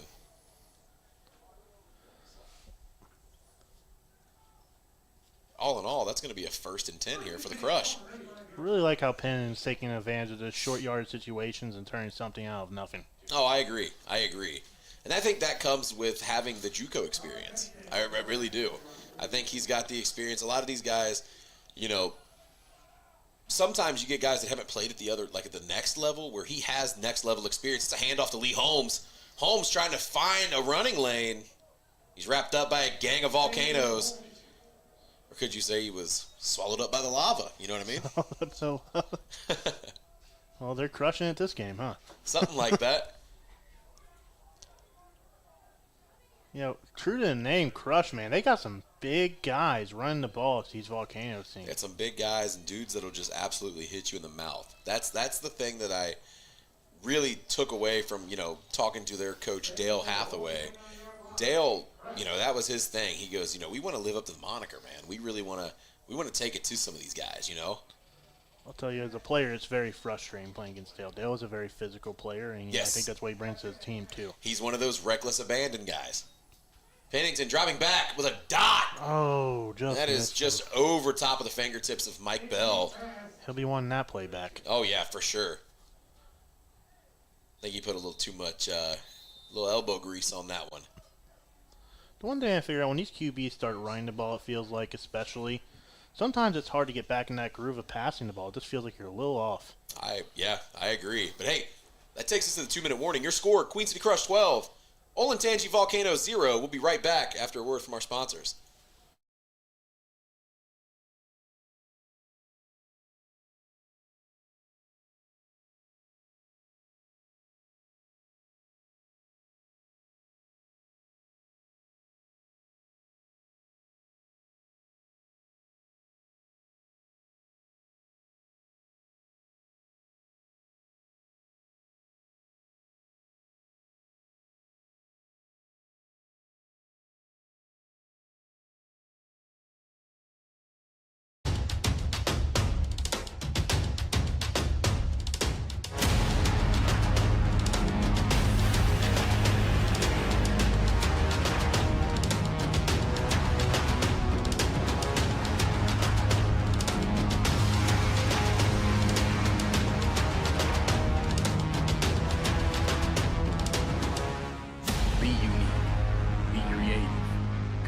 Berserk. And we are back after the 2-minute warning here. Your score, Queen City Crush 12, Olentangy Volcano 0. We have a 3rd and 5 here for the Crush. I think they're gonna shoot for the end zone here. I think Pennington's got an empty backfield. He's been airing it out all day, dropping back, looking to pass, throws, rolls to his left, might keep it for himself. Gets a good block there by Eric Hamilton as he slides out of bounds. I like the arm reach. Arm reach is nice. Got to get every extra inch you can for yardage. You know what I mean? There's something to be said about athletic big guys running the football. You know, it's like it's poetry in motion. I don't care what anybody says. You know, and a guy like that, you just don't want to tackle. No, yeah, because I think Pennington, man, I think he knows he's got a little size to him, and I think he ain't gonna be afraid. Like some quarterbacks, you know what I mean? I don't think he'll be afraid to actually take his shoulder, lower it down, and actually put the hurt on somebody in front of him. I wish he was a left-handed QB so bad. That would totally be his nickname.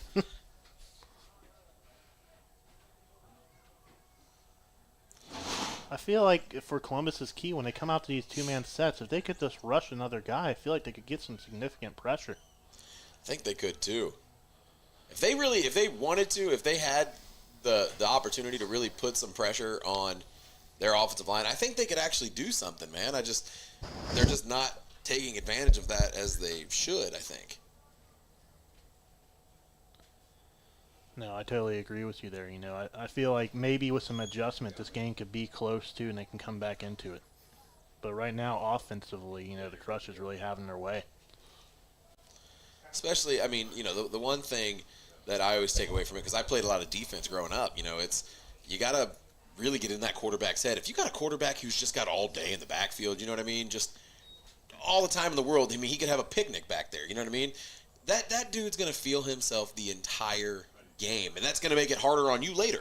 But if you really get in his head, hit him a couple times. You know, if you don't get to the quarterback in time, maybe give him a push, give him a shove, something. But for all the referees that listening, really get him, you know what I mean? For all the referees listening, I don't know anything that he's talking about. I've never done any of those things. I'm just saying, if you gotta, you give him a little something. Let him know you're there. Let him know hey, I see you. I'm thinking about you, and I'm gonna get you one of these times. If you scare him a little bit, you're gonna have more of an opportunity to really rattle his cage a little bit. I totally agree, and you know, and a counterpoint to that too, especially with momentum. You know, I was sort of hoping, you know, not that I hope for the Crush to lose, but they lost a big player. Ryan is a big leadership part of this Crush team. Agreed. If there was a time that you were to strike and really go in and try and make your drive, that was the time. And, you know, I feel like they're missing windows of momentum here because, you know, Ryan's a good runner, and they're sort of figuring things out now running the ball. If we see what was going on here, there was a penalty. It looked like it might have been a defensive holding penalty there on the Volcanoes. So that's going to be 1st and goal, right on the goal line here for Pennington and company. What should it be at? They're getting lined up here. Looks like they're going with like a jumbo type set. So it's Theo Smith, the Don Dada in the background, or in the backfield here with Pennington. Actually, it's double wide. And then Mike Bell to your right, top of your screen, and Eric Hamilton to the bottom. I think this is going to be a single back handoff. It's going to be a handoff to Theo Smith. I think Smith's knee might have been down before he crossed. I think if he would have jumped, he might have had it. That's going to bring up 2nd and maybe a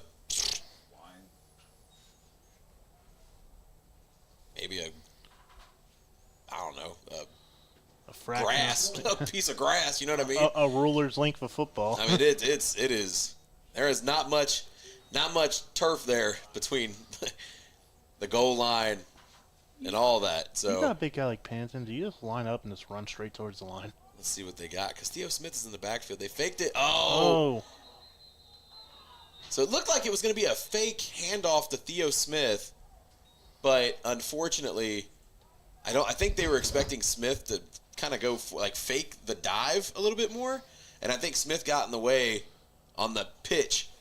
Let's see what happened here. As you can see, yeah, it was supposed to be I think they were going to pitch it to Adrian Solomon there, and I just think I think that guy got in the right there, he's backfield talking about it. disrupted. He said, yeah, I think Theo was supposed to fake the dive a little bit harder and kind of go from there.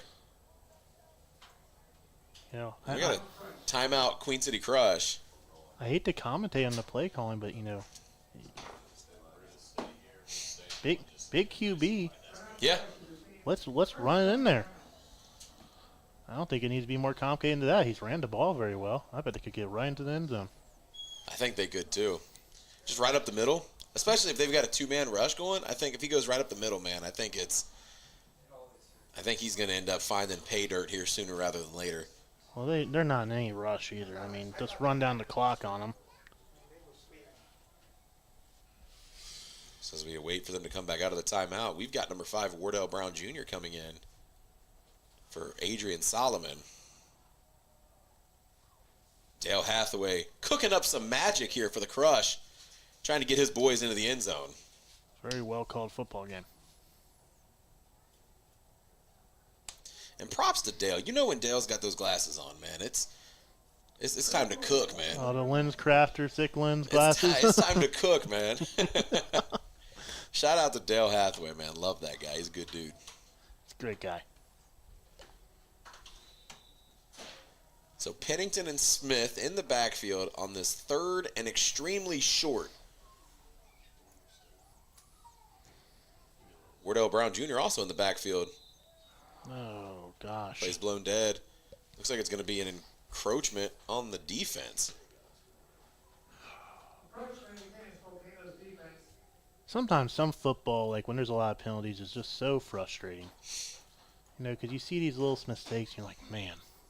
And up front here for the Crush, they've got some big dudes, man. Here's the thing. Like, let's not get too tricky about it. I mean, this is, at the end of the day, when you've got this much space between where you're lined up at and the goal line, when you've got heavy cream, Lee Holmes, and Rashawn Washington up front, and a quarterback the size of Pennington, just take it up the middle. Yeah, take it up the middle. I don't like, say there's the worst that could happen is a touchdown. Let's look at the weight-wise. It's an F-250 versus a Fiat. Like, you know, I mean, just run it down the middle.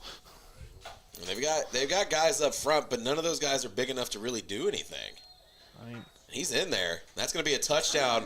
Number 23, Lee Holmes. I mean, if I'm counting right, you have about 900 pounds on your front line versus about 400? Maybe, give or take, yeah. An F-250 and a Fiat. I like that. That's a good comparison. I dig that. That'll be a touchdown by Lee Holmes on the third down attempt. We're looking to be lined up on the 10-yard line for the two-point conversion here.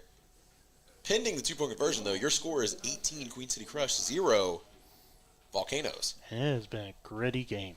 I like the way that the QC are going. So Pennington, lone man in the backfield for the Crush. Dropping back, looking to pass.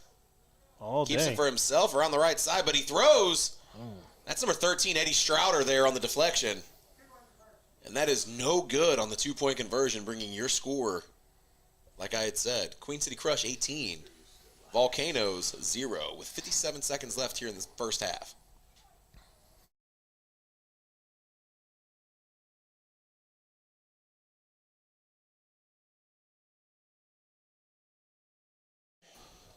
So Chris, do you feel like, you know, you like these type of games where it's the team that's just running the ball and piecing together a good drive?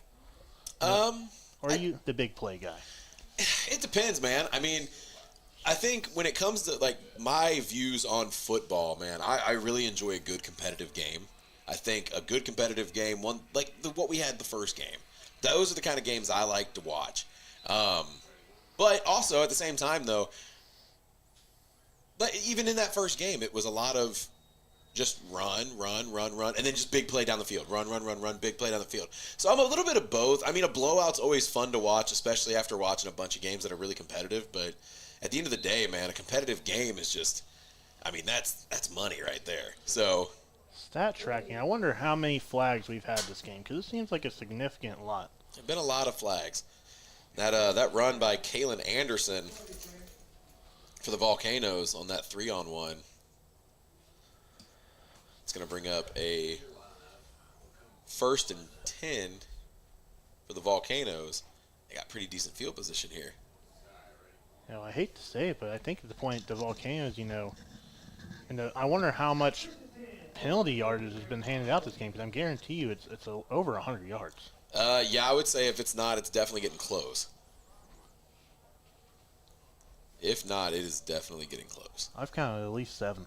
It's a lot. Like I said, man, I mean, that's going to be the thing at halftime, man, that coach there for the Volcanoes is going to have to try to get cleaned up. Is just making sure that everybody's heads are in the game and they're not getting these costly mistakes and these, because the penalties are what'll eat you alive. I mean, because you got to think, you get a penalty, it's okay. When you get a couple penalties, it's like, but 7 penalties, that's quite a bit. You know what I mean? And it starts to take a toll on your team, and you get frustrated. You start to make more mistakes. Oh, right. We got Wardell Brown giving out free run there. The most demoralizing thing you can have on the football field is making a big play and then a penalty calling it back. Exactly.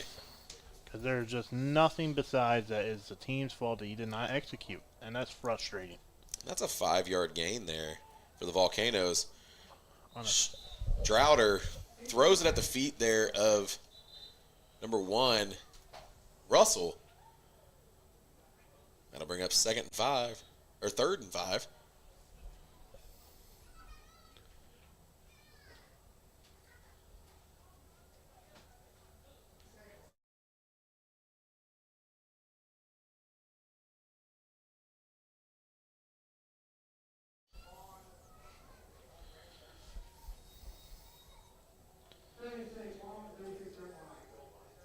So Strouder sending Elijah Hill up to the line, maybe to give a little bit extra help up front there to try to stifle this Queen City Crush rush. Strouder rolling to his left. Points to go. Gets ran out of bounds there by number 0, Lavelle Anderson. 16 seconds left.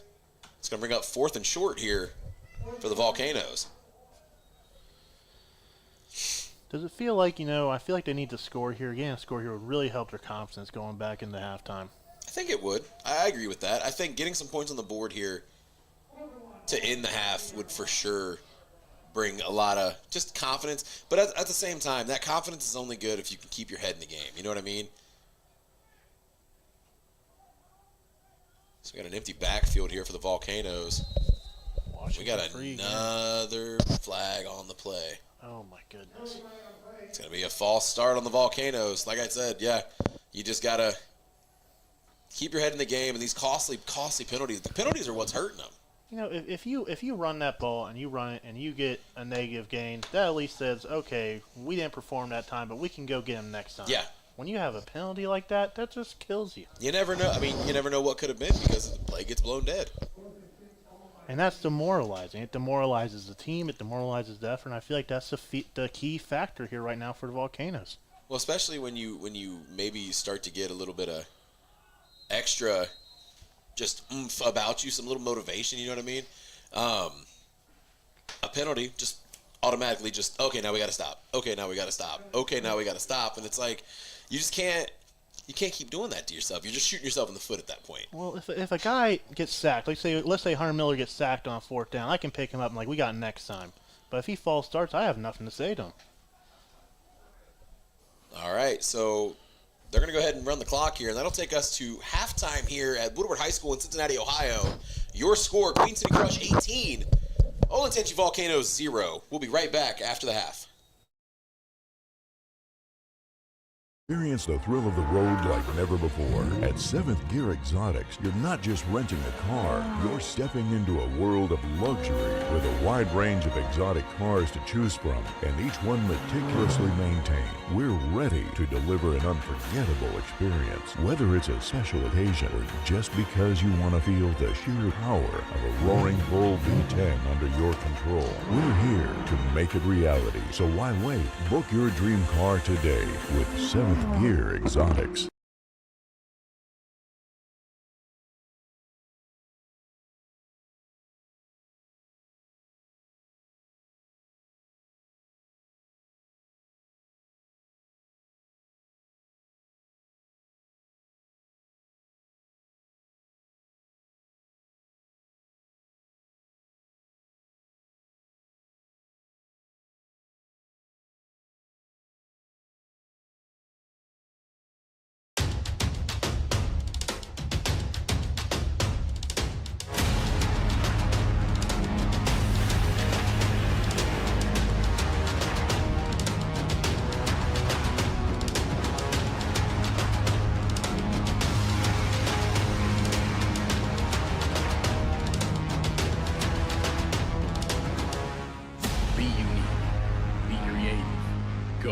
berserk.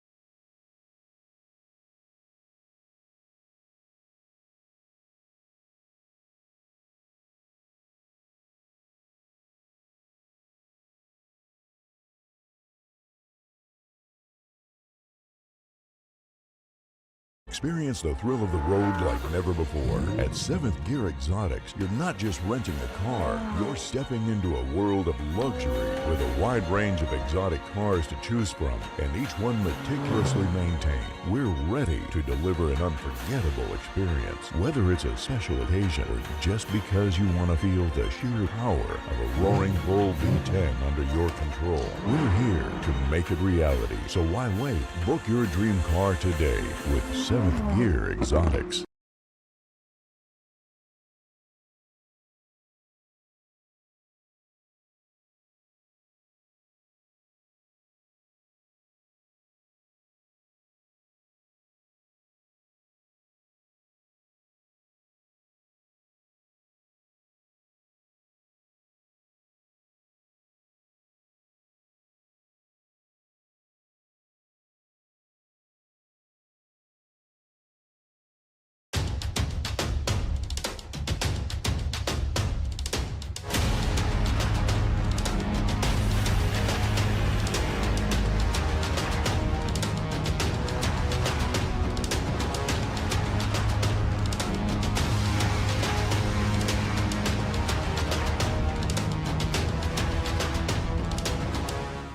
Be unique. Be creative. Go berserk.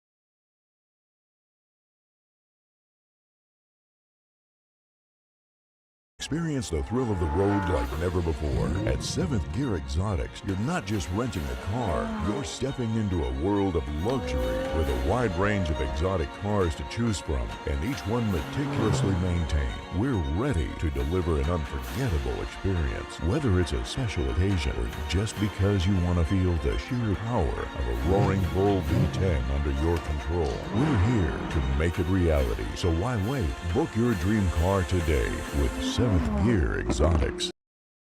Ladies and gentlemen, we are going to give you a halftime update here on some stats for this game. Once again, your score, Queen City Crush 18, Olentangy Volcanoes 0. Over there for the Volcanoes, Eddie Strouder is 2 for 7 on passing attempts, 55 yards through the air. And Kalen Anderson is their leading receiver with 31 yards receiving. Over for the Queen City Crush, Tyler Pennington is 5 for 14 with 2 touchdowns and 52 yards. And Theo Smith is their leading rusher with 70 yards on the ground. Ladies and gentlemen, we'll be back here. We got about 5 minutes until the third quarter throws off. We'll be right back after a word from these messages.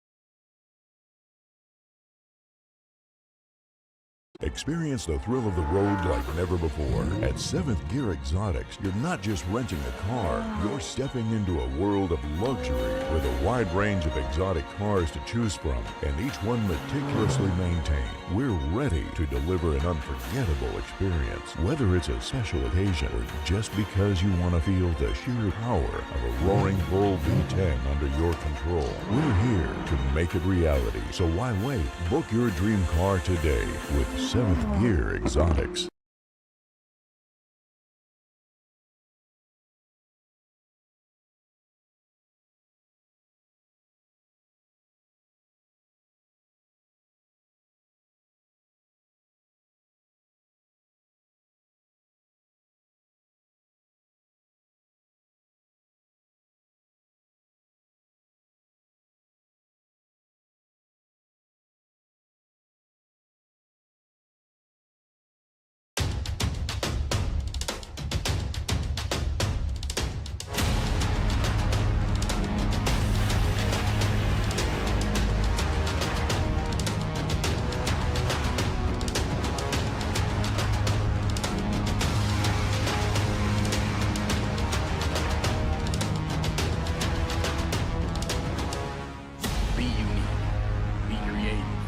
Go berserk.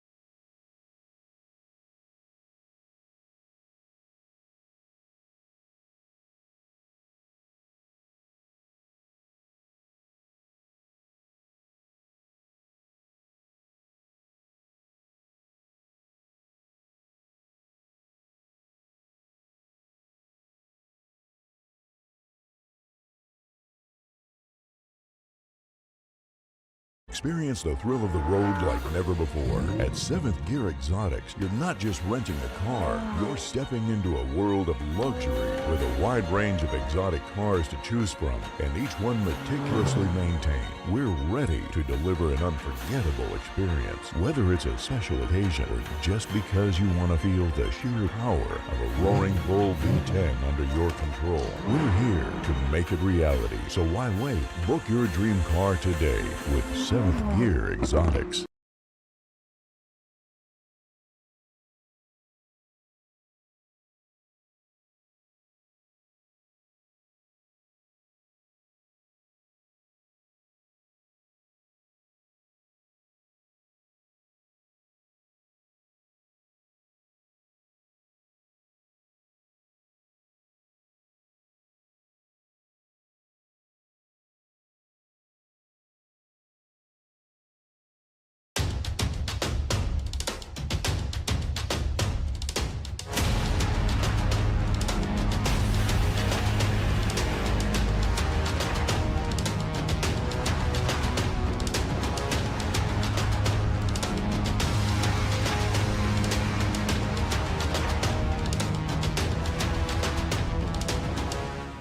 Be unique.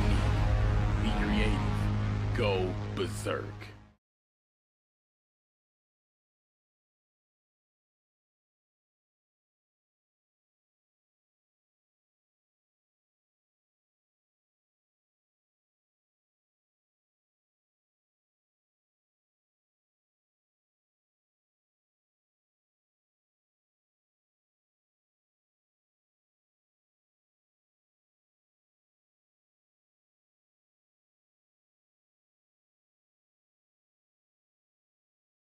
Experience the thrill of the road like never before. At 7th Gear Exotics, you're not just renting a car, you're stepping into a world of luxury with a wide range of exotic cars to choose from, and each one meticulously maintained. We're ready to deliver an unforgettable experience. Whether it's a special occasion or just because you want to feel the sheer power of a roaring bull V10 under your control, we're here to make it reality. So why wait? Book your dream car today with 7th Gear Exotics. Experience the thrill of the road like never before.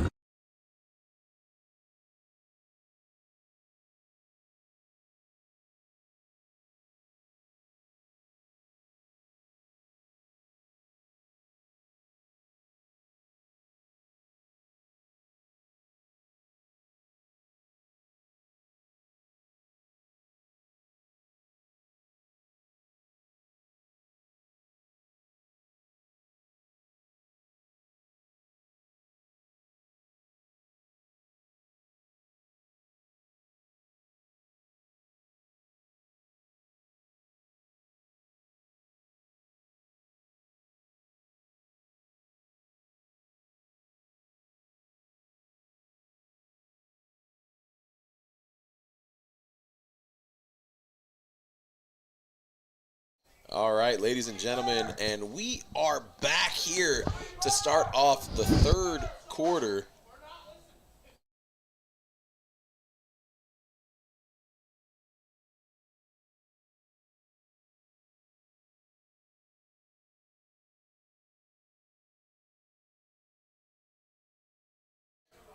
All right, sorry about that, ladies and gentlemen. We were having some technical difficulties here for sound here just for a second, but we welcome you back here to Woodward High School here in Cincinnati, Ohio, to kick off the third quarter here of this game. Your score, Queen City Crush 18, Volcanoes nothing. Hopefully the Volcanoes were able to go back at halftime and kind of make some adjustments here to maybe put some points on the board. Josh, what do you think? You know, I'm really hopeful that maybe they change up a couple things, you know. You ever heard the saying, if it ain't broke, don't fix it? Well, Yep. everything's broke, so it needs fixing right now. 0 points isn't ideal, but I feel like there's a lot of highlights that they can build off of. I think there is too. And I think, as long as they can keep their heads level and they can come through in the second half here and actually, make a dent here and try to put a dent in this lead that the Crush have, I think they've got something here. But we've got Lavelle Anderson just streaking up the field. Gosh. And it looks like he's going to make some guys miss. And he tiptoes on the sideline, and that is a Queen City Crush touchdown off of the opening 3-on-1 here to start the third quarter. Number 0, Lavelle Anderson. I said it before, man. Getting that throw off and getting it down the field is huge because if you give that ball and you give that guy momentum, you can make a play. Absolutely. Absolutely. And he wasn't, I don't think he was taking no for an answer on that one. I mean, he was, from the word go, was just streaking up the sideline. Made his one cut like we had mentioned before, and he just goes up the sideline. Just look at that focus. Eddie Strouder, the last man to beat, tries to reach out, wasn't able to get a hand on him for real. He almost got him by the hair. Barely. Just barely. Hair tackles hurt. And that is going to be a touchdown. Queen City Crush pending the extra point here. It is 24-0 Queen City Crush. And it looks like they're going to go for 2 as we're lining up on the 10-yard line.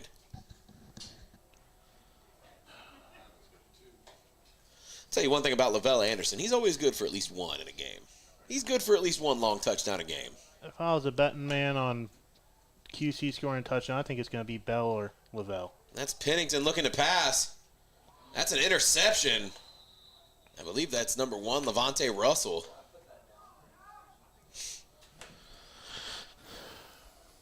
Kind of a questionable throw there, that if I had to say so myself. He had Theo Smith wide open there in the corner. You have to be careful if you're this QC City team. You can't get too comfortable. 24 in reality is only a 3-score game. If you take a look, so you got... Oh, no, it was Mike Bell. My apologies. So Mike Bell is open right there. He threw into triple coverage. He threw into triple coverage to the back of the end zone there. It's number 5, Wardell Brown Jr. A rare, kind of not bright move there by Pennington. No, Pennington has a pretty high football IQ. I Yeah. hope this isn't a sign of comfortableness because, especially with a team like this, if you're in the QC's position, you want to step on their throat. Yeah, that's a rare miscue there for Pennington. But, like I said, the game has shown that he's been on par for most of the game, so we can't judge one mistake. That's Kalen Anderson grabbing that ball on the run. They're going to go ahead and say, we're going to redo that. Referee's blowing it dead. I think they might give him a free run here.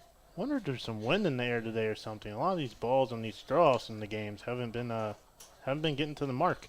No. So let's see here. So Kalen Anderson.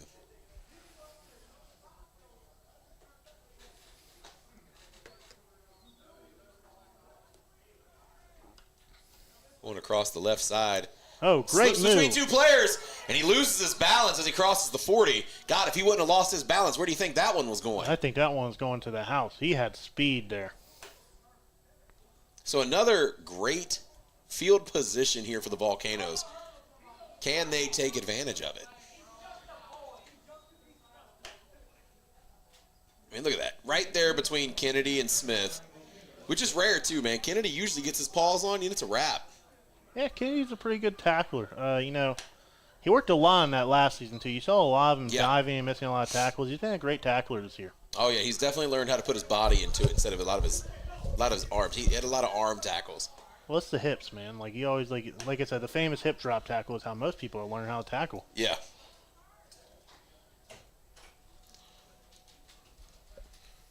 That's Eddie Strouder back in at quarterback. Strouder looking to pitch that ball. Way almost a up little too forward there for Elijah Hill. But Hill was able to bring it back and get a couple yards. Well, I think that defensive line isn't making it easy for that pitch here. You get real nervous when you got a guy right in your face pitching the ball. Yeah. So that's going to bring up 2nd and 7.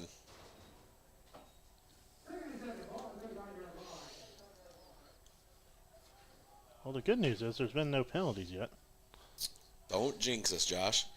Strouder keeping the ball for himself, rolling up the middle, running in circles.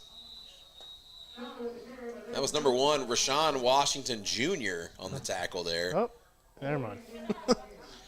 And there's the jinx, Josh, and that's a holding penalty on the Volcanoes. Where are we on? Penalty number 27? I don't know. Knock on wood. I hate seeing games as penalties, man. I really just hope these guys get this game cleaned up. It does. It slows down the pace, and it just makes it not as exciting as it should be. No. So we'll get the replay here, and we'll see where the holding penalty's at. He's right there. That's Zaytoven. Zaytoven grabbed back. Looked like he grabbed that right shoulder there of Rashawn Washington on that play. Well, you got to protect your QB. Unfortunately, that's what you have to do to protect him. Strouder, lone man in the backfield, looking rattled. He's going to roll it, take it for himself up the right side. And Kalen Anderson may have just ruined it for his quarterback there. He stood right in front of his quarterback, right in the running lane. Well, we have their own player, tackled their own player pretty much, and another flag. That's it's an interesting progression, man. He jumped right in that guy's way, huh?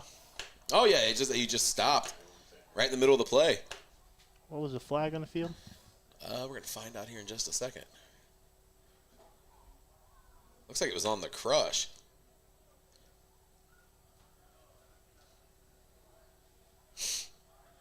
Hopefully not on Heavy Cream. With a nickname like that, you can't have a penalty on you. Oh, man.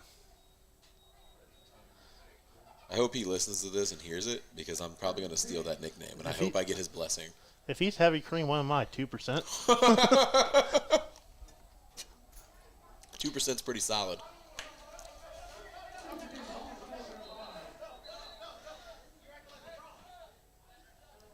Who am I kidding? I'm whole milk.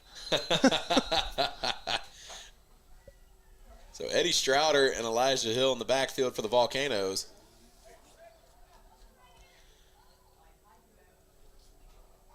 Strouder, big guy off the line. Dropping back, throws. That's caught. That's number 2, Emmanuel Dunson.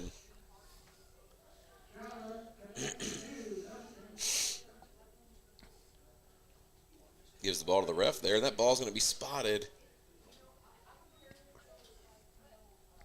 within the 10-yard line there. But it's still going to be second down. My leg is tapping with anticipation that these guys are going to score, man. I really hope they get in the end zone. Would be nice to see. Kind of cut a little bit into that lead. They took a little bit of a shot here early, but Strouder rolling to his right. Might keep it for himself. Makes a couple men move with the dance moves. Great And play. I think he rolls himself into the end zone over top of Heavy Cream. That's a touchdown, Eddie Strouder. As he does the Drake Selly. Lord have mercy. And a well-deserved penalty on the Drake Selly. That's a diabolical celebration, and that deserves a penalty. Some penalties you're like, yep, that was deserved. It was fun, though. Most celebrations are fun. That one, if you know, you know. That's all I'm going to say. He takes it around. See, I thought maybe for sure Raymond Quo had a hold of him there, but yeah, he was able to just roll over top of, that was number 5, Wardell Brown, not Heavy Cream. We have a penalty. Oh, yeah, that's the penalty from earlier. I was like, another one? I'm so used to there being other penalties. So, yeah, the unsportsmanlike conduct on the celebration there. You want to say something about, you're down, you shouldn't be celebrating like that, it's going to cost your team, but, you got to have some fun. Got to have a little bit of fun. So that'll back him up here for the extra point.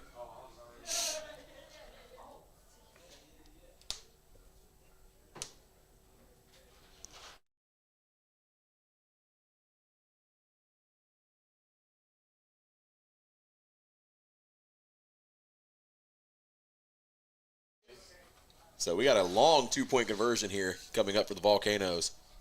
Some might say that might work out in their favor because it gives them more options because you have a longer field to work with. Well, when you're struggling to move the ball downfield, this does not help. I don't think that. You do bring up a good point there. Strouder throwing down the field. Number 11, Kalen Anderson, slips and falls on the turf there. Heck, man, if you're looking at last game, that's a regular drive in the park right there. Yeah, that's going to be an unsuccessful attempt there for the two-point conversion, bringing your score to Queen City Crush 24, Olentangy Volcano 6. We've got about 12:19 here left in the third quarter. I hate to say it, but one of the bad parts about that celebration is that they had the opportunity to make it a two-score game, and now it is still a three-score game. Yeah, 100%. So we've got the Queen City Crush here getting ready to go out for the 3-on-1. Really look for the Columbus Volcanoes to hopefully force a turnover here. It would definitely help them, that's for sure. I mean, it would help with the momentum, I think, with them.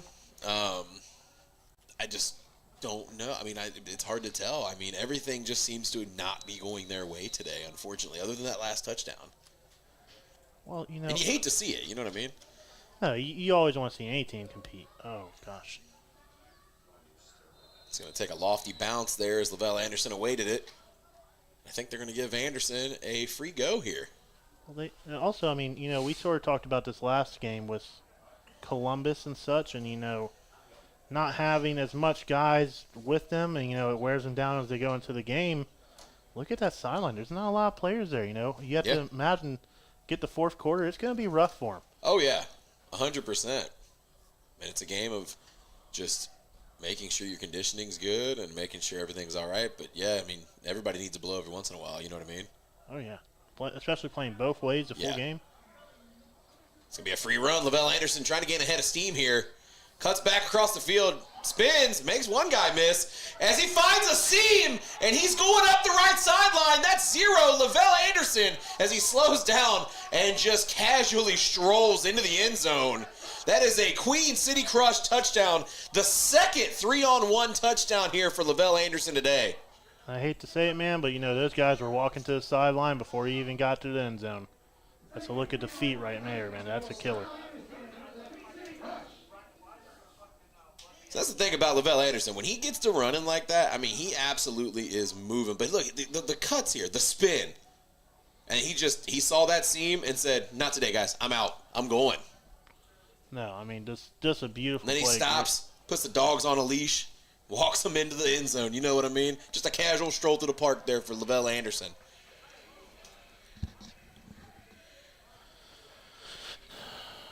Throws the hands up like, where'd everybody go? Like I said, man, before he was on the 5, they were walking out the field. He had a busload of space. And he's over there getting himself some water, man. I don't blame him. That guy's going to need some oxygen if he gets another return like that. Pennington, lone man in the backfield, throwing. Ooh. Looking for Adrian Solomon, but it is no good on the conversion attempt there. So that brings your score to Queen City Crush 30, Olentangy Volcanoes 6.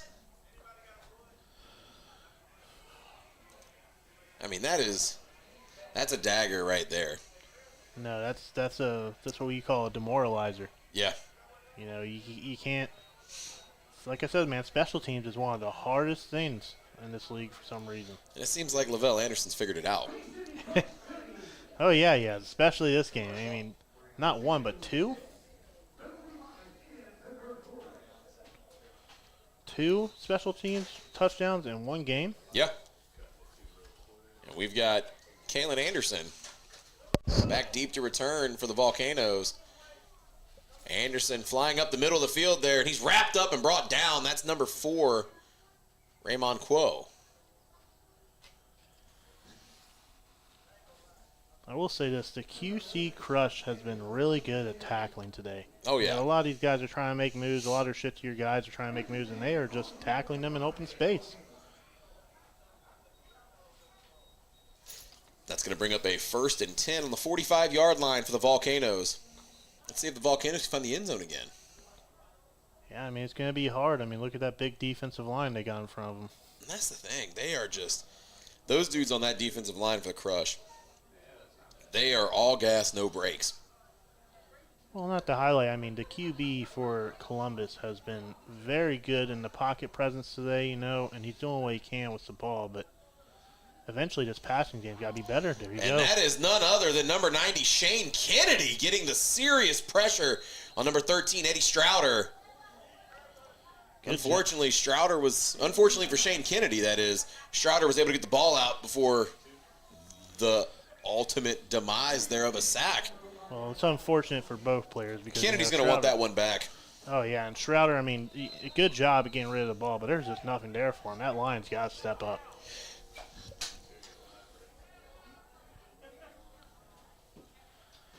Yeah, you really feel for QBs in games like this. Oh, the yeah. Pressure you can feel the pressure through the screen.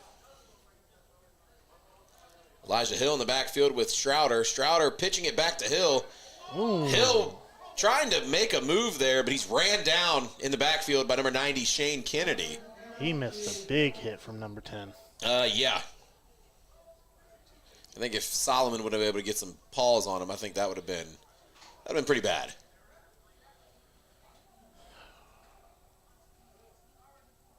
QC just got all the momentum right now. I really hope that the Volcanoes can make a big play and get themselves out of this hole. So it's going to be Strouder and Hill in the backfield for the Volcanoes. Strouder dropping back, getting some pressure from Kennedy again.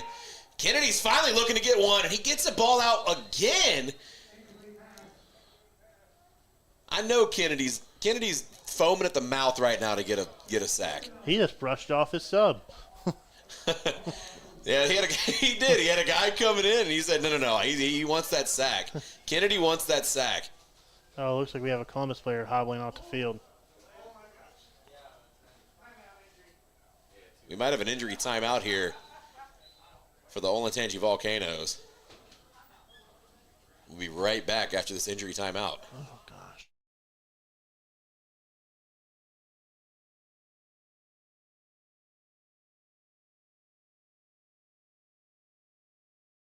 Experience the thrill of the road like never before. At 7th Gear Exotics, you're not just renting a car, you're stepping into a world of luxury with a wide range of exotic cars to choose from, and each one meticulously maintained. We're ready to deliver an unforgettable experience, whether it's a special occasion or just because you want to feel the sheer power of a roaring bull V10 under your control. We're here to make it reality, so why wait? Book your dream car today with 7th Gear Exotics.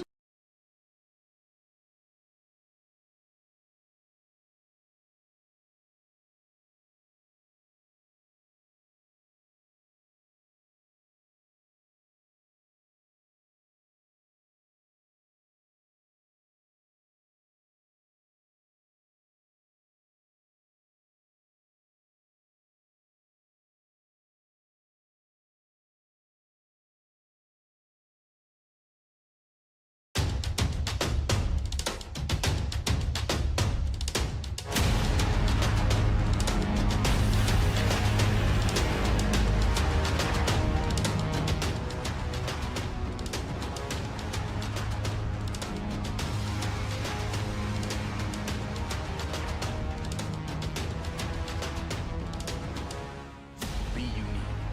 Be creative. Go berserk.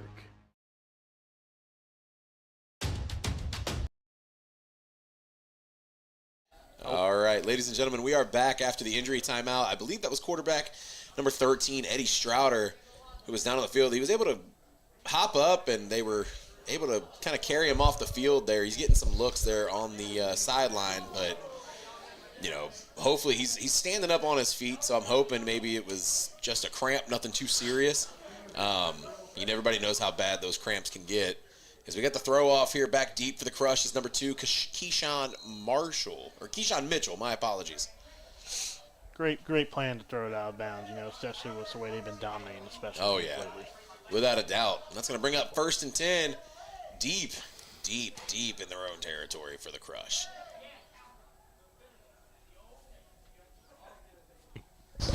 We've got some love being shown down here on the sideline there. I just saw Dale Hathaway walk up to his defensive lineman, Shane Kennedy, and give him some props.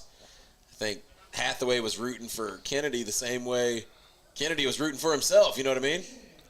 Yeah, I mean, it's really nice when you have a coaching staff that believes in you and really gets behind you, man. You know, taking it from the high school, you know, I've always felt like the leadership and coaches have been behind me. So knowing that those coaches behind you to help you and support you, it's a great feeling. Kennedy used to be a Heist guy, didn't he? Yes, he did. He was a great Heist guy. You know, unfortunately, he decided to go different ways, but, you know, QC's lucky to have him. He's a good dude, man. I like him. He's put in the work for sure. That's a handoff there. It's number 2, Keyshawn Mitchell. Mitchell finding a way up the right sideline. He's wrapped up and brought down. That's number 0, Zaytoven on the tackle. Mitchell is feeling himself right now after the big gain for the first down for the Queen City Crush.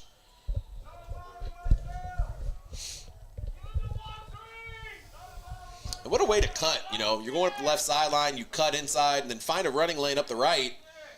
Well, you know, a lot of people, when I say one cut, it doesn't always necessarily mean one cut. It means make the cut, then go. Oh, yeah. Uh-oh.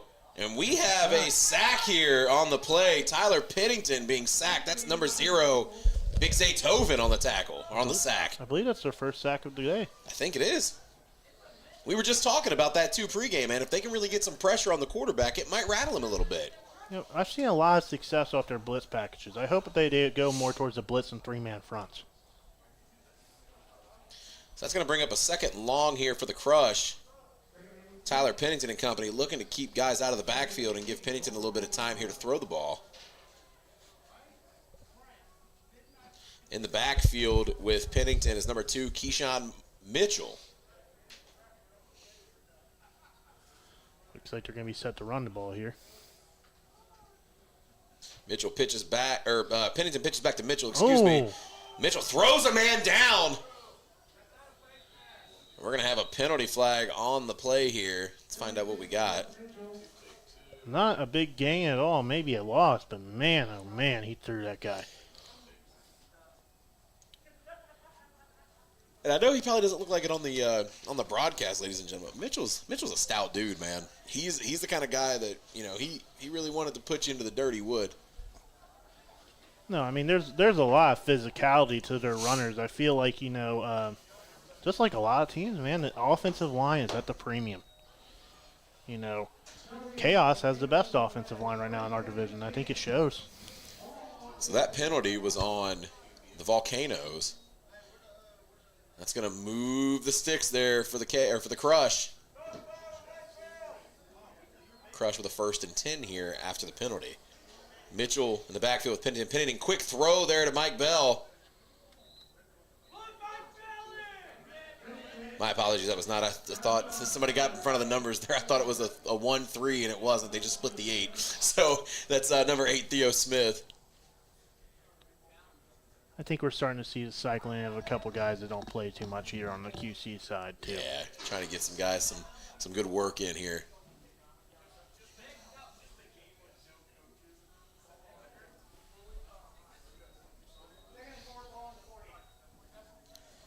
Pennington pitches back to Keyshawn Mitchell.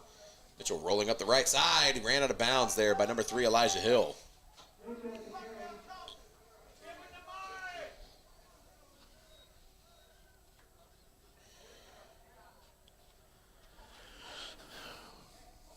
I think we're starting to see the run down the clock and, you know, QC trying to stretch out this game with some big runs. Yeah. Starting early here in the 3rd quarter, too.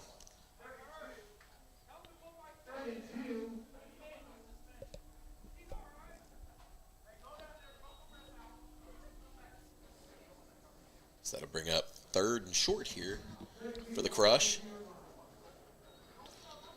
Columbus starting to stack the box a little bit, 4 men on the line.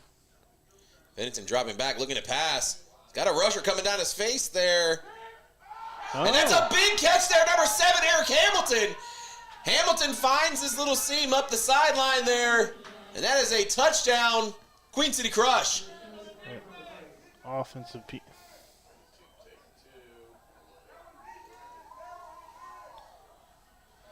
And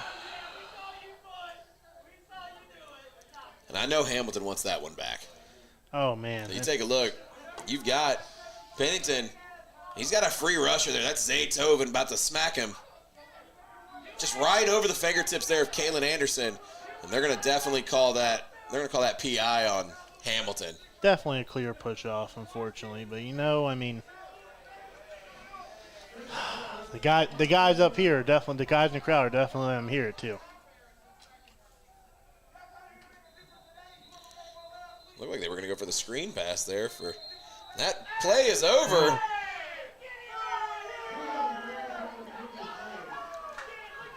And we got a little bit of some chippiness going on here.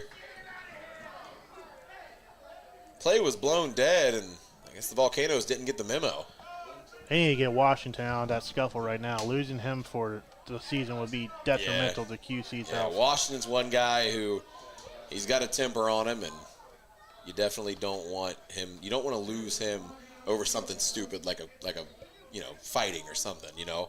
I mean, offensive lineman, I get that's what you're supposed to do. You got to protect your guys, but you got to keep the attitude of the room here is just 30-6. Yeah, exactly. So that's going to be a penalty on the Volcanoes. That's going to be excessive.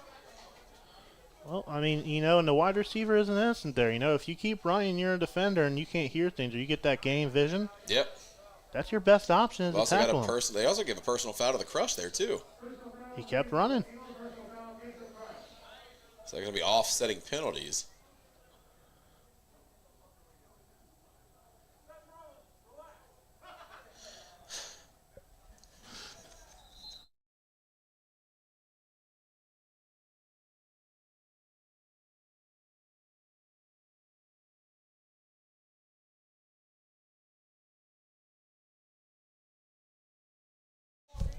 All right, so after the penalties, be third down and long here for Pennington and company. Pennington with an empty backfield. Again with the super spread. Dropping back, looking to pass, no rush. Pennington's got all day. That is in and out of the hands of number 10, Adrian Solomon. That's going to bring up second and long for the Crush. Well, maybe if they can get the down and distance right on the field there, see what happens. It's going to be fourth down. Jordan, the downholder G-Dub, getting it right here. Unfortunately, not holding it down on the sticks, unfortunately.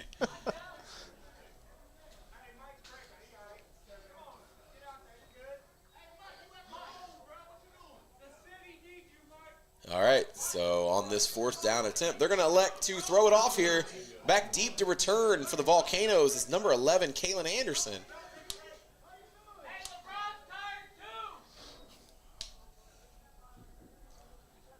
Back deep, Kalen Anderson and Lavelle Anderson to throw off. The Chaos enthusiastically carrying on the Crush team right now. That is a great throw there by Lavelle Anderson. He's got Kalen Anderson backing up there. Raymond Quo trying to find the field as he spins Quo out of his shoes. And he's going to cut back up the other side of the field there. Hey, but and Quo was able to recover. Yeah, that's exactly what I was going to say. The recovery there for Raymond Quo, that's that rugby background right there. Hey, that you know what? Got made look like fool, but fool me once, shame on me. Fool me twice, shame on you. And most coaches, man, that's what they teach you too. They say, if you get juked out of your shoes, man, you better make an effort. You better get up and make an effort. And that's exactly what he did. He said, okay, that's cool. He goes, you can do that. I'm going to make the tackle here in a minute. Well, you might see that one on the website a little bit. That was a great spin. That was a solid B-button spin there by Kalen Anderson. Definitely want to give him some credit where it's due. Turned on the Madden abilities there. Oh, yeah. Dude had his X Factor on. Take a look here. Strouder got wrapped up there. He's actually back in the game, so good to see him up and moving and running. Quick little pickup of about 4 or 5 there. Strouder has to be a really big responsibility for a lot of their yardage this game. It's great to see what he can do, and maybe you can cling on to that and build around that. Oh, yeah. A little bit of daylight and a really rough day for the Volcanoes. Oh, yeah. This will be 2nd and 5 here for the Volcanoes.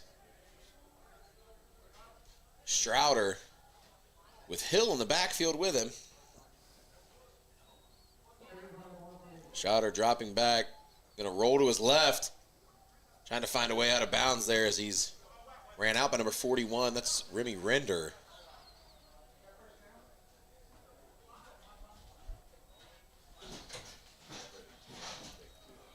He went ahead and picked up, I believe that's going to be the first down there. Yep.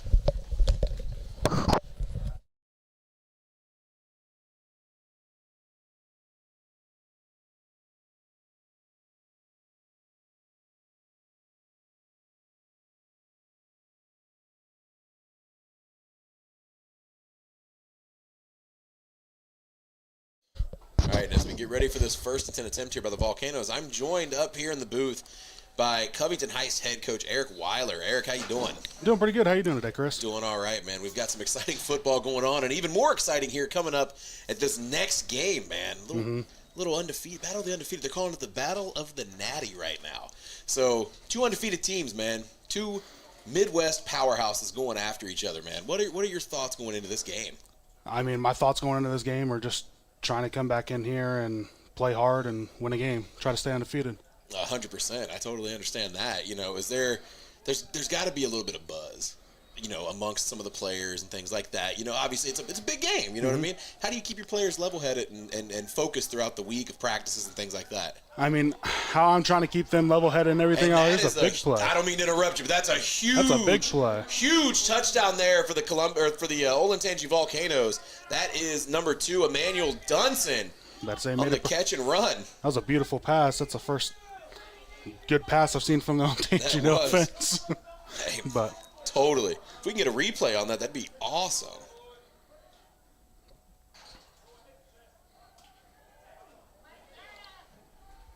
So, yeah, that's Eddie Schroeder. Schroeder dropping back. Looks to pass. And, yeah, he just unloads. That is a beautiful pass. And he just gets solid separation there on Adrian Solomon for the touchdown. Got the double move there on a slant and go. So pending the extra point, it is 30-12. Still down, but they're going to go for 2 here for the extra point conversion. But, yeah, no, so how do you keep your guys level-headed here going into a game of this? I mean, you could say this magnitude, man. I mean, this is for the Midwest here. Yeah, that's it. How I've been trying to keep them level-headed is really just trying to make it out as just another game. It's another game. I mean, it's a team that we got to play. I mean, we have to play them. They got to play us, and it's just trying to keep everybody a level head, just being like it's another game. Let's just go out there and play the way we do and really just take it to them.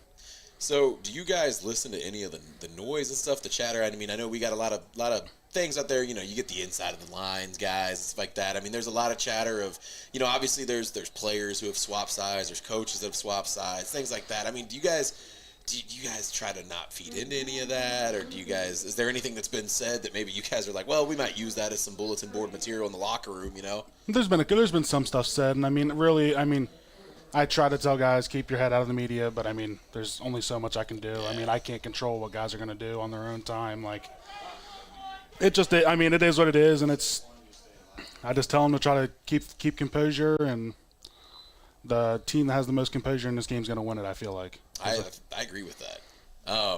Lost a big piece, Darius Chapman. Yeah. You know, how do you guys, you know, that's a big leader on this Heist team, man. I mean, you know, how do you guys prepare, you know, after losing a guy like that? You know what I mean? I mean, we have across our whole team, because I mean, we've had guys in and out all year round. It's just next man up. I mean, next guy's got to come up and he's got to perform. And I mean, if you don't perform, then you're going to be taken out and someone else is going to be going in there to do it. And so I mean, that's really the biggest thing, is just we've had a next man up mentality and trying to just do what he can do.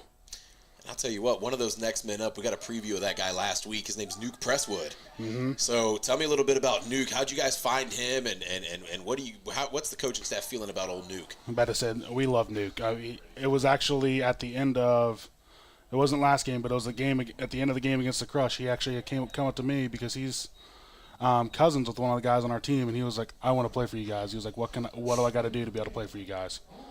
And that's how we got him. I mean, we love him. I mean, the guy has brought a brand new energy to our team, and he brings it every single time. He's super athletic too, man. He's athletic. He's speedy. I just remember the one play, the 50-yard touchdown he had. Mm-hmm. I mean, he's in a sea of guys. Next thing you know, I mean, he turns the jets on, man, and he is moving. Yeah, that's one thing that he can really do, and I don't want to take the shine away from other new guys we got, because we have other guys. I mean, like Isaiah Cole, who his last game was his first game too. I mean, he was going to play for us last year, but just had some personal issues going on that he had to step away. Gotcha.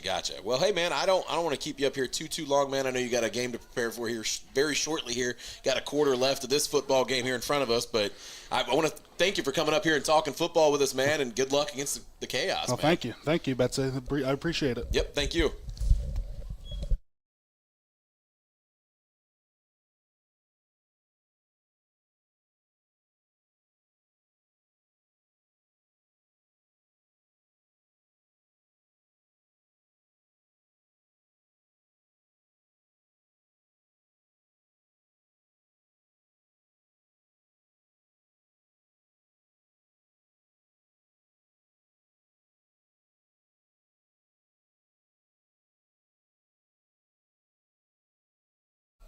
All right. I just want to say thanks again to Covington Heist head coach Eric Weiler for joining me in the booth. And also want to give a shout out to Josh Van Streen for coming up here in the booth and giving me a partner to kind of talk to and bounce some ideas off of here.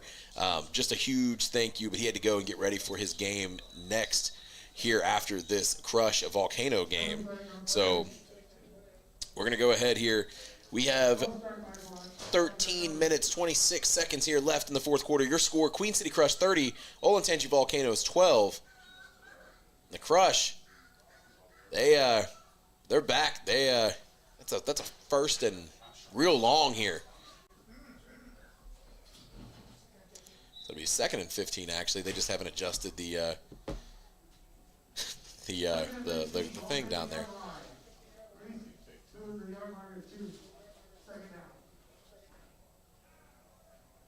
So Pennington, Keyshawn Mitchell in the backfield. Mitchell trying to find a running lane. Gains a couple, but nothing back to the original line of scrimmage there. It's going to be bring up second down here. I think it's pretty obvious what's going to try to happen here. I think the Crush are going to just try to knock some time off this clock. Try to get out of here with the win.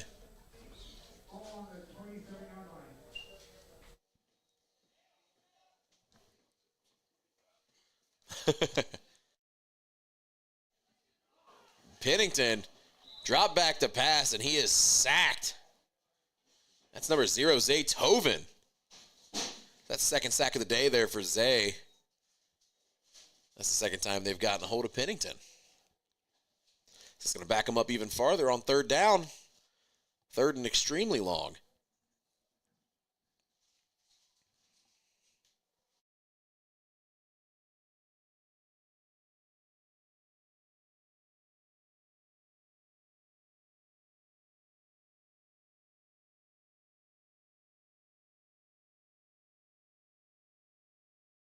So Pennington's going to go empty backfield here. Smith down at the bottom of your screen, spread out wide. Hamilton up top. That pass is caught. He throws it into the slot there to number 5, Wardell Brown Jr. Brown gets us back to the original line of scrimmage here, but it's going to be fourth down. My question is, are they going to go ahead and keep going, or are they going to throw it off here?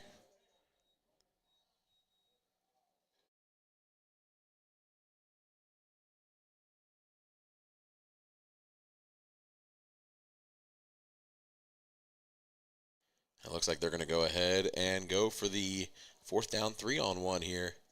Lavelle Anderson jogging out to the ball. And then back deep to return there for the Volcanoes is number 11, Kalen Anderson.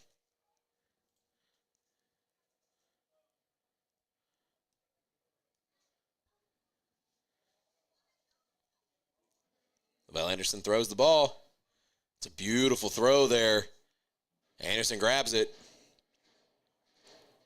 Starts sprinting, trying to make some men miss. Goes up the left sideline. He's eventually wrapped up, ran down there by number 4, Raymond Quo. Sorry about that, Raymond Quo. That's going to bring up first and 10 for the Volcanoes here.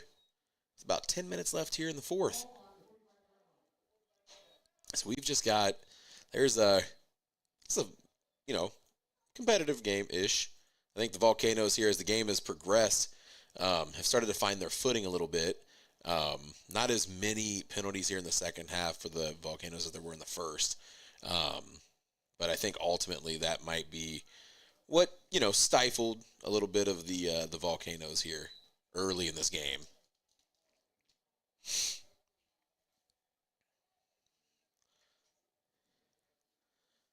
Looks like in at quarterback, it's going to be number 13, Eddie Strouder.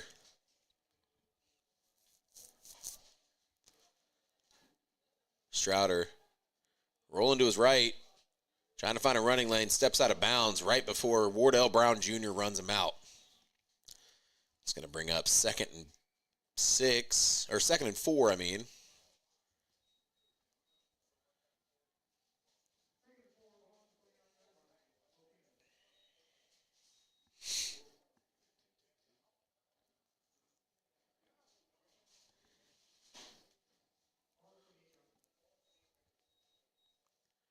So we got a three-man rush coming here from the Crush. Double spin moves there. Kennedy looking to get that sack back. He gets that ball out in time, but not before being wrapped up there by I believe that's number 17, Curtis Tobin. That's a live ball. That's going to go to the Crush. That's picked up by number 23, Lee Holmes. What a wild sequence of events there for that play.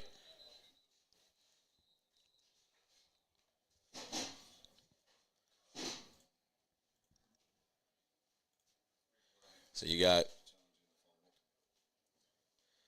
getting ran down there by Kennedy. Strouder gets the ball out. That's Emmanuel Dunson. Dunson tries to make a man miss. Tobin strips the ball out. And that was a challenge there. And that call is going to stand. Curtis Tobin with the forced fumble.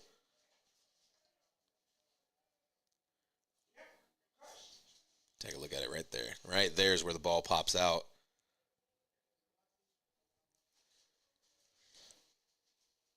That's Zeb Munoz trying to run it down there before the ball was picked up. I believe that was number 1, Rayshawn Washington.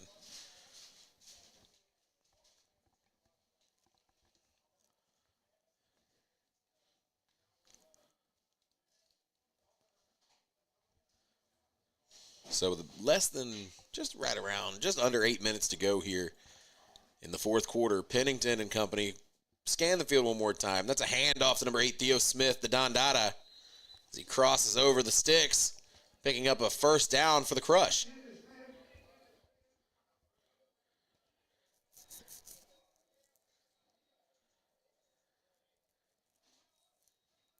Smith has had himself a heck of a game today.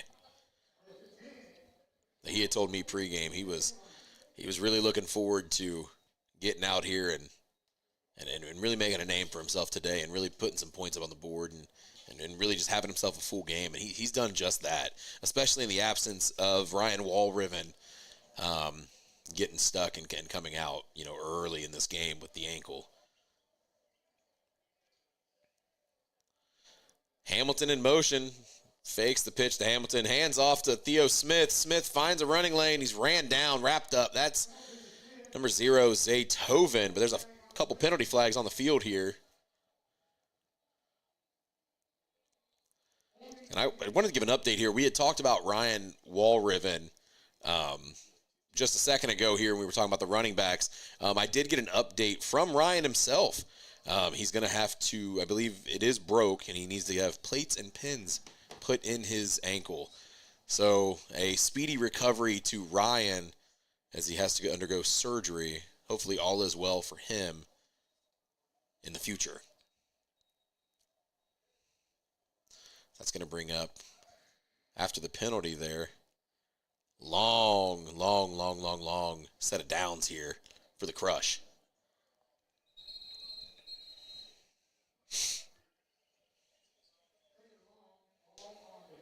Quick pass there.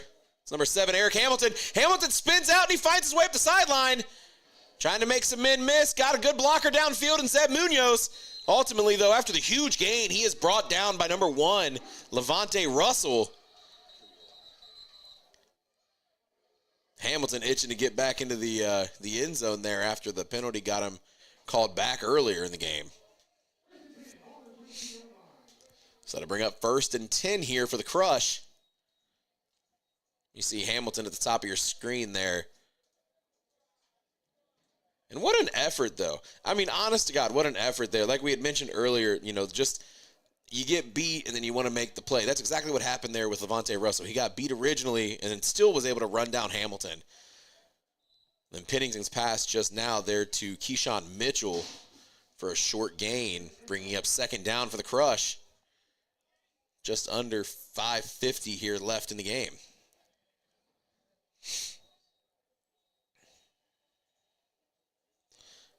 That's Keyshawn Mitchell jogging off the field there, getting some high fives from his teammates. The little side eye there from number 41, Remy Render.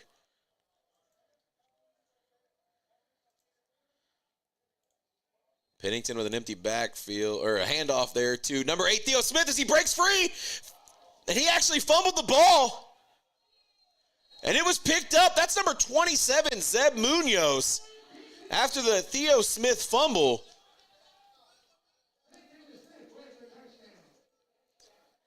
Theo Smith's going to want that one back, but congratulations to Zeb Munoz on having the awareness there to go pick up the ball and make sure it didn't fly out of the back of the end zone there for the touchdown. That brings your score pending the extra point. Queen City Crush 36, Olentangy Volcanoes 12. They're going to go ahead and go for 2 here. You see there, yeah, just popped out there. That was number 11, Kalen Anderson, that popped the ball out on him.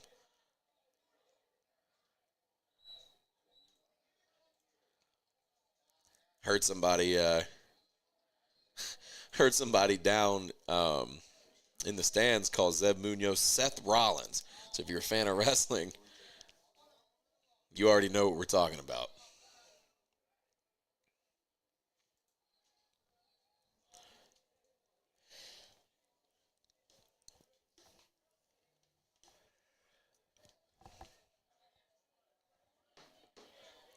So they're going to go empty backfield here for Pennington. Wardell Brown Jr. to the top of your screen. Down at the bottom there is Adrian Solomon. Pennington keeps it for himself. Tried to make Russell miss, but Russell just decided he was going to strong arm him down. So after the unsuccessful 2-point conversion, your score is Queen City Crush 36, Olentangy Volcanoes 12.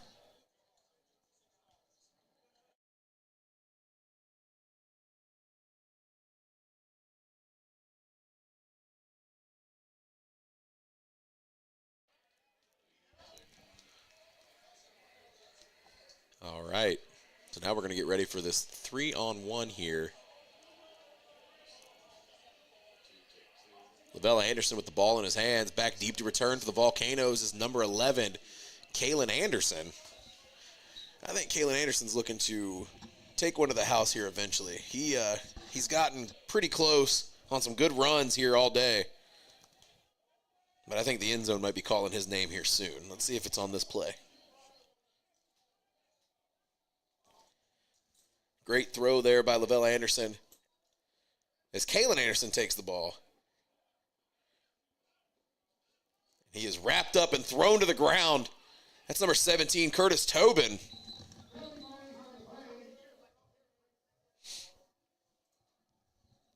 There's a penalty flag on the play. Unnecessary roughness probably on the Queen City Crush, Curtis Tobin. We've got a player down on the field. We'll be right back here after this injury timeout.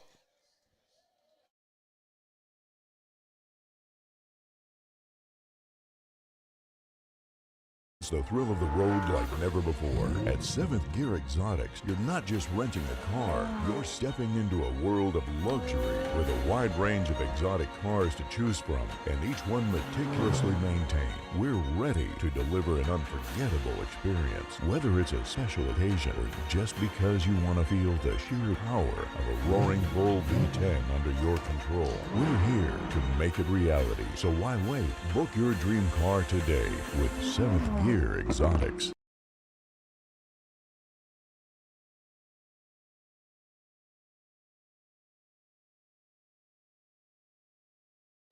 All right, and after the injury time out there, Kalen Anderson, he's over on the sideline now, but we got word from the field that it was a dislocated shoulder there, so hopefully they're going to end up popping that one in, and he'll be able to see the field here again because he's one of the good weapons here for the Volcanoes. So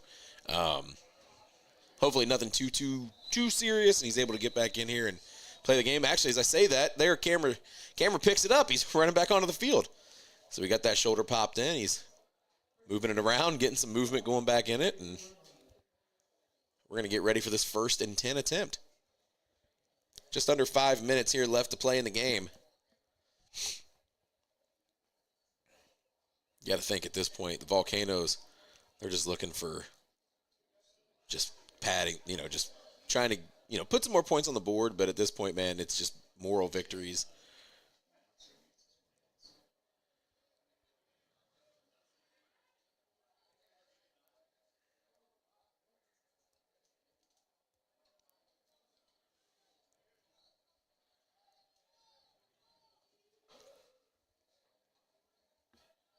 So we're waiting for the referee signal here.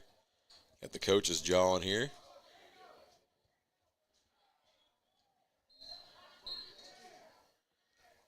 RJ Giovanni in. Hey, Eddie Strouder with the quick pass there to number 2, Emmanuel Dunson, but there's going to be a penalty on the field here. Good.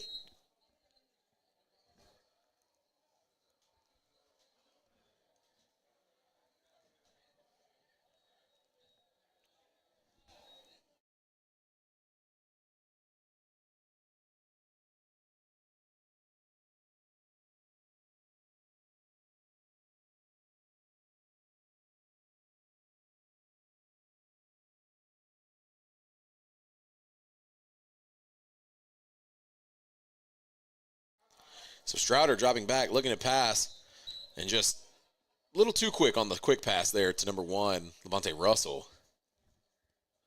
That's going to bring up 3rd and 5.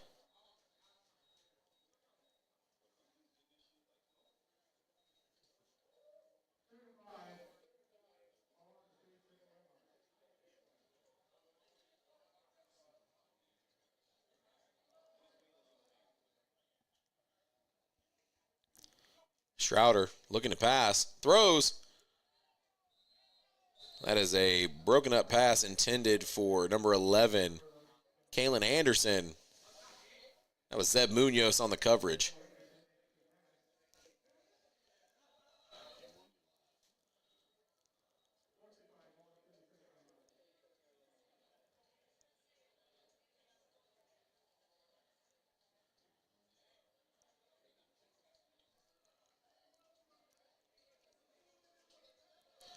So Strouder having a chat with some of his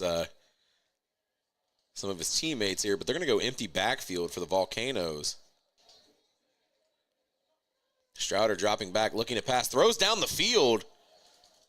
There is not a man in sight there other than number 10, Adrian Solomon there for the crush.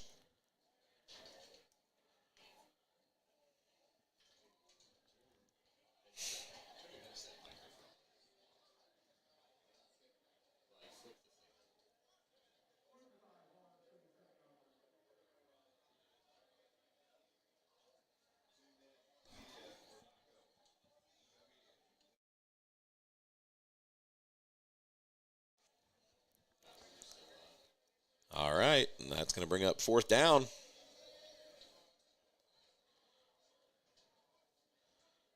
Dropping back, Strouder rolls to the right up in the middle there, trying to evade the Crush defensive players, but he is ultimately hit and thrown down to the ground by number 17, Curtis Tobin. It's going to bring up a 2-minute warning timeout there. Strouder, you gotta watch a little bit there, man. He likes to run with that ball just straight out a lot, just unprotected. If I was the Crush, I would definitely be keeping an eye on that and wanting to try to pop that ball out and get possession again, because I've noticed that all game, and it's just one of those things that you just want to point out there. But what works for him might not work for everybody else.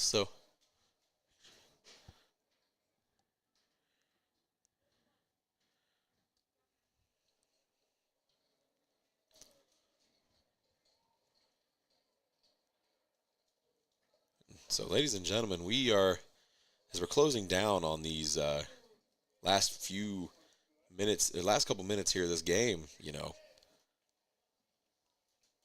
a lot to take away here. Crush excited to get keep their winning ways continuing, and unfortunately, the Volcanoes, live to see another week to try to find their first win of the season.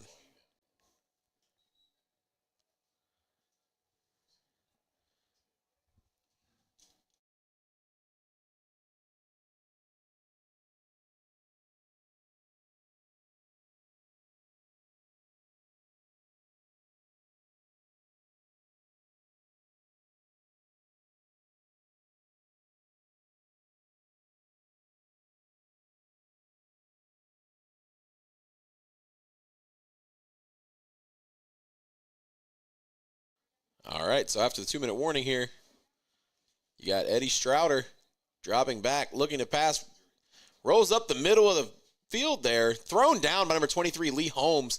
There's a penalty flag on the field. I think it's going to be a horse collar tackle there by number 23, Lee Holmes.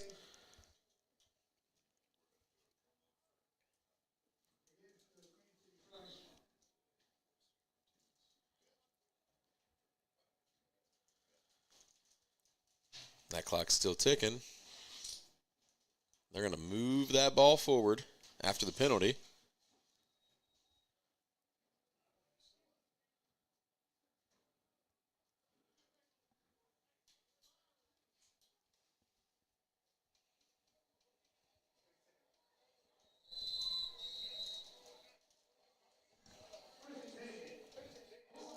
And that's going to bring up 1st and 10 for the Volcanoes.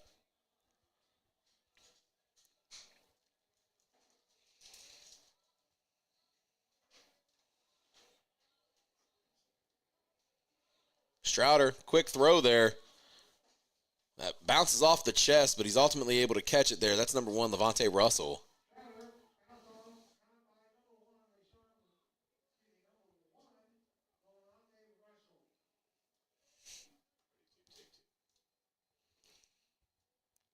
That's going to bring up 2nd down.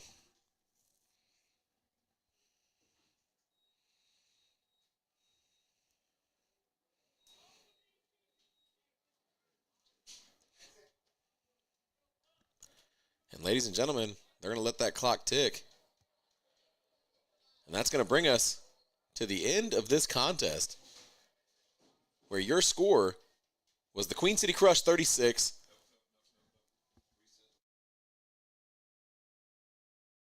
Never mind, we've got technical difficulties up here in the booth.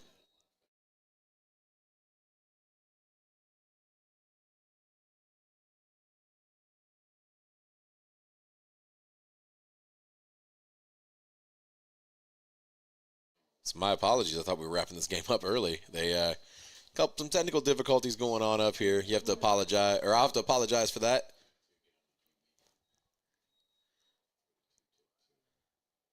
We got a minute to go here.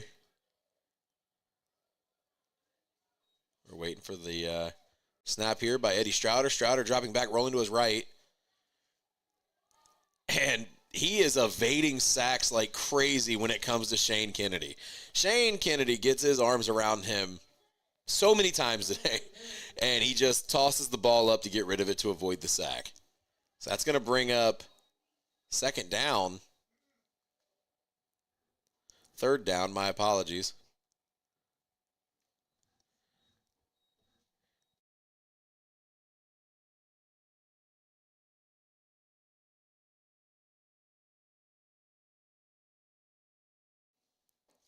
We're going to go empty backfield for the Volcanoes, it looks like, on this third down attempt.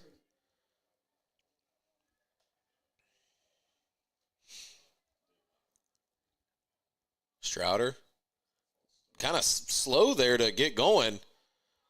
Runs up the middle kind of gingerly as he is wrapped up and hit by number 1, Rayshawn Washington Jr.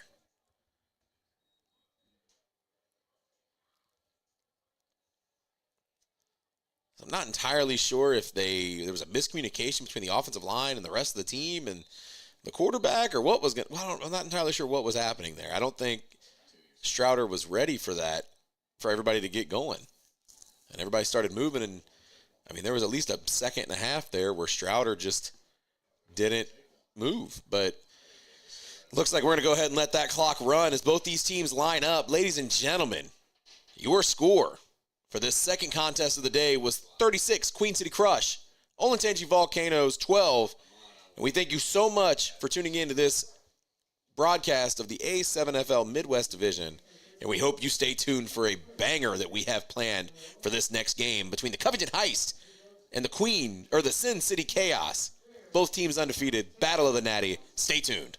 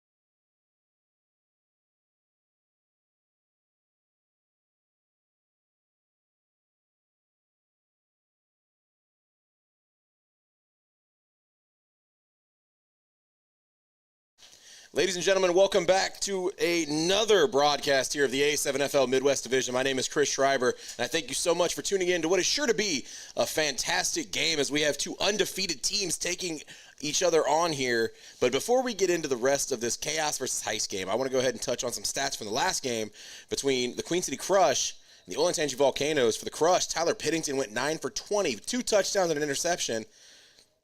Over there on the receiving side of things, we had lead receiver here, Adrian Solomon, with 116 total receiving yards.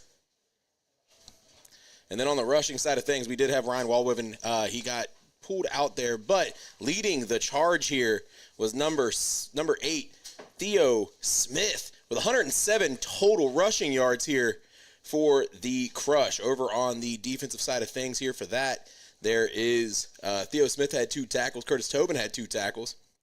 And it looks like there was a couple other guys tied for 2 tackles as well. Taking a look over here, we're going to jump to the Volcanoes side of stats, where Eddie Strouder went 6 for 19 with 2 touchdowns and 110 total yards.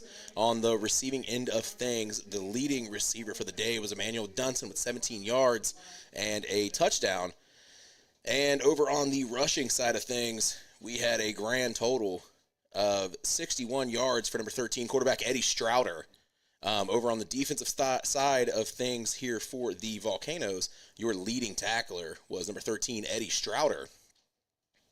So, ladies and gentlemen, before I get any further, I just want to say thank you so much to Domino's Pizza here in Reading, Ohio, for feeding the broadcast booth up here. It's been fantastic pizza. We thank you so much for keeping us fed and keeping our energy levels high.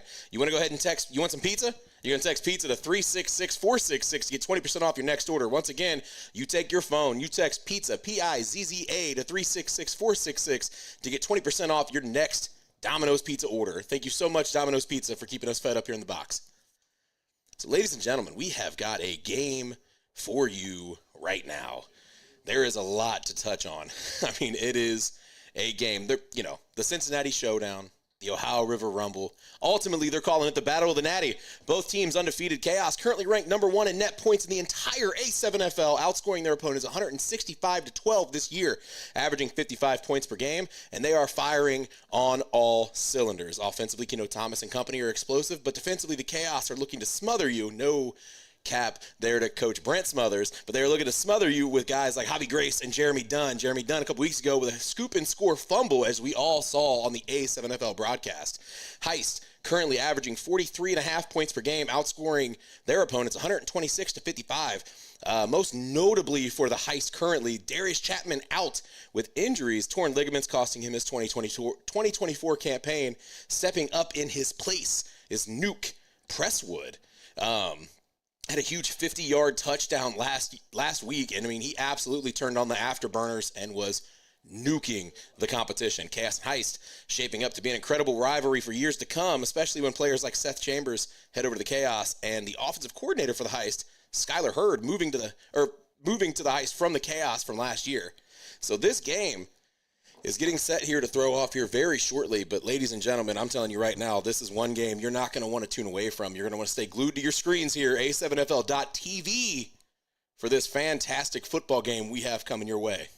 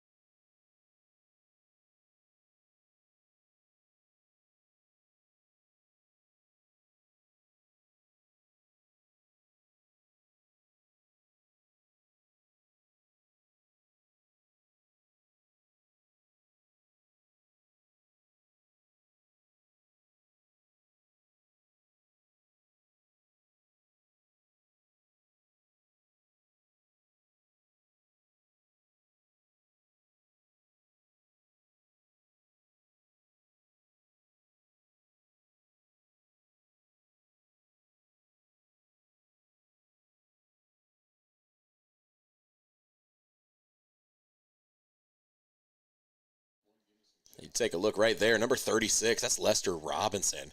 Lester Robinson slowly making a name for himself here in the A7FL Cincinnati division with the Chaos. I mean, he is an absolute unit on that Chaos defensive line, and he's looking to really make some big plays here against the Heist.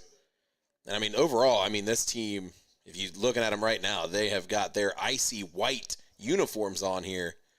I think those are a lot nicer than the red uniforms. If I'm speaking on myself, I like the whites better. You can read the numbers better. It's easier on the broadcast. I'm being selfish.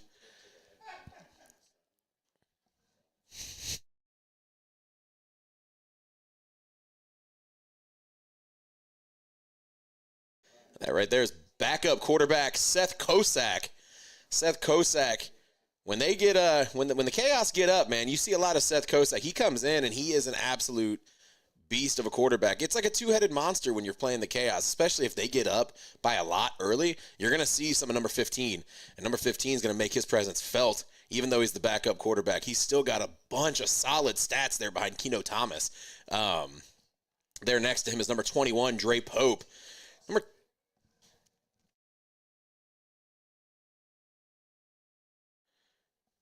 Dre Pope, number 21, front runner last season for Defensive Rookie of the Year.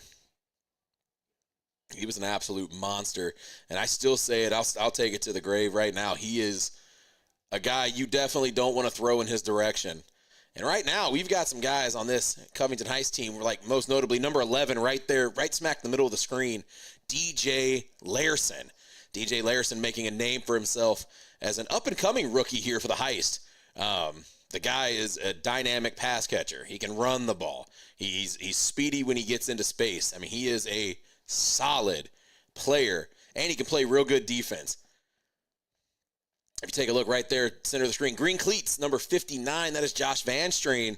He is the guy who joined me in the booth the first two games, and I thank you so much, Josh, for having you up, or for coming up here and helping me out and giving me another voice to bounce things off of. And he's another one of the big dudes up front that can really put some pressure there on defense and on offense here for the Heist.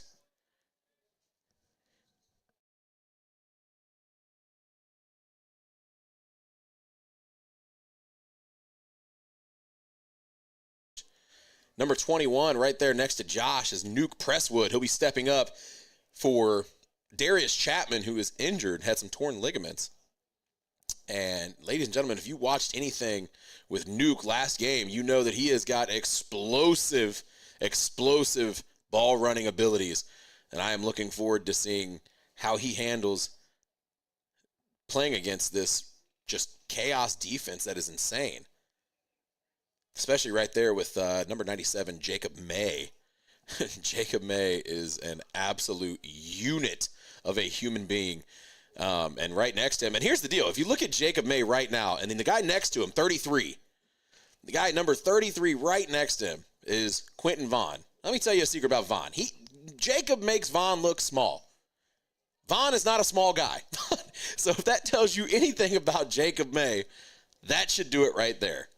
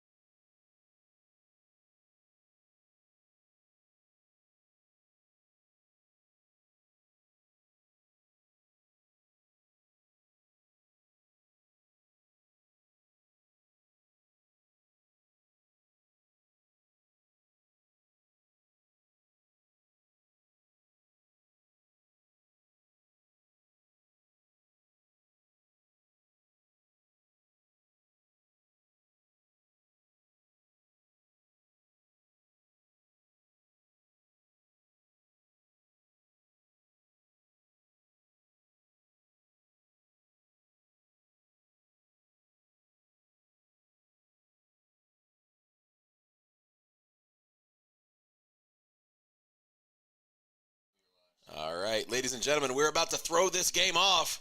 Back deep to return for the heist is number 18, Andrew Ruffin. And Seth Kosak throws this ball off. It takes a bounce. We're just going to watch it. And Andrew Ruffin trying to make some men miss. He's got Dre Pope and Clamp Overall wrapped up around the ankles there to make the tackle. And ladies and gentlemen, this A7FL Cincinnati just headline game here will start off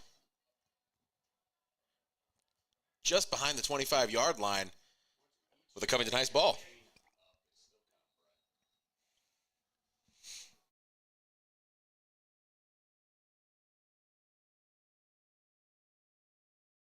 So the Covington Heist, I mean, this Chaos defense is really, really good. You've got the Covington Heist. I think they're going to be looking to put up some points fast and put up some points early.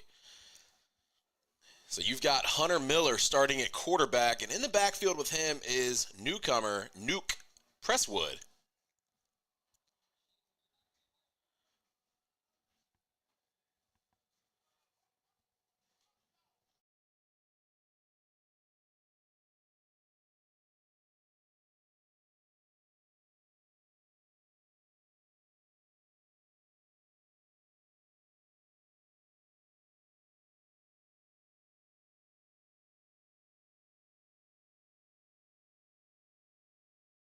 All right, and that's a handoff to Nuke Presswood.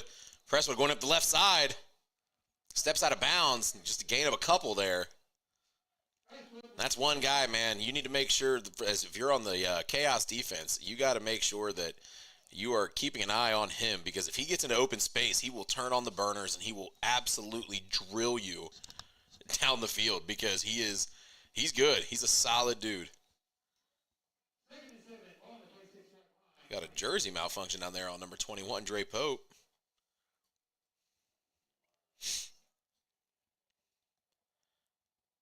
Miller and Presswood in the backfield. Miller with the handoff to Presswood. Presswood up the middle. Barrels his way forward for another gain of a couple. That's going to bring up 3rd and about 4.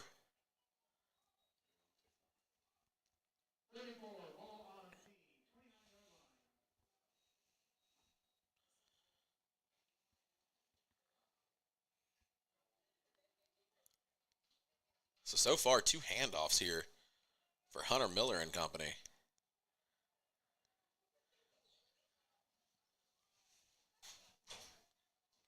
Miller dropping back, looking to pass. Rolling out to his left. Picks up the first down before stepping out of bounds. In on the run out there, I believe, was number 1, Tevin Redmond.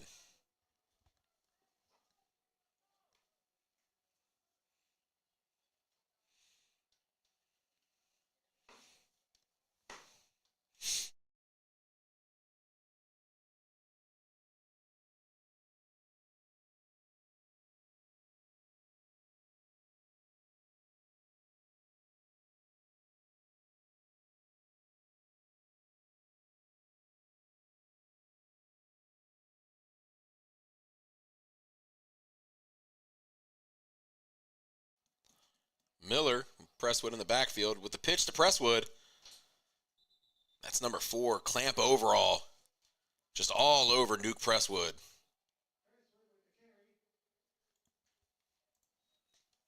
So far, this Chaos defense, they give a little and they're taking a little here.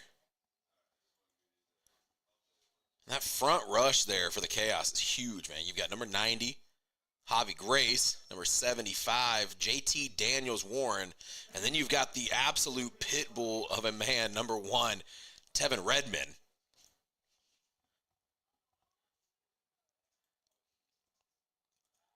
Pass. Miller throws, and that is caught. I believe that is number 1, Darrell Marshall.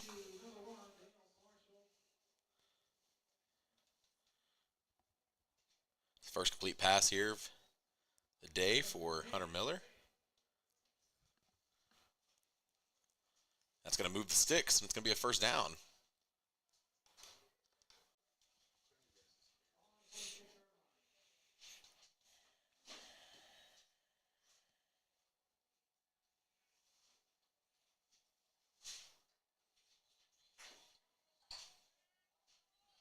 That's a handoff to Presswood. Presswood bouncing around, but he's not able to get away from number 1, Tevin Redmond, as he is dropped in the back, or dropped after a gain of a couple.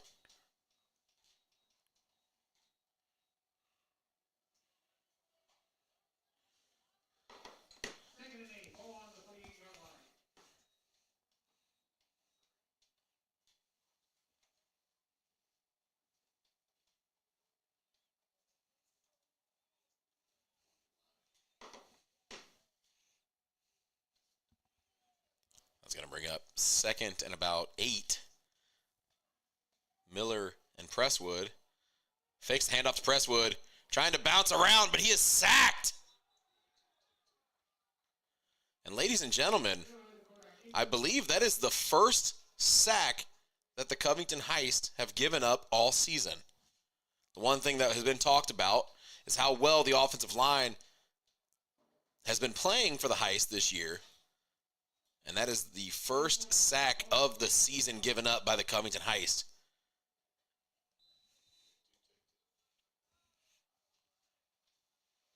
We got a timeout. Sin City Chaos.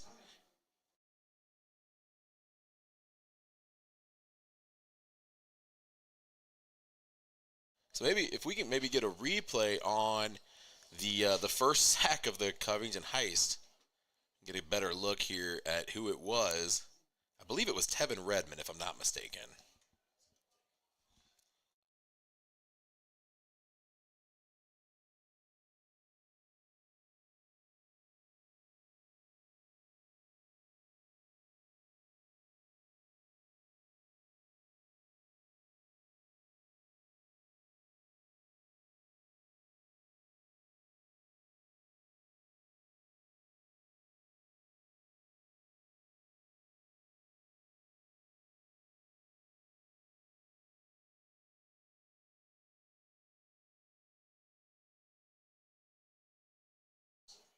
And we weren't able to get that replay pulled up, unfortunately, but it's going to bring up 3rd and long here. Hunter Miller dropping back, looking to pass. He's got a guy coming to get him. And he is sacked again on back-to-back plays. That's number 10, Mike Mines. So after not giving up a single sack all season, they give up 2 back-to-back here to the Sin City Chaos.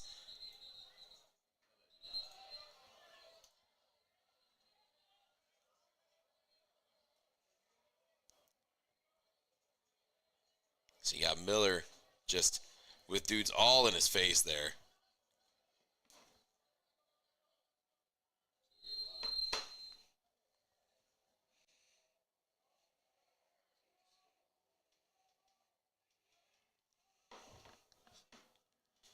That's another guy right there you got to look out for, is number 90, Javi Grace.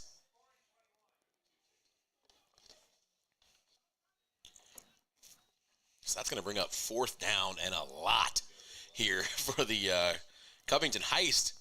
They elect to go ahead and punt it away. Back deep to return for the Sin City Chaos. I believe that is number 3, Tyree Bolden.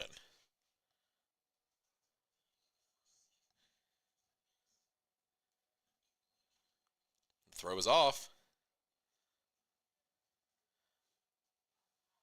He steps out of bounds there. Looks like it's going to be ball on the 18-yard line.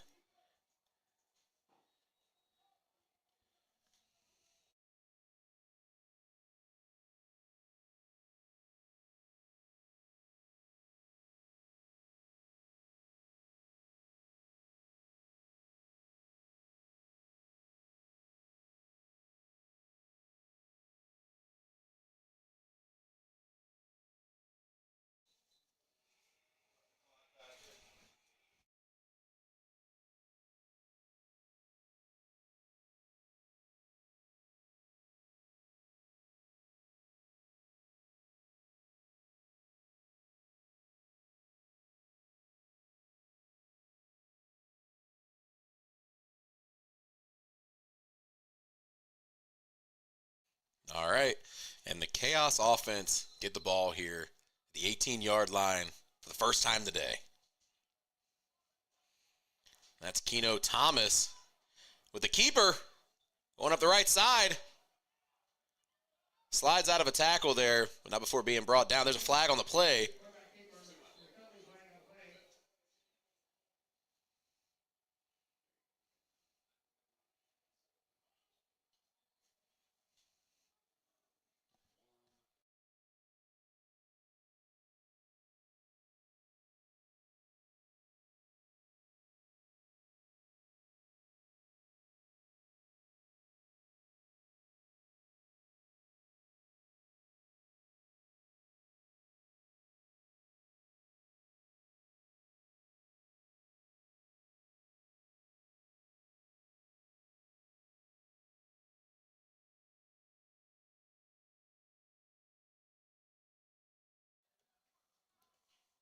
This was 1st and 10 attempt.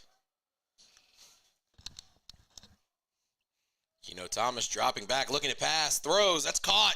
That's big, number 33, Quentin Vaughn. Ran out of bounds there by number 9, Isaiah Cole.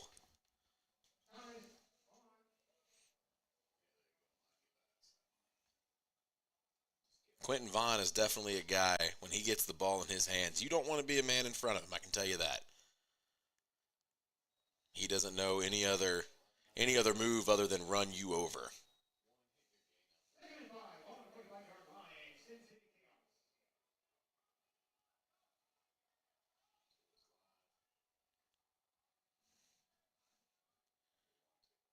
Keno Thomas. Devin Hicks in the backfield. Thomas rolling around. Throws. That pass was intended for number 7, Phillip Banks, but it's just short.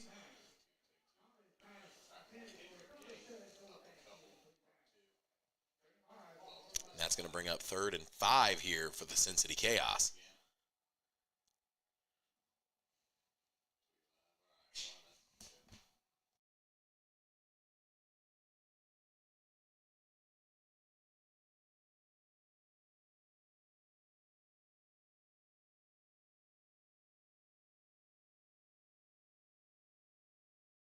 So we've definitely got size on size here, especially with Tamar Brooks and Tamar Miller on the heist going up against these huge offensive linemen here for the Chaos. And that pass is intercepted. That's number 11, DJ Larson. DJ Larson picking off Keno Thomas, and it is going to be a Covington heist football here in good field position.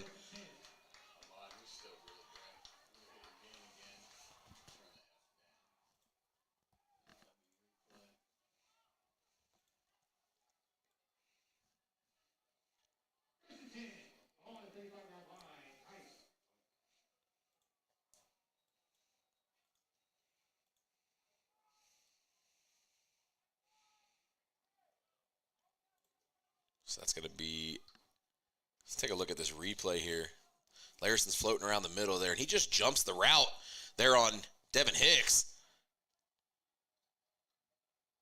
Just gets tackled out of bounds there by number 74, Ben Davis. But man, DJ Larson was able to pick that off, get the ball back here for the heist. Maybe the heist would put some points up here in the first quarter. Miller with the handoff to Presswood. Presswood going off to the right side. He's ran out of bounds.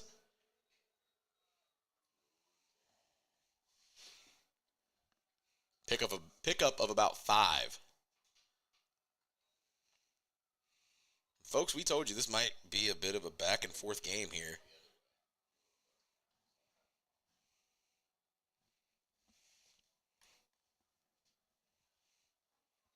Miller took off the shiesty mask this drive. Presswood in the backfield with him.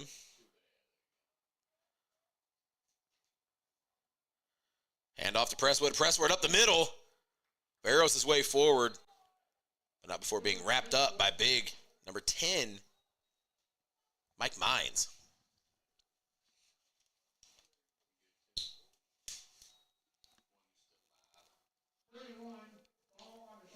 It's going to bring up 3rd and 1 for the heist.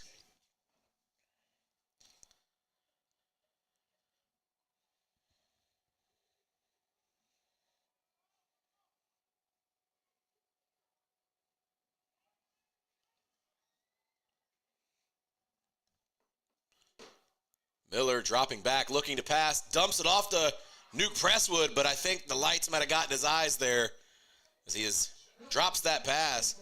That's going to bring up 4th and short here for the Heist after the incompletion.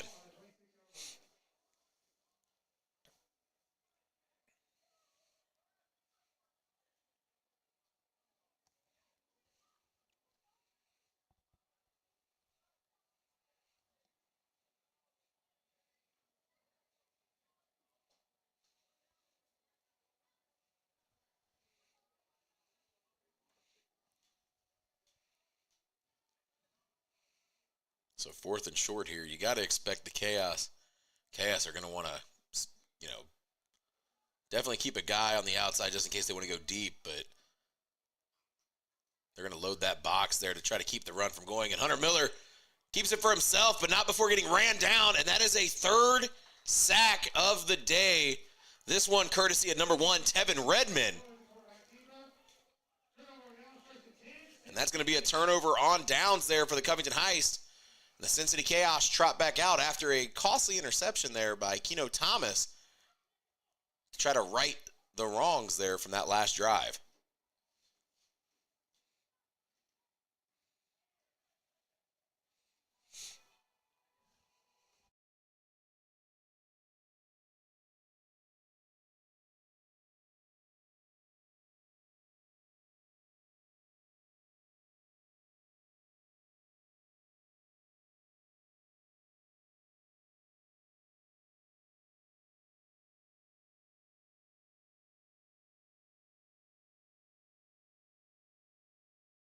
So Keno Thomas rolling out there with Devin Hicks, number 85, in the backfield. That's a handoff to Hicks. Hicks rolling up the right side. He's tackled on the play there by number 40, Trayon Brooks. That'll bring up 2nd and 3, 2. 2nd and 2.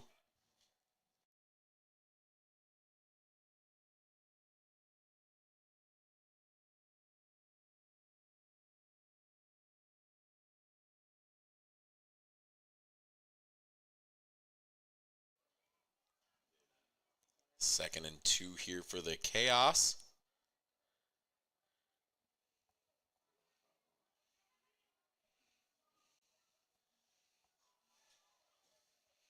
Empty backfield for Keno Thomas.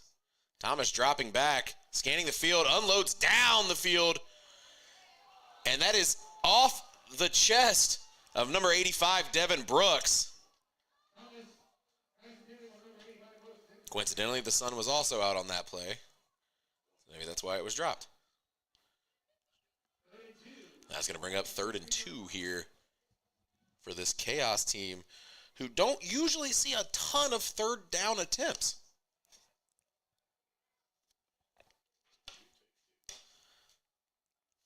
That's big. Tamar Miller right there, number 44, one of the anchors there on that Covington Heist defense.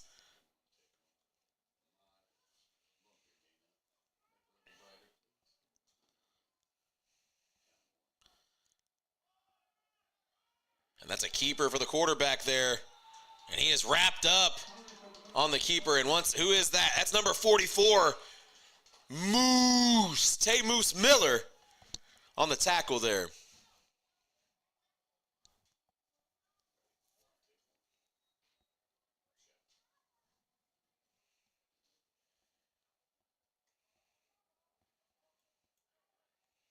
That's going to bring up 4th and short here. If I know Brent Smothers, they're going to go for it, I think.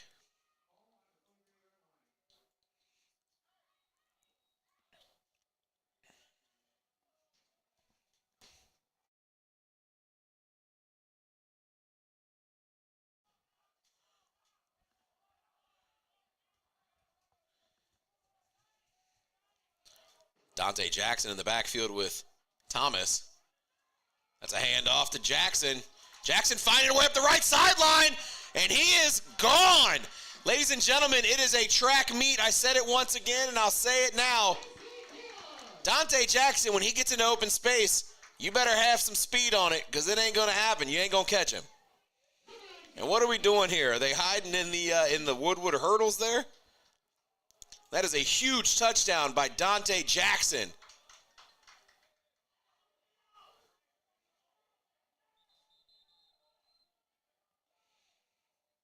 And he had Antonio Scott and Deontay Bailey, but he's just too fast for those two as Jackson finds his way to the end zone for the first score of the day here and the first score for the Sin City Chaos in this game, bringing your score 6-0 pending this extra point. It looks like they're going to go for one based on where the marker is at.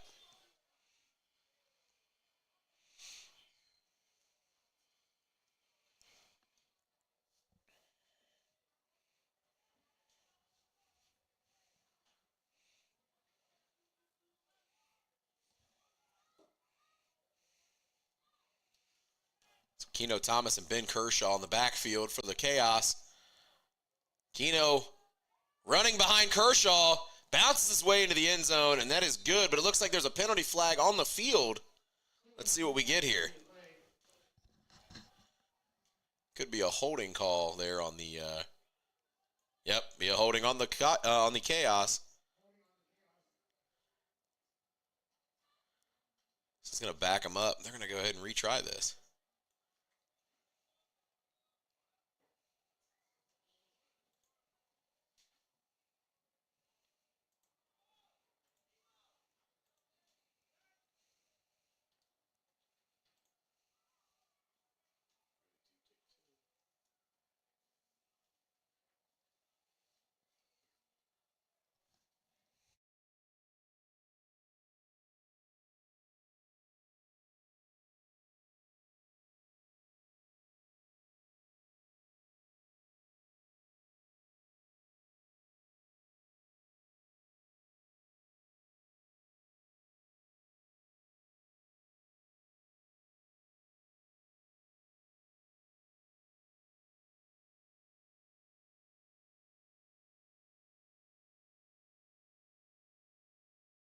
So as we're getting lined up here, it looks like we're going to have an empty backfield for Keno Thomas.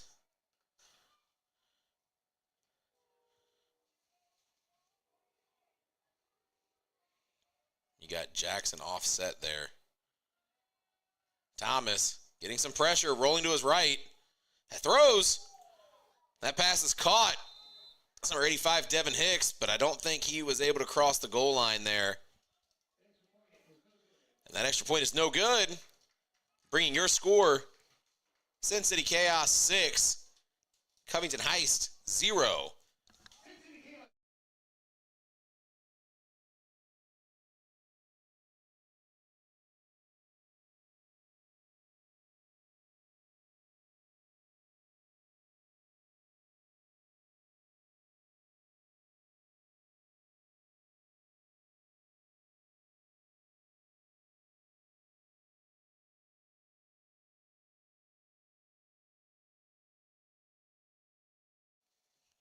Number 19, Dante Jackson, sitting right there in front of that Chaos flag. Reaping in all the high fives and everything with his teammates after putting up some big points there.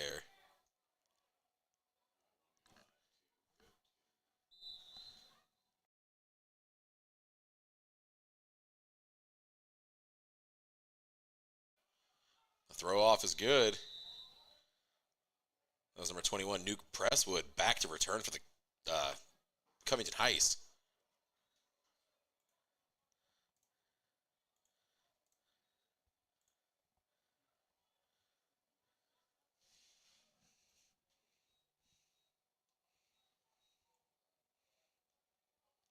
So they're going to give Presswood a free run here. And honestly, I don't know if that's too much of a good idea, as Presswood's going to turn on the Jets here early. Try to slide in between some guys. He's going up the right sideline, and an effort tackle there by number 21, Drizzy Pope, to save what could have been a huge touchdown. But that's one guy right there you don't want to give a free run. And ladies and gentlemen, that takes us to the end of the first quarter here, with your score being Sin City Chaos 6, Covington Heist nothing. And we'll be right back after a word from these sponsors. Experience the thrill of the road like never before. At 7th Gear Exotics, you're not just renting a car, you're stepping into a world of luxury with a wide range of exotic cars to choose from, and each one meticulously maintained. We're ready to deliver an unforgettable experience, whether it's a special occasion or just because you want to feel the sheer power of a roaring bull V10 under your control. We're here to make it reality, so why wait? Book your dream car today with 7th Gear Exotics.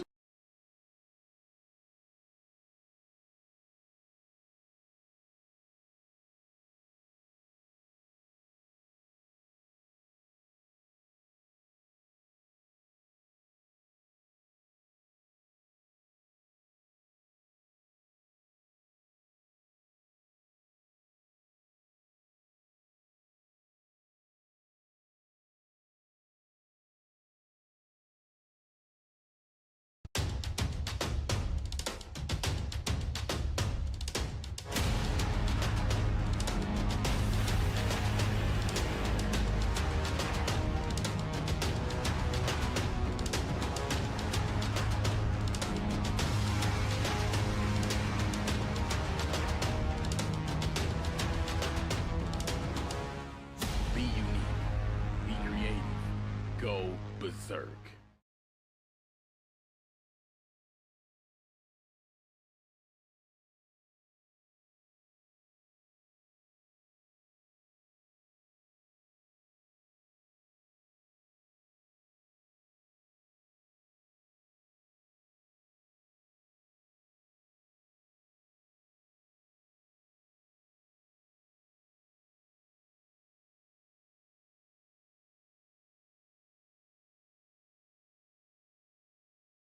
Experience the thrill of the road like never before. All right, and we are back with great field position here for the Chaos. And that is Trayon Brooks barreling his way into the end zone as he does a hip thrust there. And if this was Key and Peele, he'd definitely get a flag on that. But unfortunately, looks like we're not going to have one.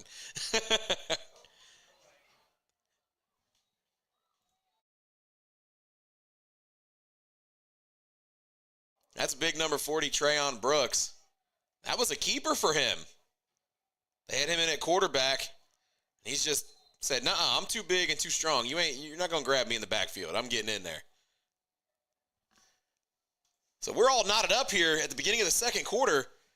And pending this extra point attempt, we could have a lead here for the Covington Heist.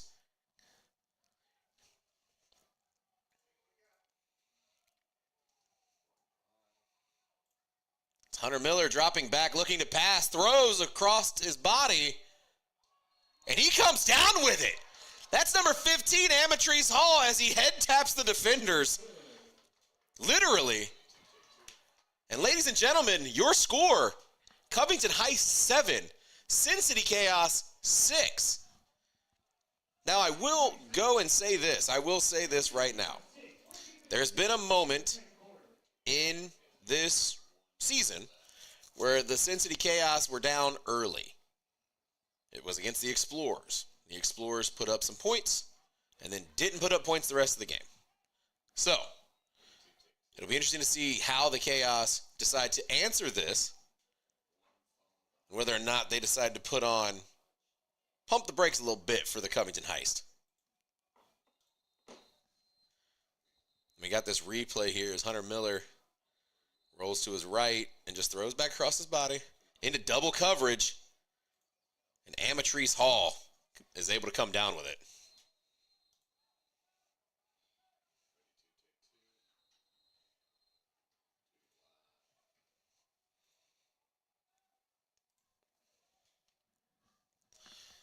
So awaiting the 3-on-1 attempt here is number 1, Tevin Redmond, back deep for the Chaos.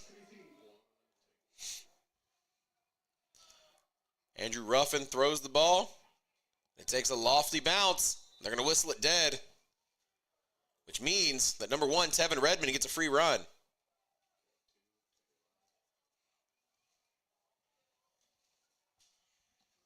And just like Nuke Presswood, Tevin Redmond is dangerous on a free run.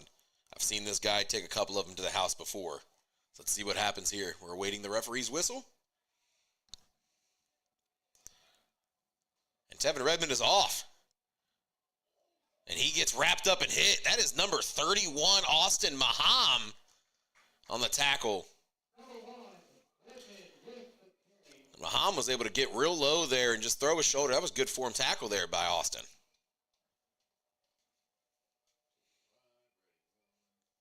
That'll bring up 1st and 10 there, just past the 50-yard line for the Sin City Chaos.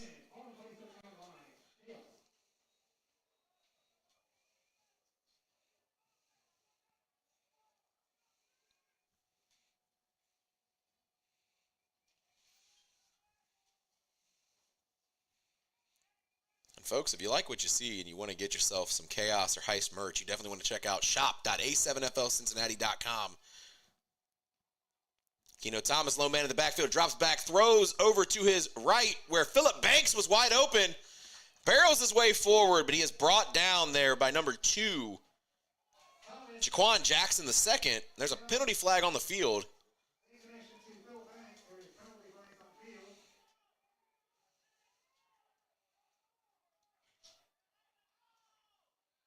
The referee's over there talking to Tamar Miller.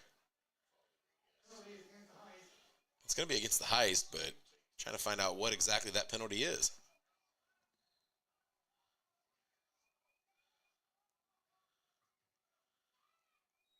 But until then, it's a costly penalty for the Heist as it moves the Chaos closer and closer to pay dirt for this 1st and 10 attempt.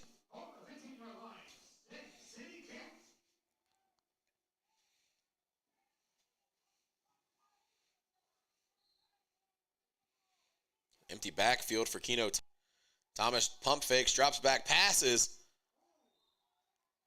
All on the coverage there was number 2, Jaquan Jackson II, but surprised that that wasn't a flag there because it looked like he just pushed him to the ground there. I don't think you can do that, but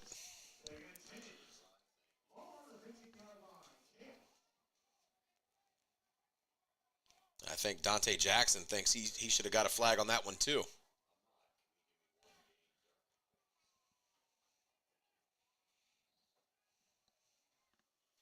That's going to bring up 2nd and 10 for the Chaos.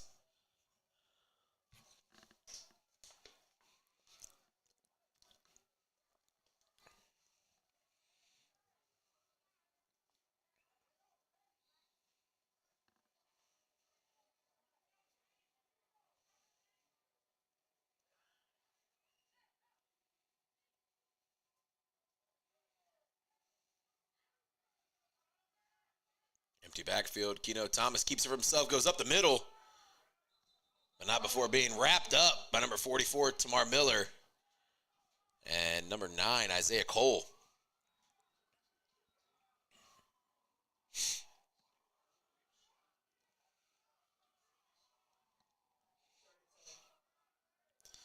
That's going to bring up a 3rd down here for the Chaos.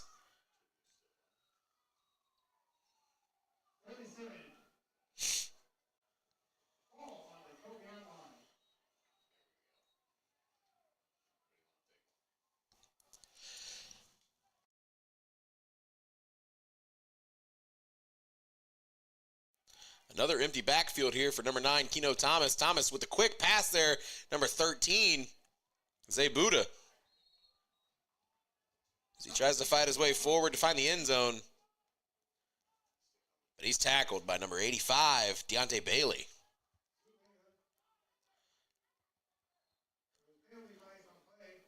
There's going to be a penalty on the play here. Another penalty flag thrown. That's going to be on the Chaos.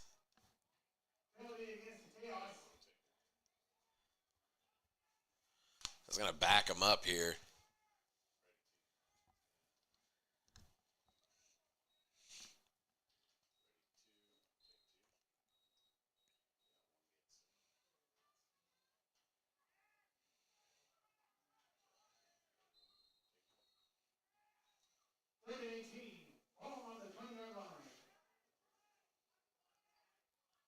Keno Thomas dropping back, looking to pass. Gets the ball out before the pressure gets in his face. That pass was intended for number 13, Zay Buddha, but it was well over the head.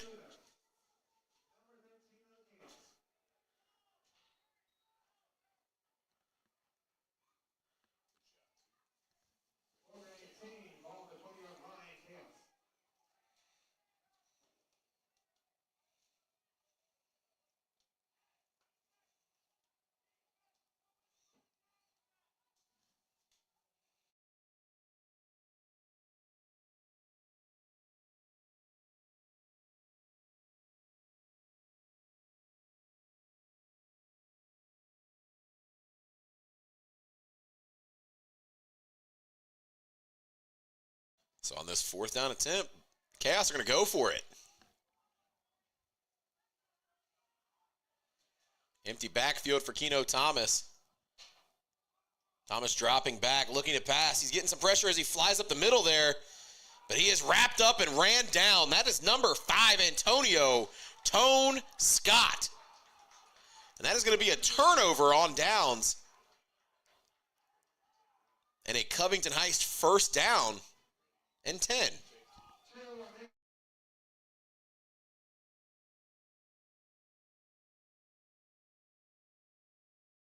I'll tell you something about Antonio Scott, man. That guy plays with a high motor.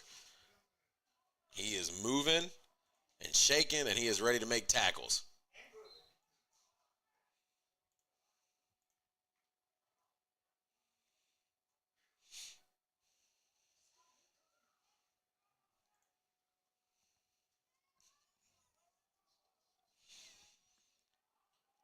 So Hunter Miller and Nuke Presswood in the backfield for the Heist.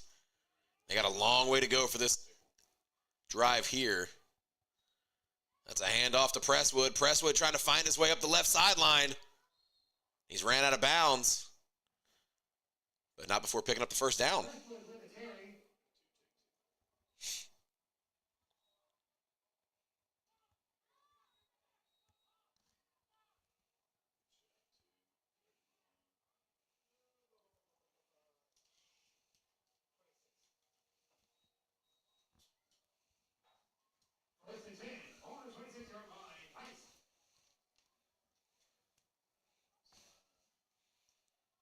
First and 10. Miller sending Marshall in motion. Throws the ball right in between Nuke Presswood and Darrell Marshall, but nobody was able to come up with it. That's going to bring up 2nd down and 10.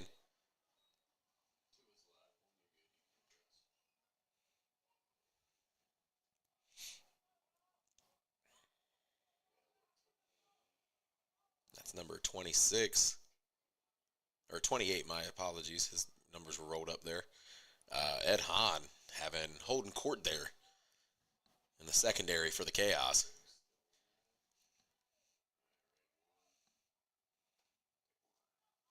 We got the big nose tackle in. Number 97, Jacob May. That's a handoff to number 19, Austin Powers, but he is wrapped up and thrown down in the backfield. That's big number 90, Javi Grace.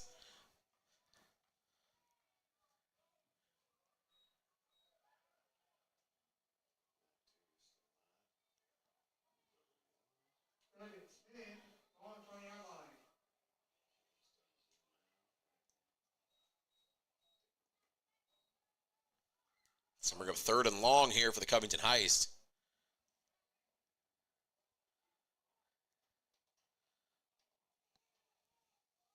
Miller with an empty backfield, dropping back, scanning the field, getting some pressure, but he throws. And that pass is caught. That's number 1, Darrell Marshall. They call him for a reason, but we have a penalty flag on the field.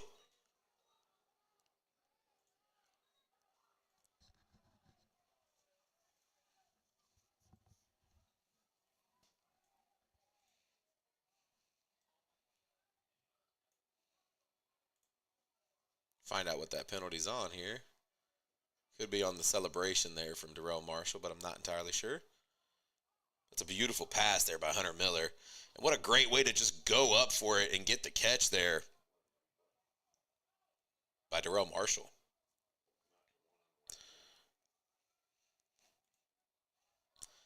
right over top of Dre Pope.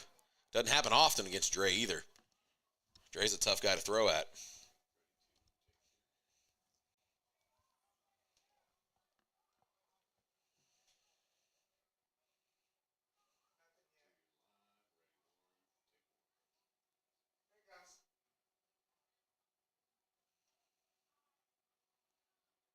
It's going to be a penalty on the heist. It's an unsportsmanlike conduct. So yeah, that's definitely going to be on the celebration there for Darrell Marshall. Marshall getting a little emotional this game. I get it. This is a budding rivalry here in the A7FL, especially the Midwest. That's going to bring up 1st and 10. But unfortunately, they don't move the ball much because it's going to back them up because of the penalty.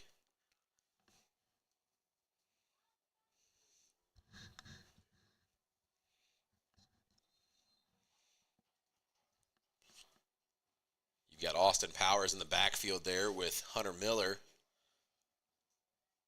Top of your screen is Darrell Marshall. Bottom of your screen there is Amatrice Hall. Both of those guys know how to get after a ball, go up and catch it.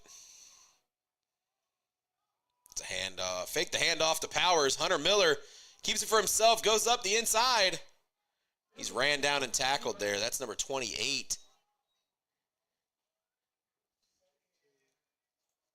Ed Hahn. And Hunter Miller limping there for a minute. He outrolled up on there while he's talking to his coach. That's a tough son of a gun there. He's not going to come out anytime soon.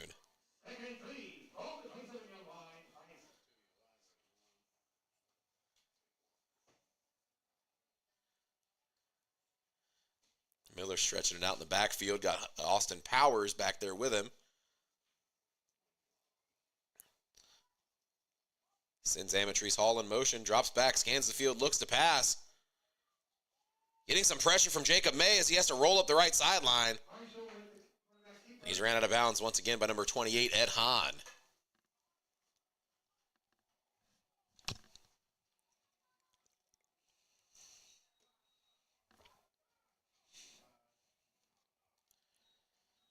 And folks, I think, just looking at the body language there for Hunter Miller, I think he is in some serious knee pain there. But he's playing through it with some tough grit.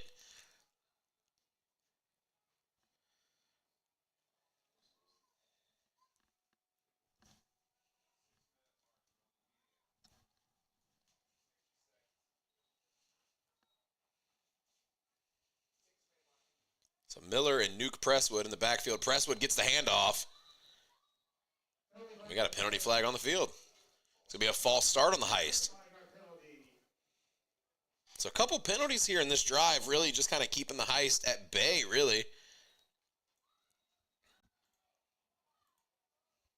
Had a big play practically negated because of a unsportsmanlike penalty. Was able to pick up the first down because of it, but because of the penalty, you had to back up to the original line of scrimmage anyway.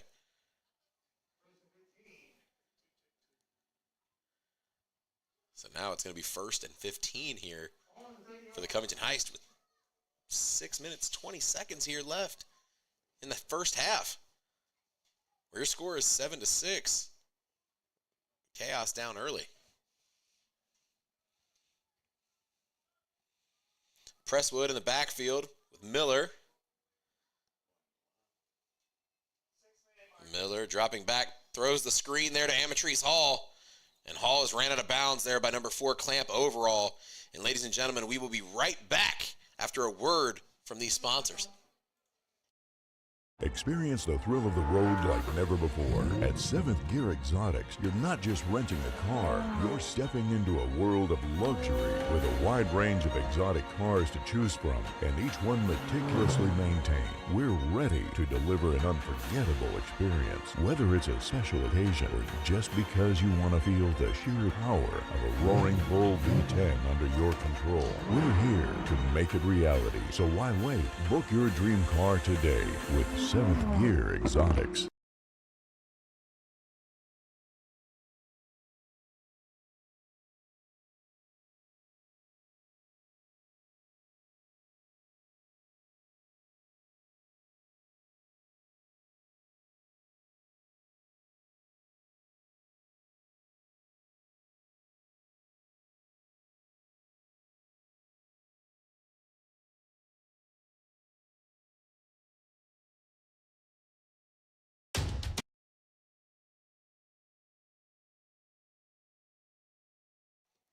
we are back after that quick media timeout as we get to watch this 2nd and 13 here for the Covington Heist. Miller fakes the handoff to Presswood, dropping back, getting some pressure from Javi Grace. Gets the ball away before getting sacked.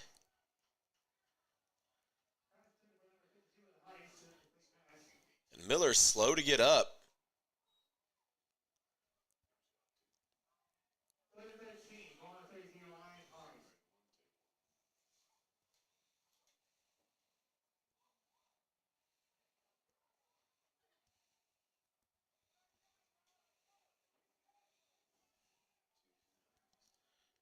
That's going to bring up 3rd and 13 off the incomplete pass.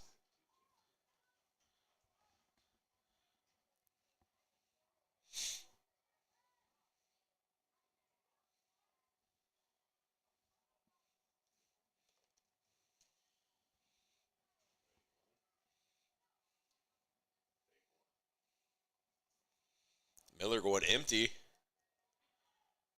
Drops back, looking to pass.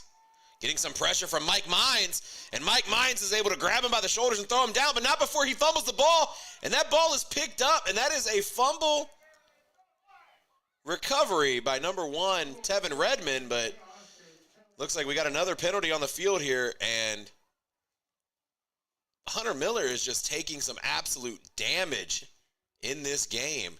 Slow to get up one more time after the huge hit there by Mike Mines.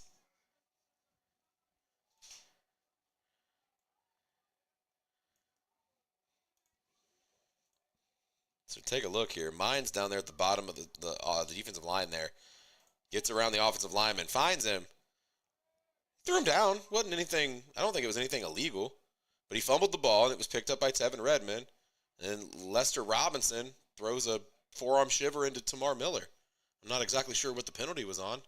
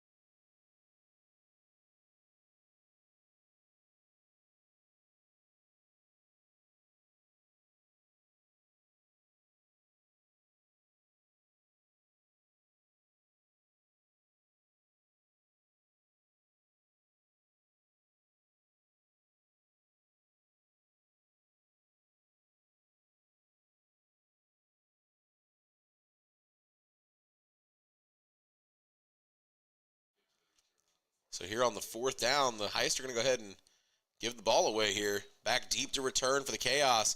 Number 7, Phillip Banks. Ruffin with the ball. That's caught by Banks. Banks trying to find a running lane. He's wrapped up. Tackled on the play there by number 31, Austin Maham. The Cincinnati Chaos offense takes the field one more time.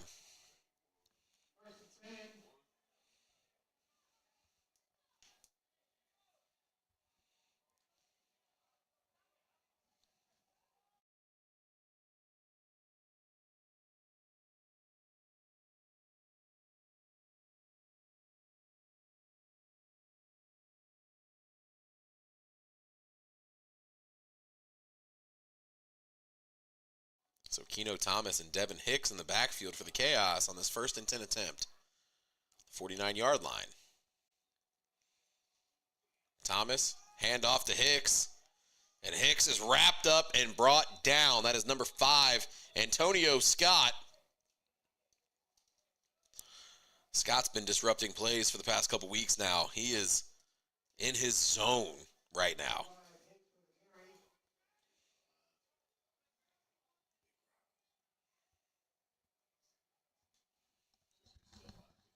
You got to think, Chaos are definitely going to be playing 4D chess here because they're going to want to take as much time off the clock as they can, but also put some points on the board because I believe they do get the ball back here in the second half.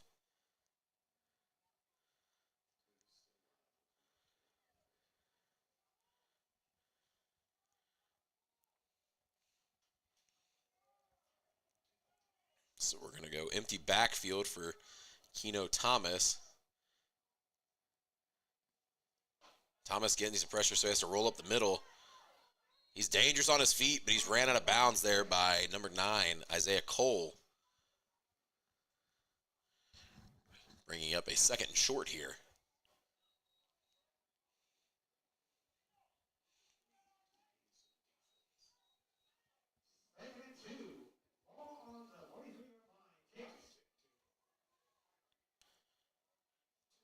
That's big number 40, Trayon Brooks, right there on your screen.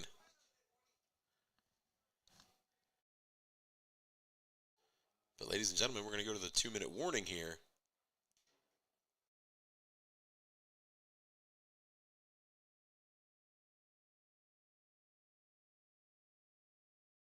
And we'll be right back after this word from our sponsors. Experience the thrill of the road like never before. At 7th Gear Exotics, you're not just renting a car, you're stepping into a world of luxury with a wide range of exotic cars to choose from, and each one meticulously maintained. We're ready to deliver an unforgettable experience, whether it's a special occasion or just because you want to feel the sheer power of a roaring bull V10 under your control. We're here to make it reality, so why wait? Book your dream car today with 7th Gear Exotics.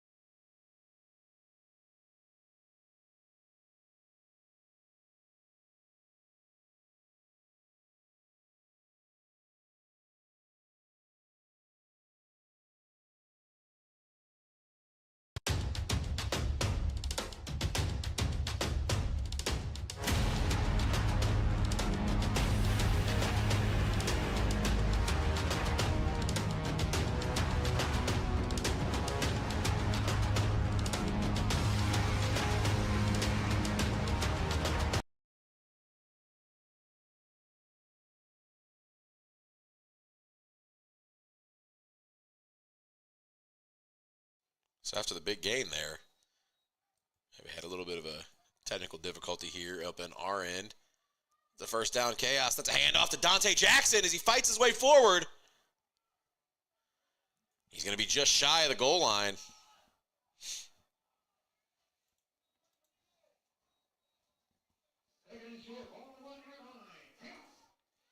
They got 1 yard to go. Jackson in the backfield with Keno Thomas. Handoff to Jackson as he fights his way forward. And that is a Sin City Chaos touchdown. As he shows off the watch and does his best Shadir Sanders impression.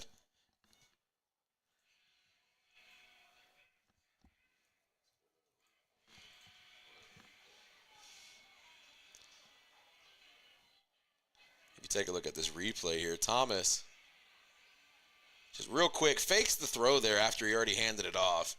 And Jackson just squeaks right there in between Trayon Brooks and DJ Larison to pick up the easy touchdown. Pending this extra point, your score is going to be Sin City Chaos 12, Covington Heights 7. The Chaos are going to go for 2 here.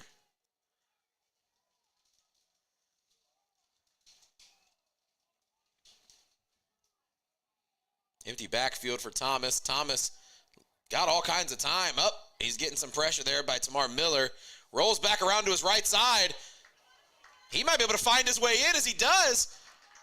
Like I said, that man is dangerous on his feet. So after the 2-point conversion, that brings your score. Sin City Chaos 14. Covington Heights 7.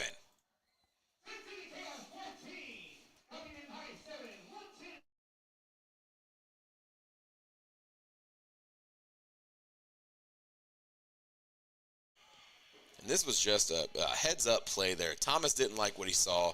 Had to start rolling. Had some good blocks up front there. Might have thought he was going to get tackled there. Some guys started closing in like Jaquan Jackson and them, but he was able to pull it out and actually get in the end zone there for that 2-point conversion. So the Chaos are back up here with 1:10 left here in the half. you got to think, with as greedy with points as the Chaos can be, they're looking to do some damage on defense here as well. But I think that the Covington Heist have other plans when it comes to that. So back deep to return is Andrew Ruffin, number 18. He goes up the right side, trying to beat Seth Kosak, but Kosak wraps him up, drags him to the ground there at about the 47-yard line, where the Covington Heist have about a minute to play with for the end of the half.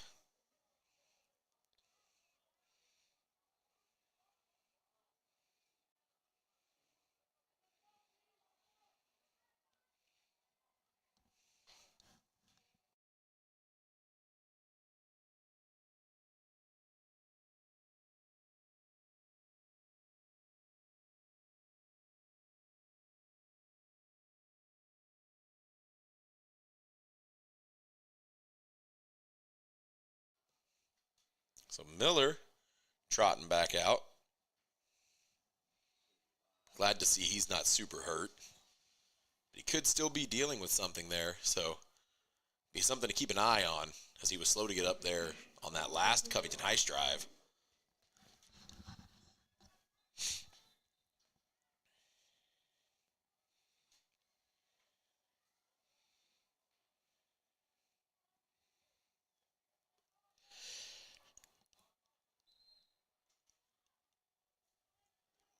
Miller with an empty backfield, dropping back, looking to pass, getting some pressure from Mines and company.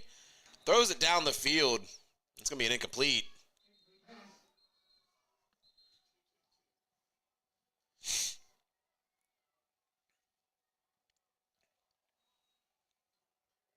It's going to bring up 2nd and 10 for the Heist.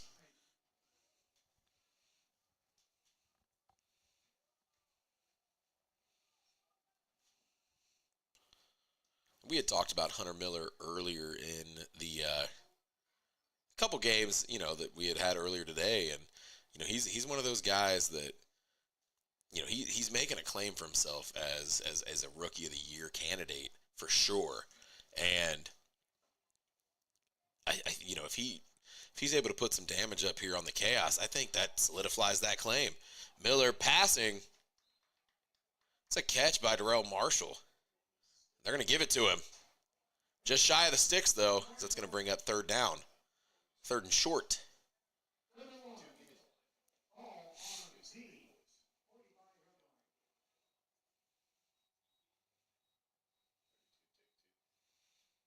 We got some big dudes there. Josh Van Strine.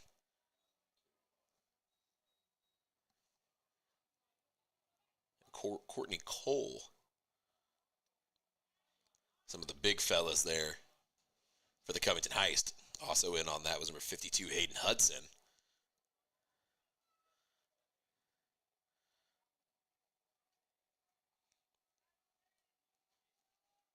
Empty backfield for Miller as he drops back and scanning the field, but he's getting some pressure up his face. And he fumbles that ball, and it looks like it's picked up there. That's number 52, Hayden Hudson. He's wrapped up and brought down there by number 75, JT Daniels Warren.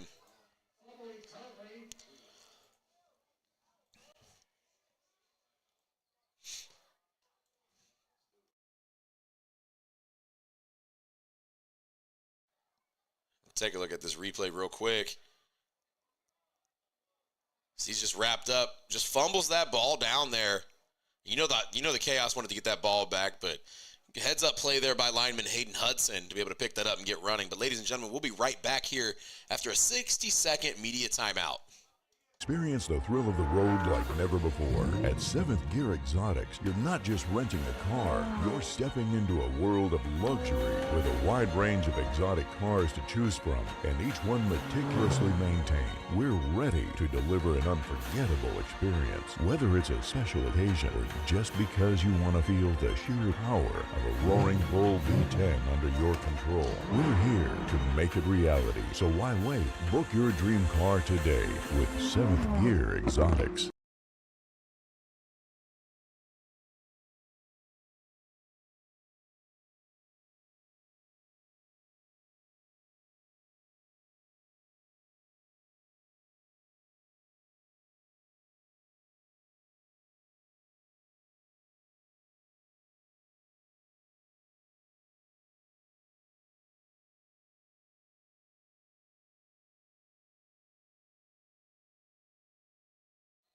And we are back here for this 4th down attempt in the backfield for the heist. Number 1, Darrell Marshall. Marshall drops back, looks to pass, getting some pressure, tries to roll to his right, but he finds a hole going up the middle there. Picks up the first down, and he just keeps going as number 4, Clamp Overall, runs him out of bounds, but not before picking up a huge gain and a huge first down. And a clutch first down there for the heist. Just under 30 seconds left here in this first half.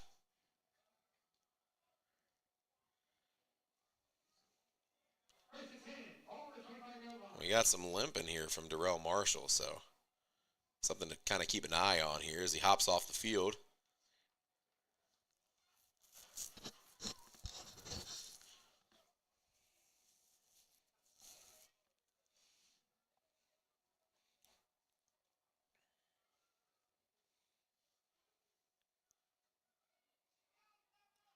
So we got a new quarterback in.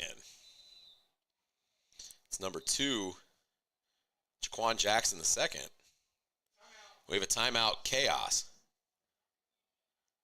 So that's something to keep an eye on here because Hunter Miller had been limping around for a little bit, and then he's actually down on the sideline there on a knee. So it'd be interesting to know what his plans are looking like here the rest of this half and obviously the rest of the game. And then Darrell Marshall, obviously, coming off the field limping as well. So if neither one of those guys are good to go, it's going to be a tough sledding here for the Covington Heist. I can tell you that.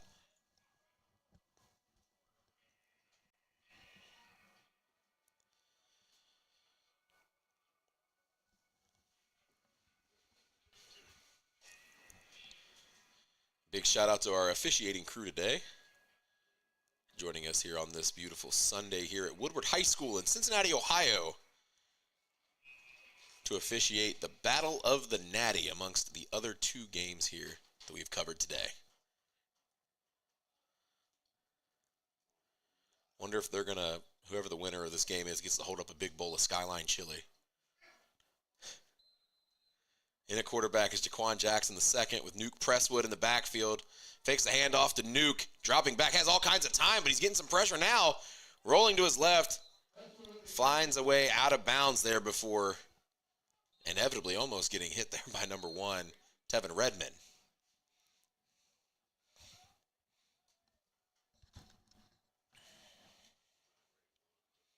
Personally, I think that's something they should have thought about before the game. If they're going to call it the Battle of the Natty, they have to play for a big bowl of, I don't know, like a Stanley Cup full of Skyline chili.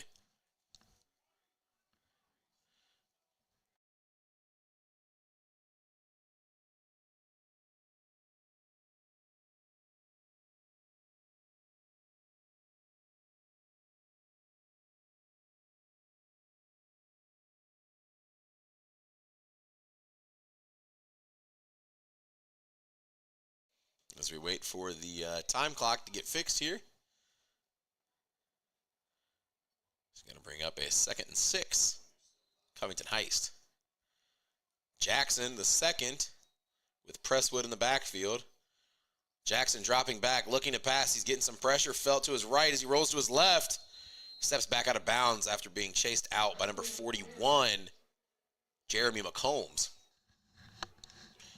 Jeremy McCombs is another guy on that defense there, the Chaos, that can actually absolutely do some damage when given the opportunity.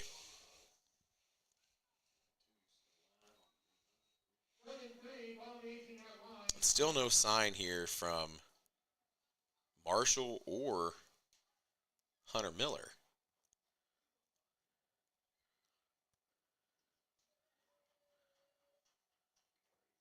For the heist, so something to definitely keep an eye on here as we head into the second half after this drive here. Jackson dropping back, looking to pass, rolling to his right, throws it into the dirt there. That's going to bring up 4th down.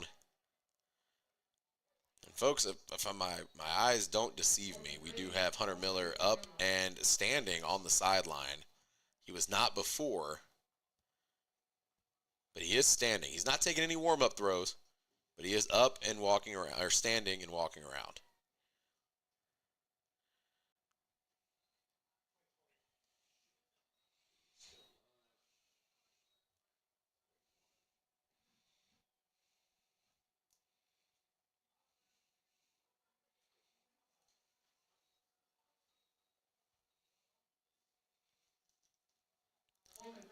Also, a little update on Darrell Marshall as well. He is also up and standing as well. So, an empty backfield for Jaquan Jackson. Jackson dropping back to pass, but he's getting some pressure in his face.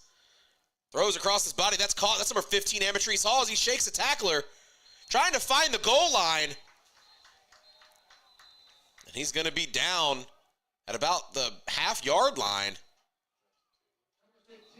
Are they going to call it at the half, or do they say that they got the timeout in time? I know that they were trying to call a timeout to stop the clock.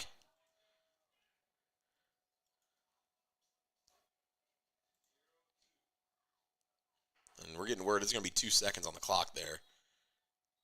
But what a great move there to avoid Mike Mines. Throws across his body to a wide-open Amatrice Hall. Hall shakes the tackle there by number 76, James Fields. And he's down on about the half-yard line there with 2 seconds left. So, ladies and gentlemen, we have 2 seconds in this first half. Can the Covington Heist put some more points on the board before halftime? That is the story we are looking at right now.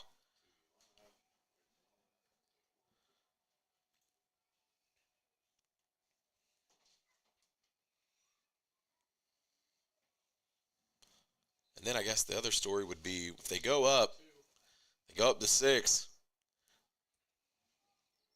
Go up by 2, I think they take the 1-point lead here. But let's go ahead and see if they can go ahead and put one in for the touchdown. Let's not get ahead of ourselves.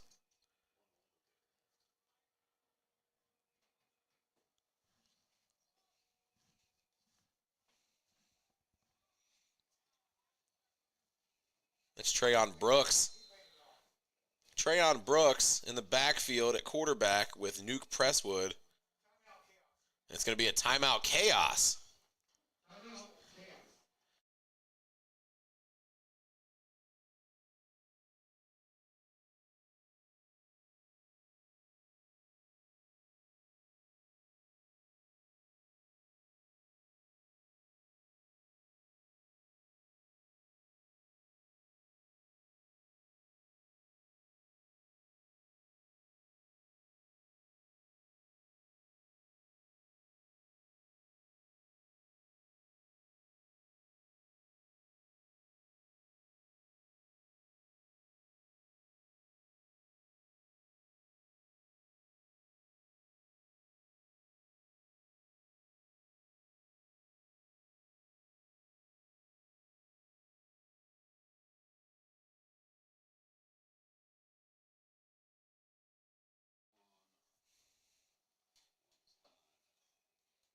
All right, we got 1st and goal here for the Heist.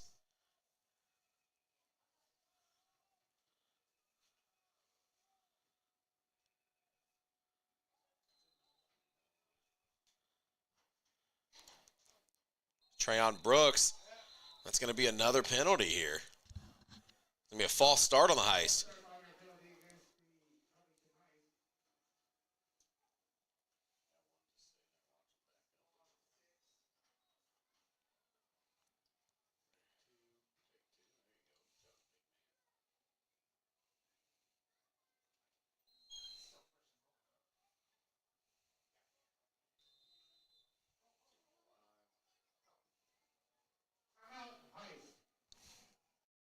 That's going to be a timeout, Covington Heist.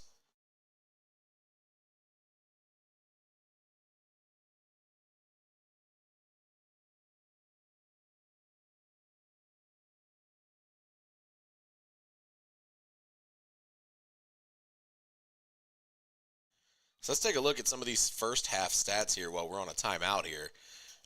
Over there for the Chaos, Keno Thomas is 2 for 8 on attempts with 1 interception and a total of 20 yards in the air. Their top receiver is going to be number 19, Dante Jackson, 15 yards in the air. And then their leading rusher of the day is number 19, Dante Jackson, with 97 on the ground and a touchdown. And we'll be jumping right back into stats here in just a second. We're going to get the action back here to see if the Covington Heist can put some more points on the board here in 2 seconds before the end of the first half. Jaquan Jackson keeps it for himself, tries to make a man miss, pitches it back, and that's a fumble, and it goes out of bounds. They are unable to do so. So at the end of the first half, your score, Sin City Chaos 14, Covington Heist 7. Just to jump back into the stats here real quick, we'll jump over to the Heist. Hunter Miller with 3 completions for 8 attempts and 14 yards. Then down here for rushing, your leading rusher is number 15, Amatrice Hall, with 26 rushing yards. And then, oh, my bad. I am so sorry. On receiving, I got tongue-tied there for a second. The receiving, Amatrice Hall, with 26 yards. And over on rushing is number 21, Nuke Presswood, total of 23 rushing yards as well. So, ladies and gentlemen, once again at the half, your score, Cincinnati Chaos 14, Covington Heights 7. We'll be right back right after the half.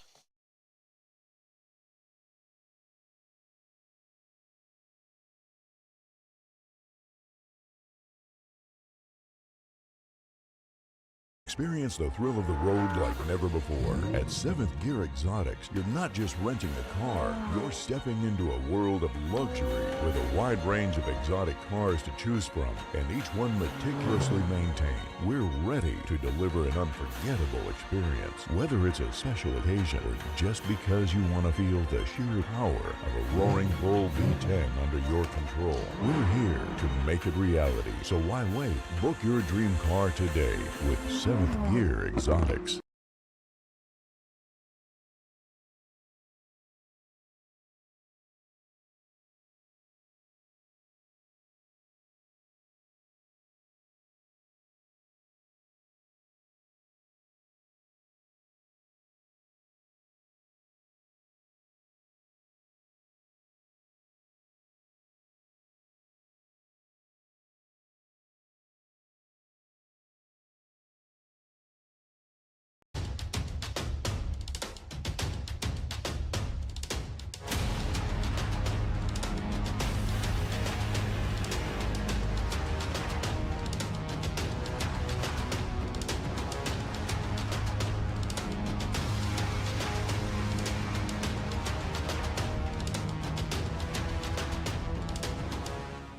Be unique. Be creative.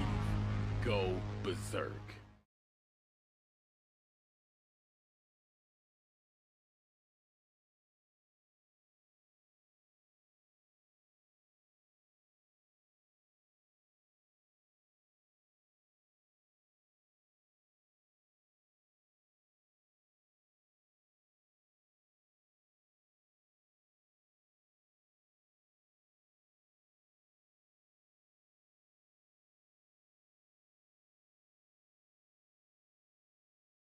Experience the thrill of the road like never before. At 7th Gear Exotics, you're not just renting a car, you're stepping into a world of luxury with a wide range of exotic cars to choose from, and each one meticulously maintained. We're ready to deliver an unforgettable experience. Whether it's a special occasion or just because you want to feel the sheer power of a roaring bull V10 under your control, we're here to make it reality. So why wait? Book your dream car today with 7th Gear Exotics.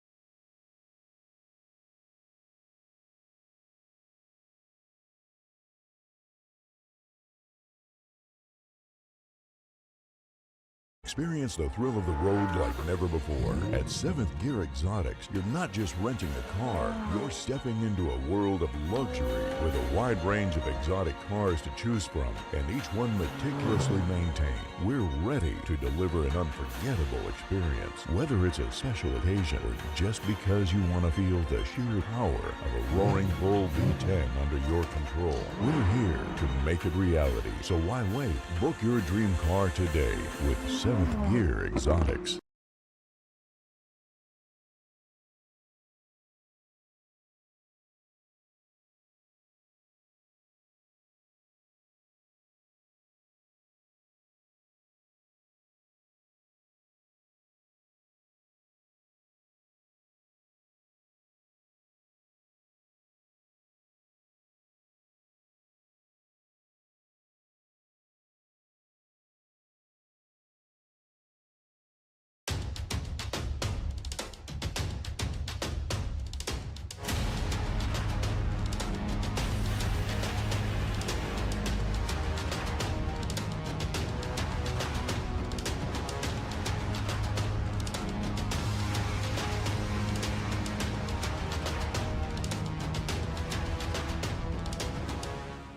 Be unique. Be creative. Go berserk.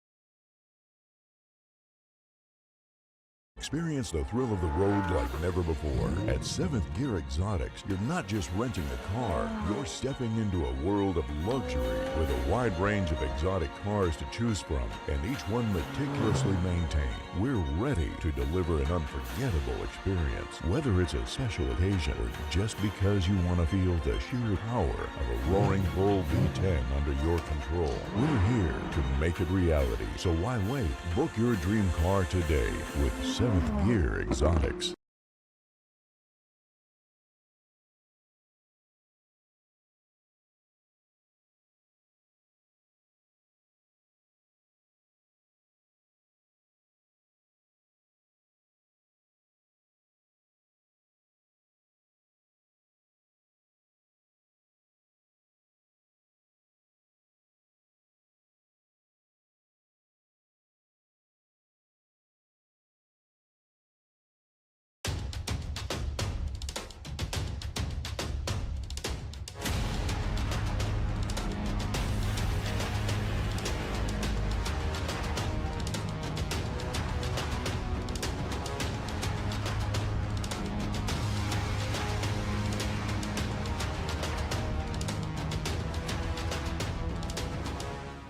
Be unique. Be creative. Go berserk.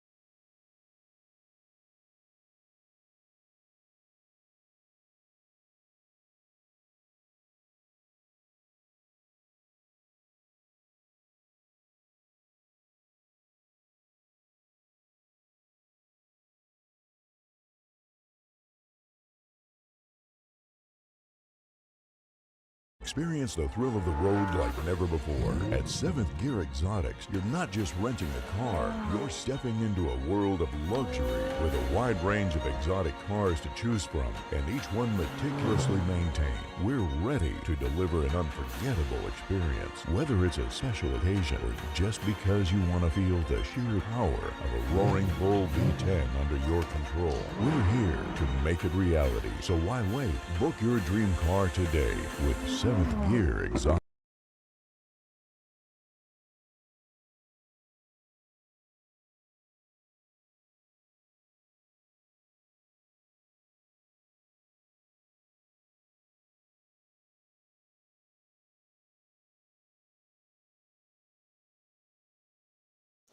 All right, ladies and gentlemen, we are back here at Woodward High School in Cincinnati, Ohio, where we have got a pretty solid game on our hands here. We knew it was going to be the Battle of the Natty. The Battle of the Natty. What an eloquent name for this. I did check at halftime. They're not playing for a big bowl of Skyline chili. It is what it is. I thought for sure they would. But your score here to start the third quarter, Sin City Chaos 14, Covington Heist 7. Couple things to note here for the Heist. A couple quarterbacks are down right now. So they've got Hunter Miller, who didn't play a little, the rest of the game there after a little bit of the second quarter. Darrell Marshall didn't see the field after limping off. So it'll be real interesting to see what happens here with those guys here in the second half. The Cincinnati Chaos, they clicking on all cylinders still. A couple more third downs than I think maybe they wanted to have in this first half, but it's shaping up to be an absolute classic like we said it was going to be. This is still very much anybody's ball game, and the Sin City Chaos are getting the ball back to start this second half, and back deep to return is number 1, a fan favorite, Tevin Redmond.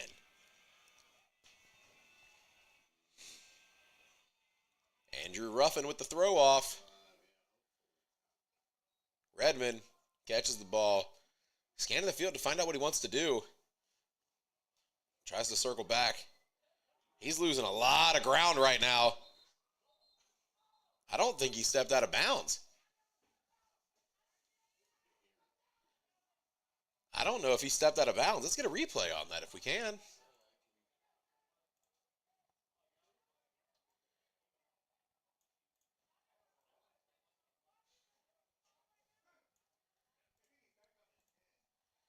Let's see here. I really don't know if he did. Those white cleats on that white line is going to be the thing. No, he never stepped out.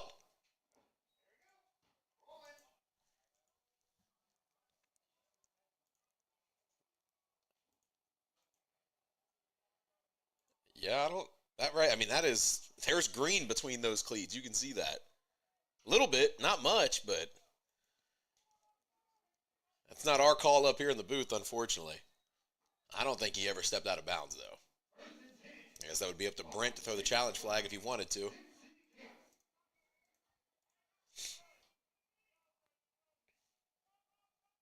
Nonetheless, though, that's going to bring up a 1st and 10. Some pretty rough field position here for the Chaos on the 10-yard line. In at quarterback, a little bit of a change here for the Chaos. It's number 15, Seth Kosak.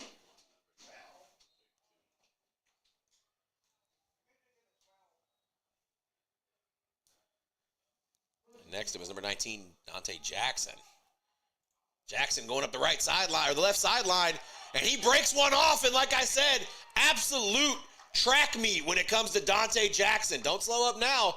If you slow up and get cocky, that's how you lose. But he was still able to figure out a way to avoid the pressure and find his way into the end zone. That is a touchdown, number 19, Dante Jackson.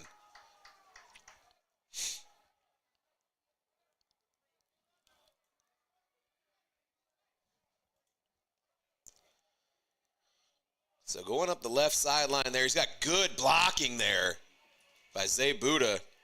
And after he gets past the big block, it is an absolute track meet.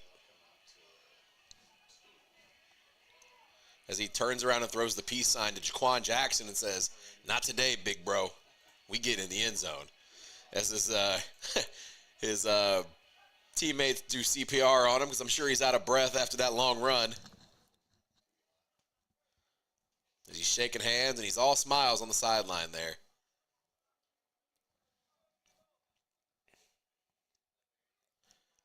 So we're going to go ahead and go for the 1-point conversion here for the Sin City Chaos. But pending that, your current score, Sin City Chaos 20, Covington Heist 7.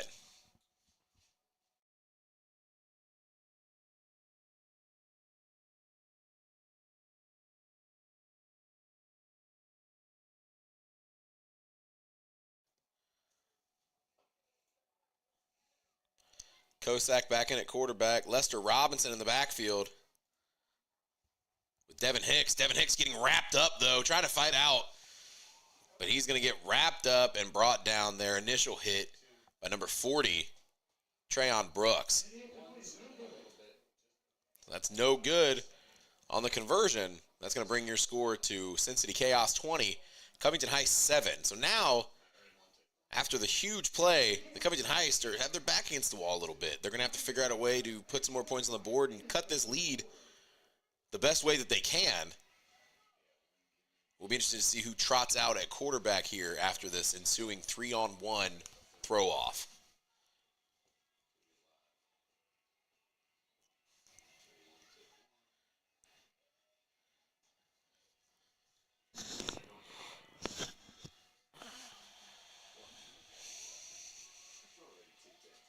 Back deep to return for the Heist. Number 21, Nuke Presswood. Tevin Redmond with the ball in his hands for the Chaos to throw off.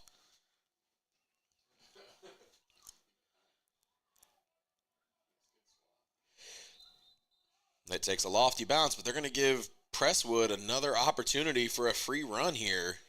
And it almost didn't work out in their favor the last time this happened. So Presswood's going to line up at the 25.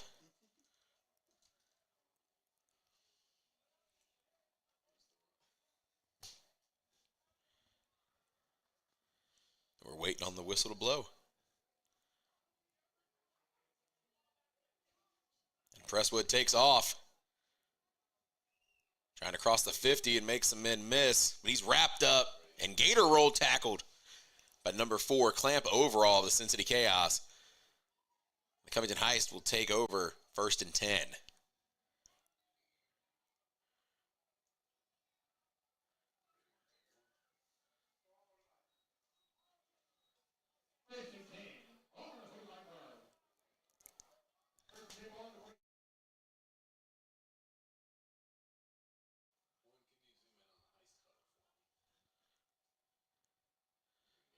Well,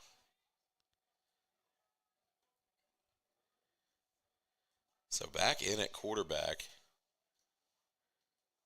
for the Covington Heist. I believe that's still number 2, Jaquan Jackson.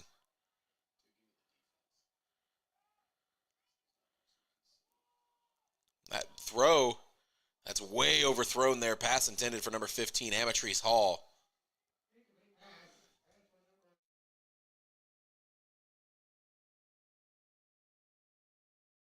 And that was my apologies there. I couldn't get a good read on that number. That was number 3, Maurice Lovett. Which I'm shocked that they didn't put Maurice into the second half there. But instead decided to go with Darrell Marshall and Jaquan Jackson after Hunter Miller was injured. A great pass there for Maurice Lovett, but just overthrown there for Amatrice Hall.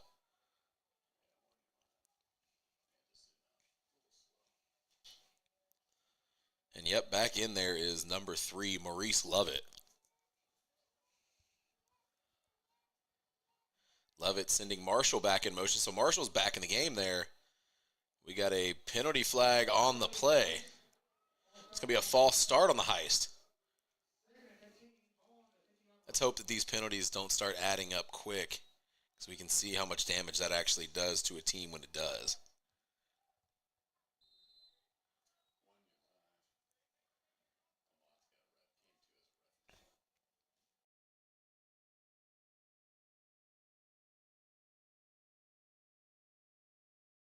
So after the penalty, it's going to be 2nd and 15.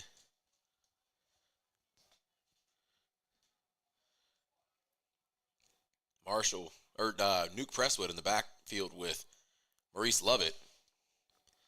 Lovett with a handoff to Presswood. Presswood fighting his way up the middle. He's gang tackled by a group of Chaos defensive players in on that. I believe that says number 41 there. So that's Jeremy McCombs.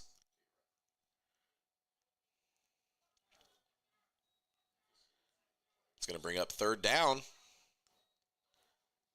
and about 11. It looks like Nuke Presswood is out as well. He's off on the sideline stretching out. So that's another huge blow there if he's hurt Nuke Presswood, he's that speedy running back that they've got. That doesn't take away anything there from the current running back that's in, number 19, Austin Powers. Fake handoff by Lovett, and Lovett unloads down the field, and he's got a streaking, wide open number 2, Jaquan Jackson, in the end zone as he hits that thing and does a front flip onto the padding into the back of the end zone. So normally on the defensive side of things, number 2, Jaquan Jackson streaks down the field and catches a Maurice Lovett touchdown. And pending this extra point, cutting your score to Cincinnati Chaos 20, Covington Heights 13.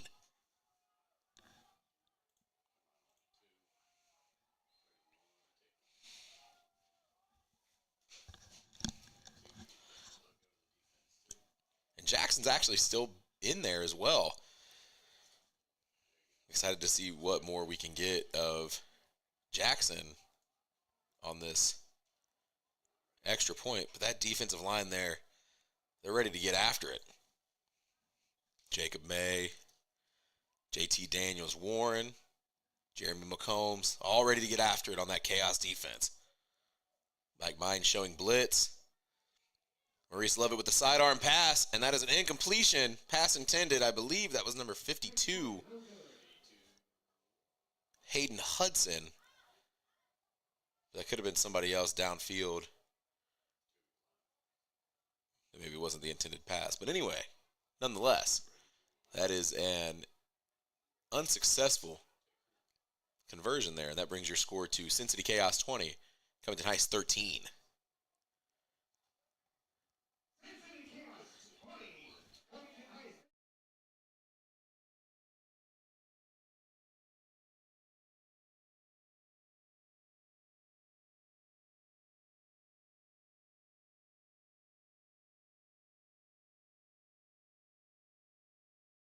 Back deep to return there for the Sin City Chaos is number 21, Drizzy Drape Hope.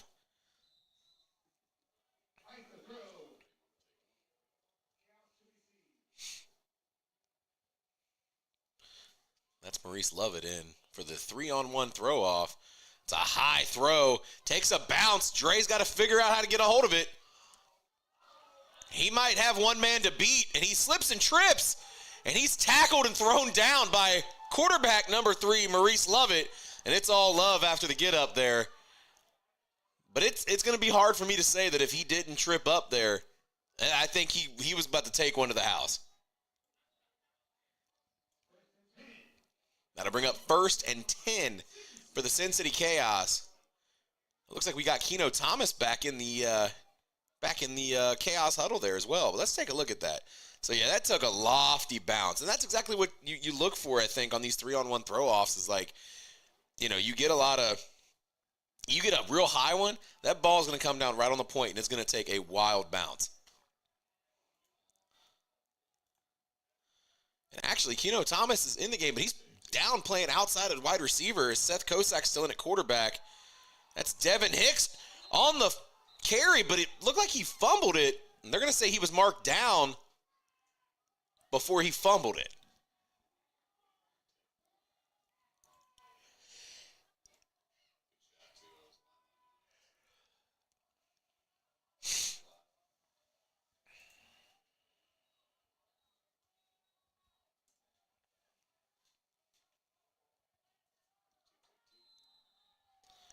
Seth Kosak still in at quarterback. Keno Thomas in at wide receiver. Devin Hicks in the backfield with Kosak.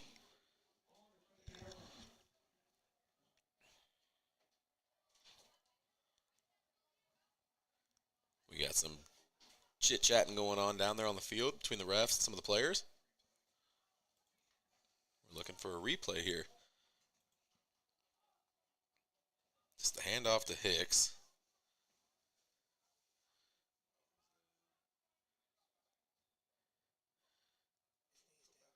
It's Aubrey Harris that was in on the tackle there, as well as number 99, DeAndre Riley. I think it might have been Harris's hand that pops it out, but we're trying to see if maybe he was down before the ball comes out. He's definitely down.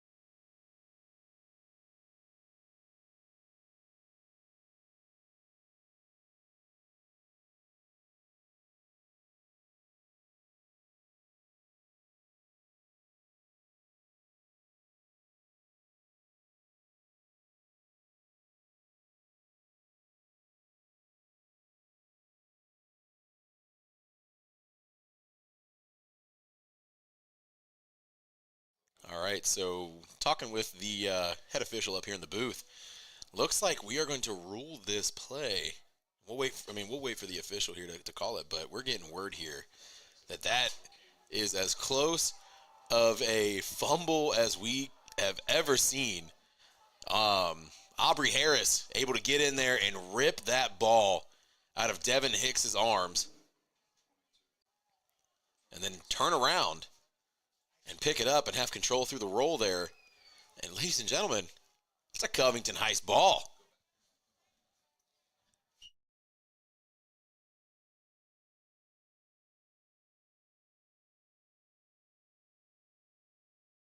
Now we're just kind of waiting to confirm the spot of the ball here for the Covington Heist first down.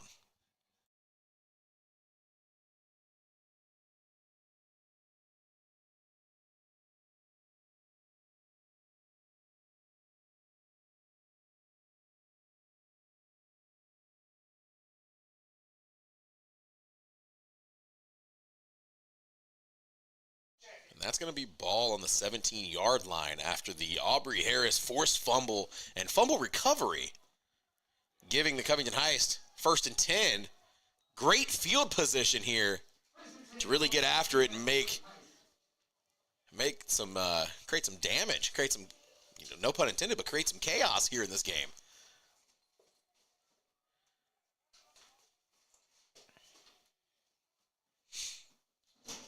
Maurice Lovett back in at quarterback.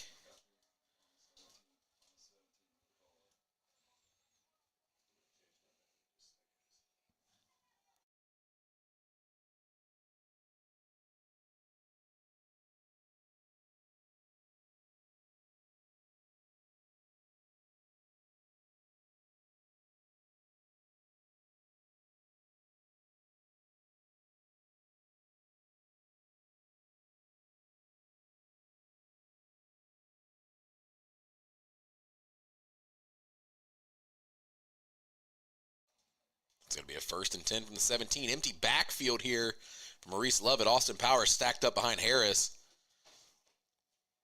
Lovett with all kinds of time throwing. That's a bullet pass in and out of the hands of number 1, Darrell Marshall. That's one thing that we saw from Lovett previously in games is, even with some of these short throws, he forces these balls in there. I think if he were able to just, he had all the time in the world. He wasn't really stressed out about pressure or anything. I think if he were to be able to put a little bit of a softer touch on that ball, I think we probably could have had a Darrell Marshall touchdown there. But instead, he felt the need to rocket it in there, and you see it a lot, but hopefully they'll be able to get that figured out because that could have been points on the board there.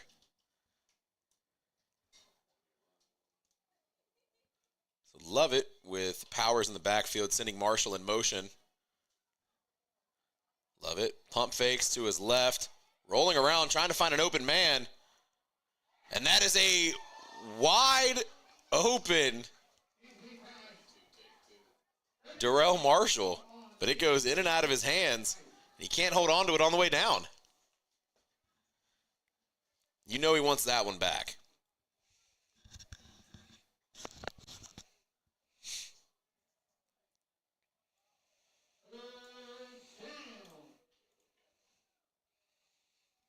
So you see Marshall win in motion there. Rolls around Ed Hahn. Hahn slits back into the middle there, which leaves Marshall wide open. And it's just in and out of the hands. It looked like when he brought it down onto his thigh or knee and just bounces right out of his hands. Great route running there, but man, I bet he wishes he could have pulled that down.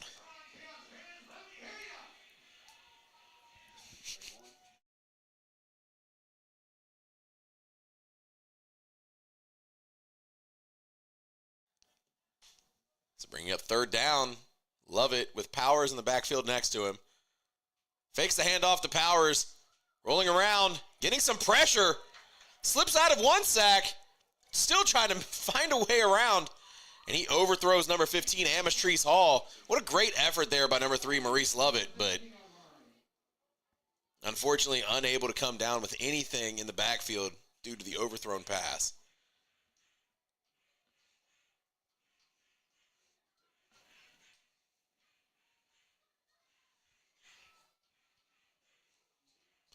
So that's going to bring up a 4th and 10 here for the Covington Heist. You got to think they're going to want to go for it.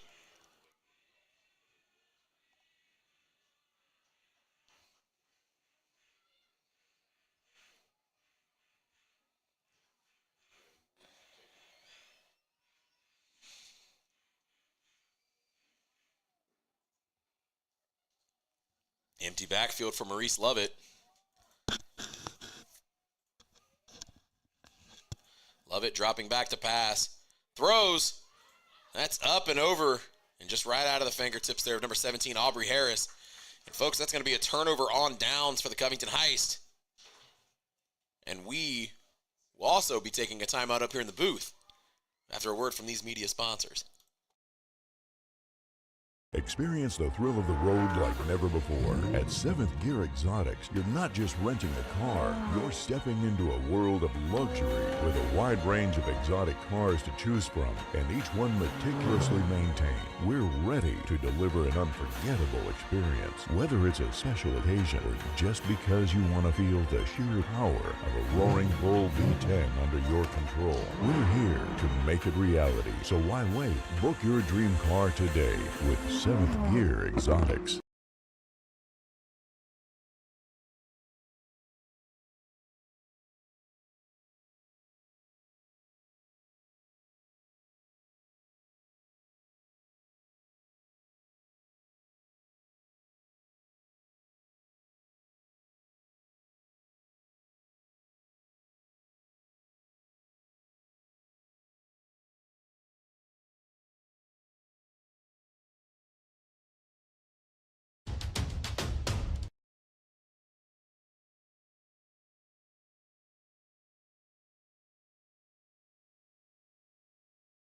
All right, we are back after that media timeout, where it's going to be a 1st and 10 chaos after the turnover on downs there for the Heist. So in at quarterback still is Seth Kosak with Tevin Redmond in the backfield next to him. No Keno in on this play at receiver. It's going to be a handoff to Tevin Redmond. Redmond bouncing to his left. Fighting forward, try to pick up as many yards as he can, but not before he's brought down there by number 40, Trayon Brooks. We got some dudes chirping. That's number 17, Aubrey Harris. I got to give it to Harris for having some bark there, but I don't know if I'd be barking at him. That's a big boy. It's number 59, John Clark.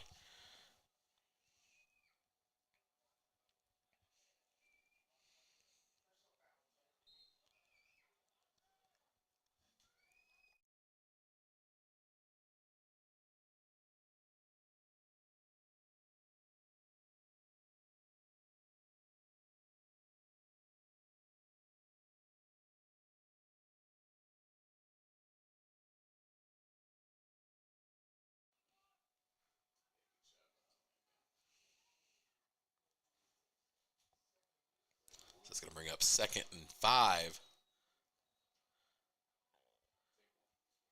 We also had a personal foul there on number 17, Aubrey Harris, for the Heist.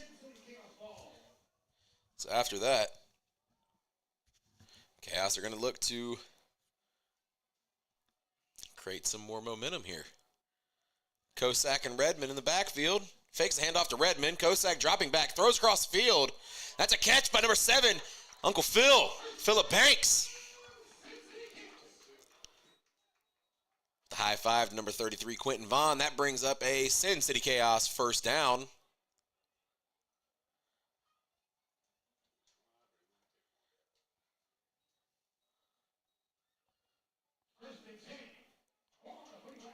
That's one receiver there for the Chaos. I mean, they spread the ball around a lot, but that's definitely one receiver there that you want to keep your eye on as if you're a defensive player playing against the Chaos. It's number 7. It's Phil Banks. That man can go up, and he can make some serious plays. Going to hand off to Tevin Redmond as Redmond bounces around to the left side. He's trying to find his way up the sideline, but he's ran out of bounds there by number 2, Jaquan Jackson II.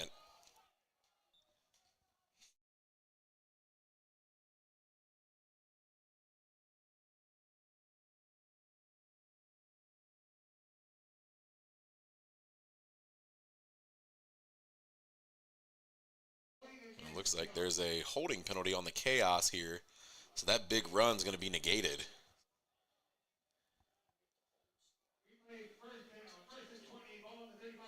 So we're going to have a 1st and 20 here after we replay the first down. Kosak, the field general, letting his men know what he wants them to do. In the backfield with him, Tevin Redmond once again. Lined up in the slot there is number 7, Phil Brooks.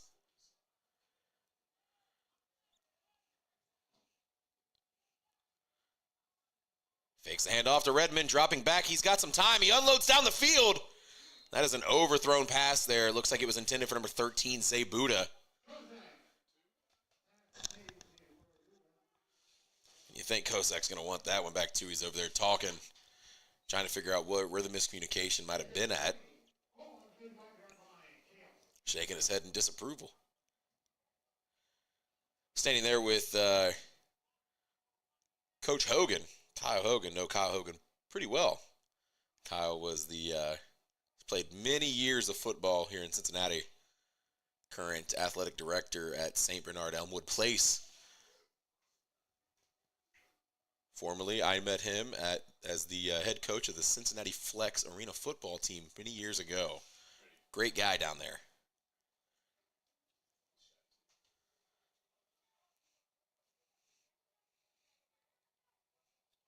So 2nd and 20 off the incomplete pass. Keno Thomas in at the bottom of your screen there, lined up outside at receiver, inside in the slot.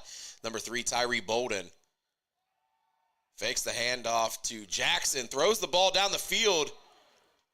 And that was almost a big catch there by Keno Thomas, but in on the coverage there was number 2, Jaquan Jackson, the second on the PBU.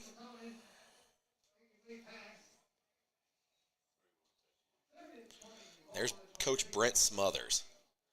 You got to be wondering what's going through Brent Smothers' head right now. I think he was half expecting maybe to be up, maybe another score, maybe not keeping this game as close as it is here with 1:30 left in the third. But so far, he's playing a pretty well-coached game here for the Chaos. So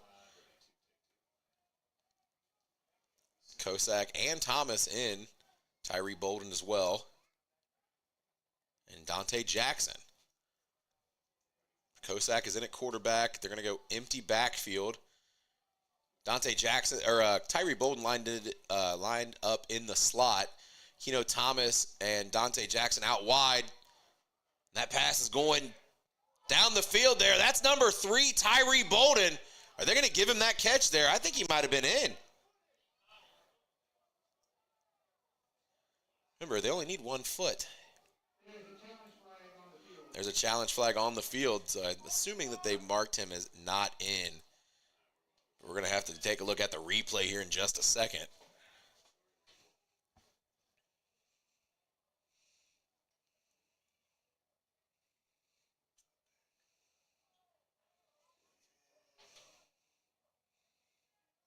I think he might have had one in. Let's see maybe if we can back that up a little bit. It almost looked like he had one in there, so. Let's see if he gets that run foot right there. It's that right foot. I don't think he was in. I think that half of his foot was on the out of bounds line and the other half was in.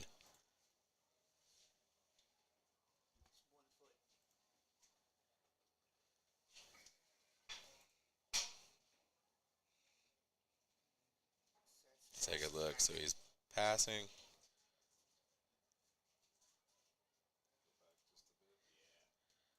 I'm thinking it's that right foot.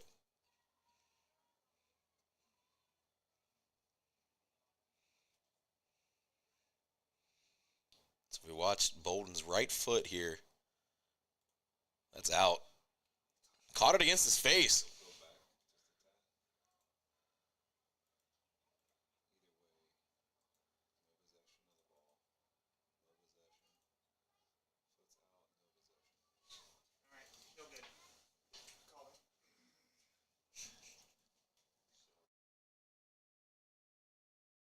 So looking at it right here on the replay, the receiver did not have control of the ball through the catch and was also out of bounds at the same time. So the play on the field stands, or the call on the field stands, unfortunately, for Dante Jackson. We got 45 seconds here left in the third quarter, and we still have a fantastic ball game on our hands here. What a great effort there by Bolden to get that ball pressed up against his face there to bring it down. Just didn't have any control through the catch. It's unfortunate.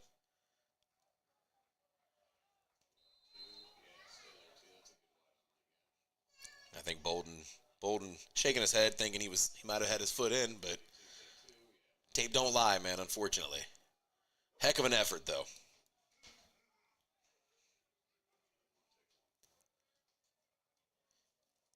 If you're watching anywhere, I know any of our streaming services here, give us some, drop some comments here in the live chat, whichever way you want it, if it's YouTube, wherever you're at. Let us know what you guys think of how this game is going so far. As we finish up the third quarter here after that 3-on-1, your score, Cincinnati Chaos 20, Covington Heights 13.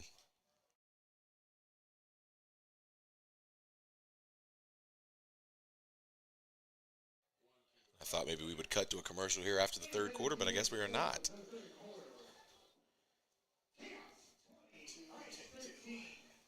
So here in the fourth quarter, 1 quarter to go here in this practical one-score ball game here. I mean, this is still anybody's game. Anything could happen here. Chaos have to play pretty sound, tight football here to maintain their lead. But I'm telling you, all it takes is a couple Covington Heist just touchdowns and some Cincinnati Chaos miscues, man. And we're going to be right back in this ball game here. It's been an exciting day here at Woodward High School, A7FL Cincinnati. A lot of really good games today. Tell you what, if you guys are interested in any A7FL Cincinnati merch, hats, hoodies, t-shirts, the whole nine, all that stuff, you can find at shop.a7flcincinnati.com. Get in there, buy your merch, support your favorite team, and support your favorite league, support your favorite division. And at quarterback for the Heist is number 3, Maurice Lovett. Nuke Presswood in the backfield and sending DJ Larison in motion. Presswood with the pitch, rolling up the left side, throws a stiff arm there to number 6, James Fields, excuse me. Picked up just a few there on that play.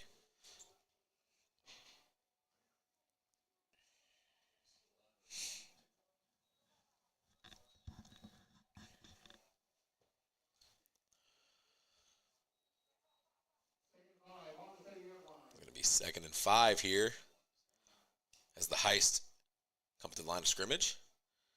Presswood in the backfield with Lovett.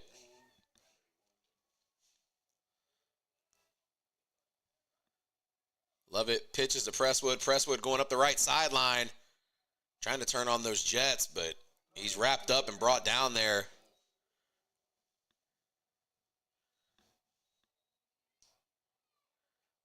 I believe that was number 41, Jeremy McCombs. I could be wrong, though, on that number.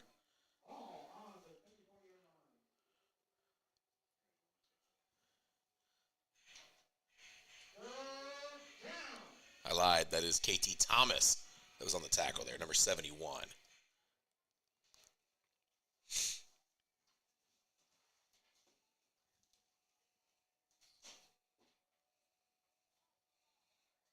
Bring up 3rd and short.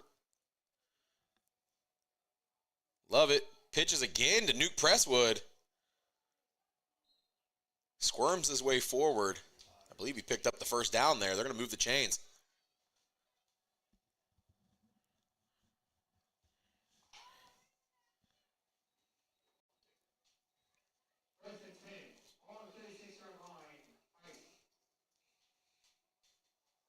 It almost feels like you go 3 pitches in a row like that. It almost feels like the Heist are trying to do some funny business here. Maybe take a bunch of time off the clock and then at the last second put one on the board to end the game. Keep the Chaos offense off the field as much as they possibly can. That's what it feels like up here in the booth, ladies and gentlemen. I'm just rambling about what I'm seeing.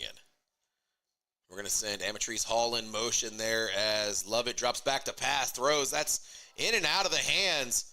Number 19, Austin Powers, probably heard those Jeremy McCombs footsteps right behind him.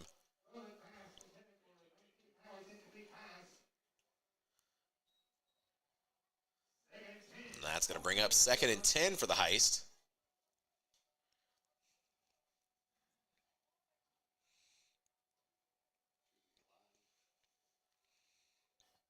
And that is a spooky smile there by number 71, KT Thomas. He looked like he was ready to kill somebody there just now. And as a defensive lineman, that's almost kind of the mentality you got to have.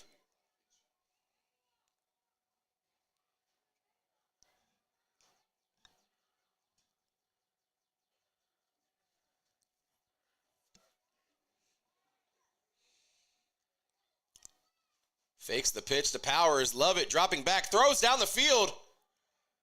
That is overthrown there by Amatrice Hall, and Hall's looking for the flag there, trying to say that Clamp was not clamping, but pass interfering. Doesn't get the call, though. Ball was over the head, though, of Amatrice Hall and overthrown, so that's going to bring up 3rd and 10 here.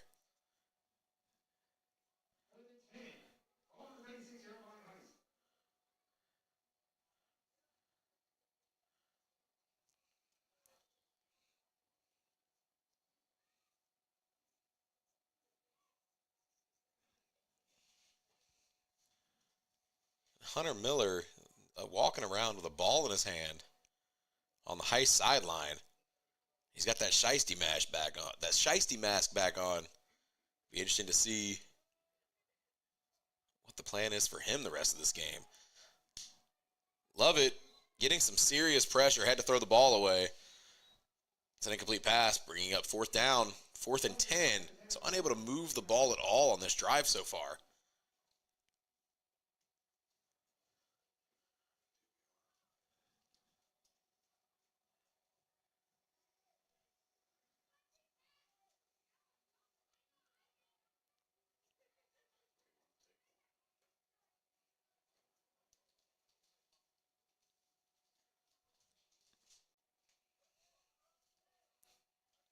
So we're going to go ahead and go for the 3-on-1 here.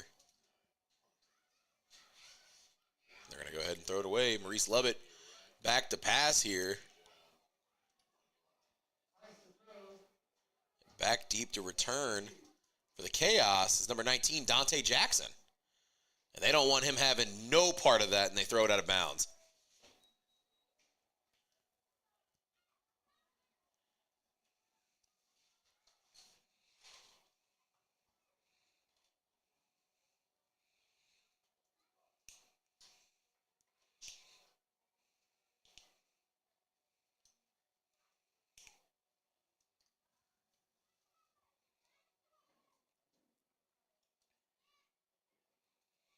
So that's going to bring up 1st and 10, Sin City Chaos from the 18-yard line.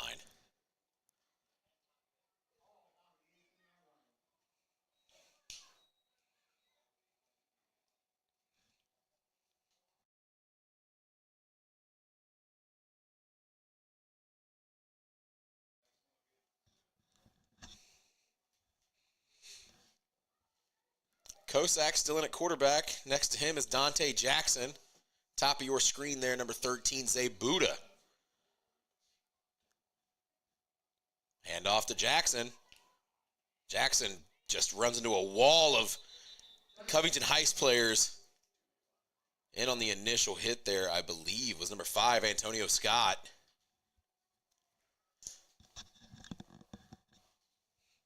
That's going to bring up 2nd down.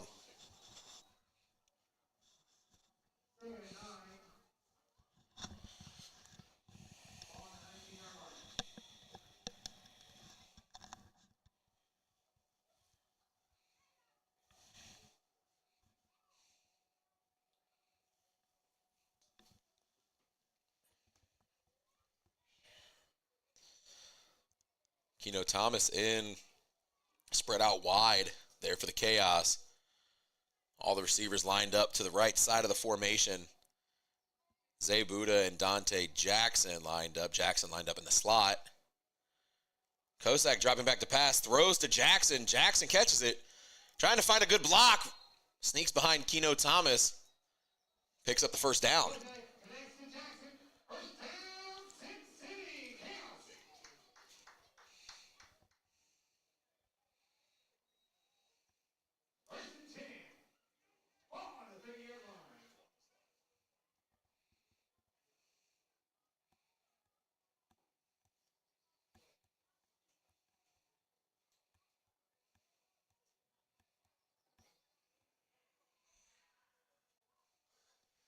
.638 left to play here in this game.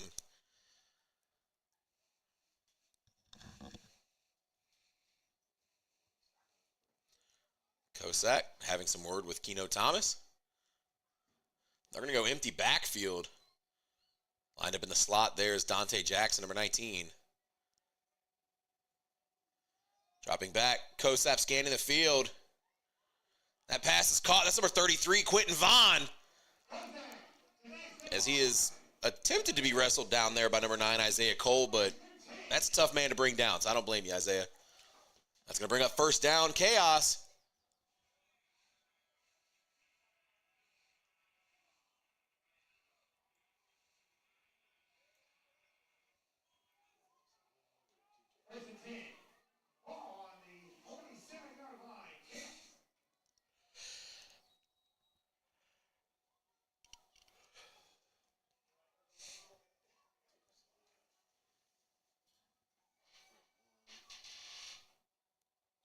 Chaos just slowly but surely just taking their methodical time to get down the field here.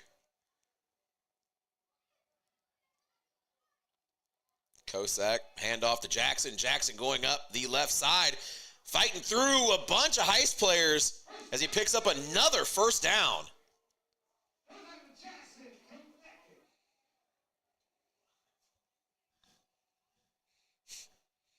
Nice.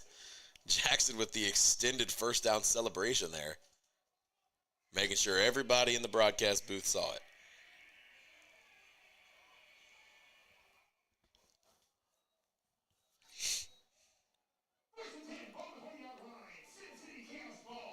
Jackson in the backfield with Kosak. Down at the bottom of your screen there, out wide. Keno Thomas. Zay Buddha up the top.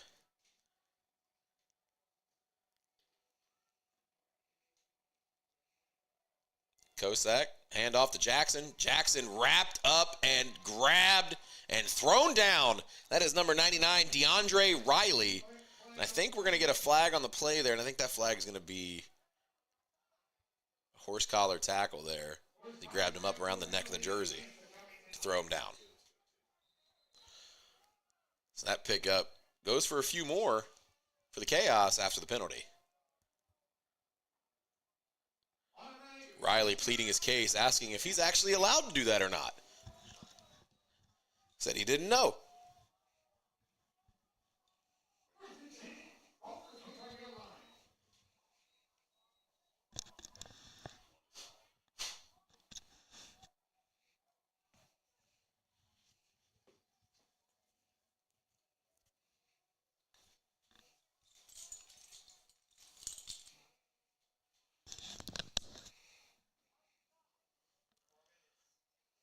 We're just under 4 minutes here in this fourth quarter, so Chaos just taking their sweet time. Keno and Buddha spread out wide. Jackson in the backfield with Kosak. Kosak fakes handoff to Jackson. That's a pass intended for number 13, Zay Buddha. Unfortunately, just a little overthrown. So it's going to bring up second down and 10 for the Chaos here.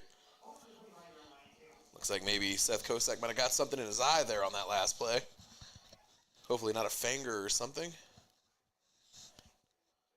I know he was getting a little bit of pressure there. I don't know if maybe he got a hand to the face or something.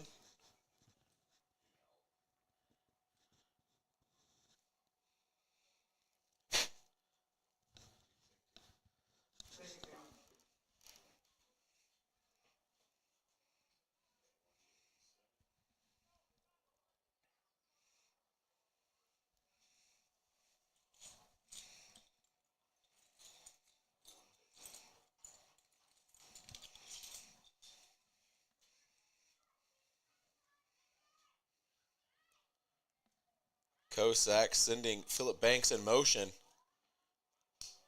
The handoff to Dante Jackson. Finds a running lane behind Ben Davis as he slides his way forward. Picking up about 5 on the play there.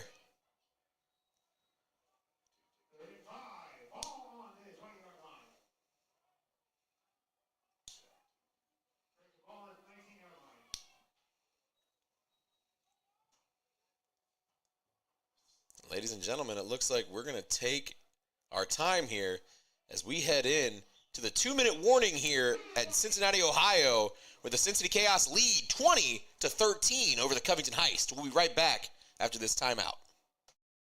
Experience the thrill of the road like never before. At 7th Gear Exotics, you're not just renting a car, you're stepping into a world of luxury with a wide range of exotic cars to choose from, and each one meticulously maintained. We're ready to deliver an unforgettable experience, whether it's a special occasion or just because you want to feel the sheer power of a roaring Bull V10 under your control. We're here to make it reality, so why wait? Book your dream car today with 7th Gear Exotics.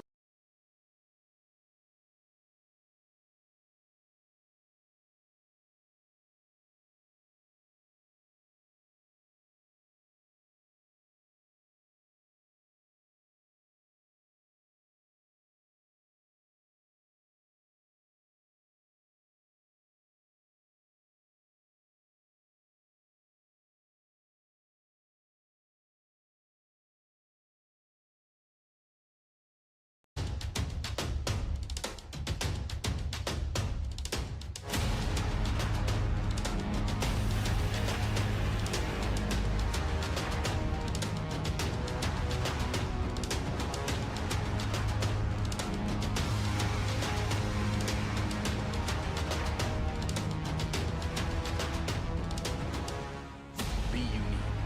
Be creative. Go berserk.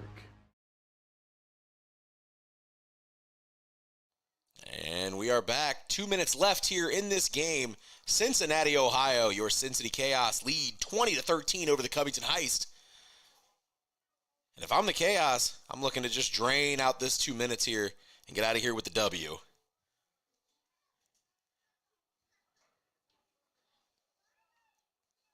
A hard-fought W nonetheless. Kosak sending Dante Jackson in motion. Reverse motion there. Kosak dropping back, looking to pass, throws. That pass is caught. Number 19, Jackson. Jackson hitting him with the flex again, pointing in the direction of the first down. That elongated celebration there. As he checks his time to find out what time it is. I think he's trying to say it's win time.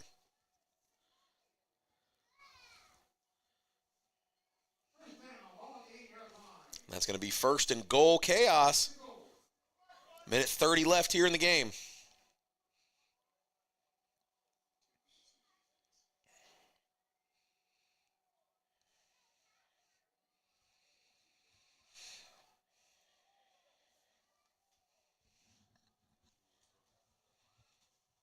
Kosak, handoff to Jackson. Jackson fighting his way forward.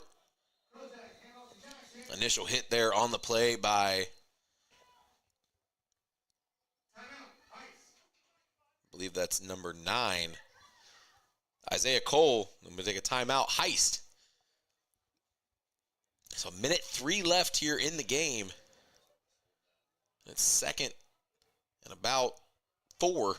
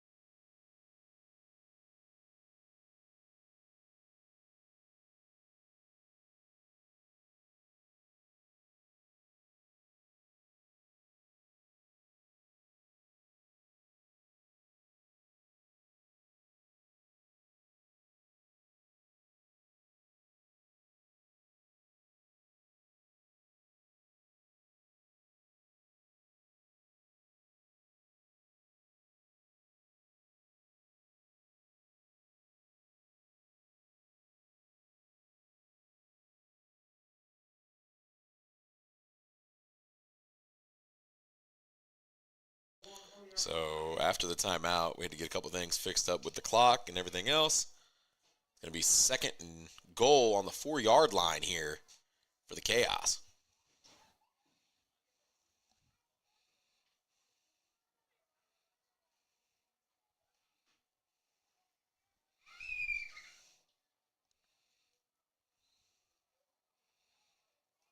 That's Keno Thomas in the backfield. Seth Kosak. That's number 74. Ben Davis jogging off the field there.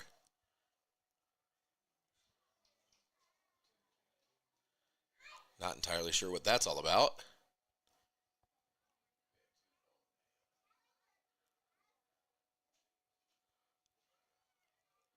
But in comes number 97, Jacob May, to replace him.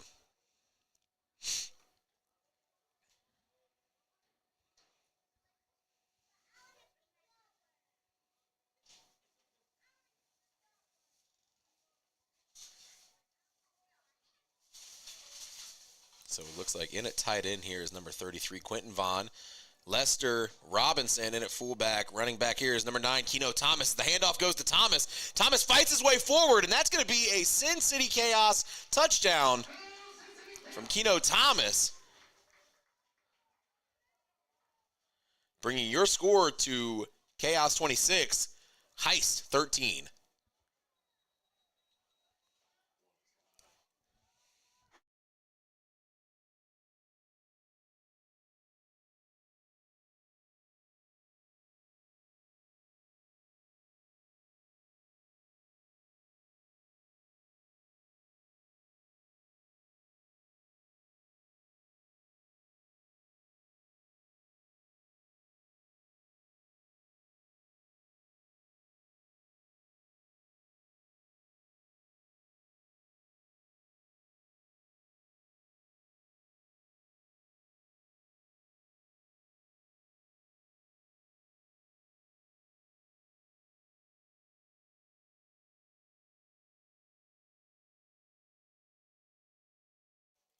They're going to go ahead and go for the 1-point conversion attempt here. Keno Thomas in the backfield with Seth Kosak. Kosak fakes the handoff to Thomas. Kosak got all kinds of time. Looking to pass, getting some pressure finally. That pass is thrown and caught. That's number 33, Big Quentin Vaughn, on the 1-point conversion, bringing your score to 27, Chaos 13, Heist.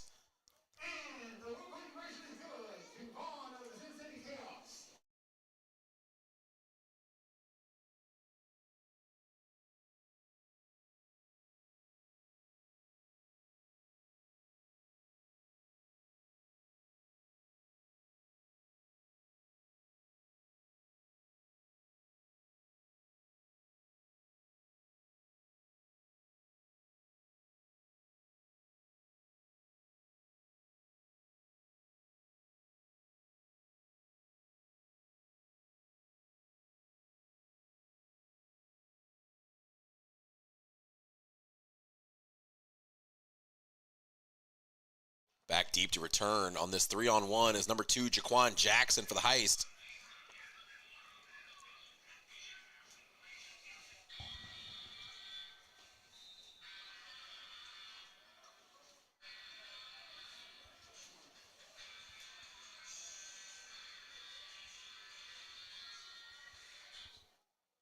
That's Keno Thomas on the 3-on-1. Jackson catches the ball. He's looking to fly upfield here, reverse. Thought about it, but kept going. He ran out of bounds there. It's going to be a 1st and 10 Heist with just over a minute left.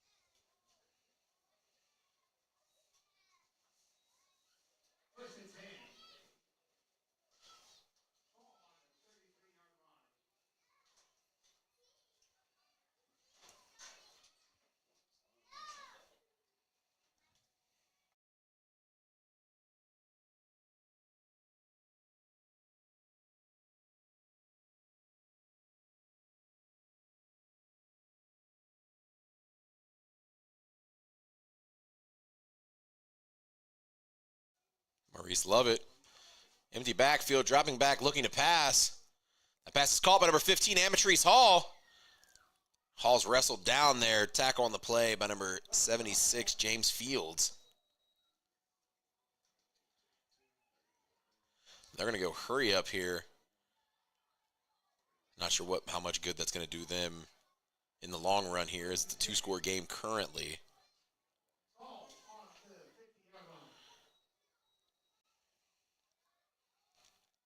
Lovett, empty backfield, getting some serious pressure.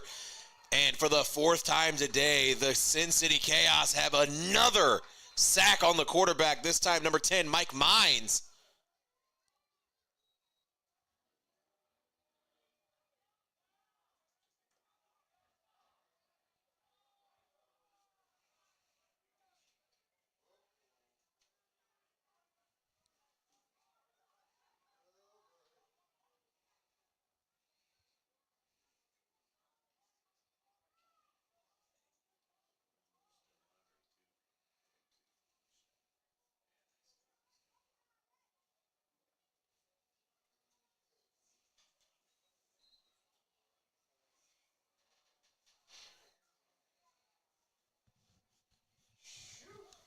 We got 39 seconds left.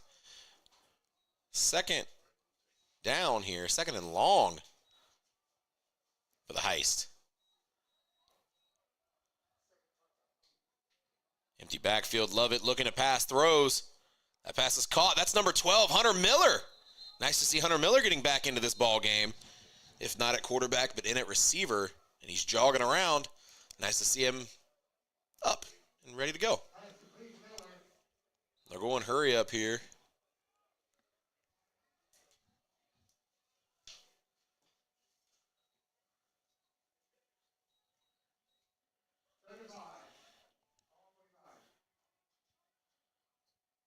Lovett rolling around, looking to pass. Throws down the field. And Drizzy Dre Pope just called ball game as he's looking to return this. He falls to the turf. Tackled on the play by number 12, Hunter Miller. Miller looks like he is injured.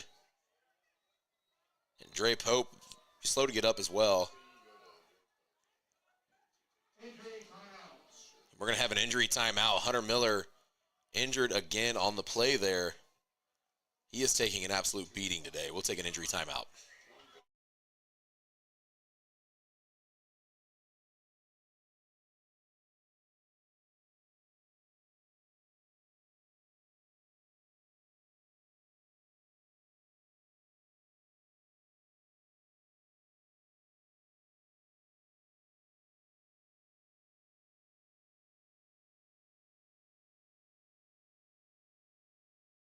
Ladies and gentlemen, that's going to be ball game here from Woodward High School. So after a game day with 3 games here at Woodward here in Cincinnati, Ohio, your final game of the day comes to Sin City Chaos 27, Covington Heights 13, as the Chaos continue their regular season winning ways from the past 2 years and remain undefeated on this season, while the Covington Heights have their first loss of the 2024 campaign.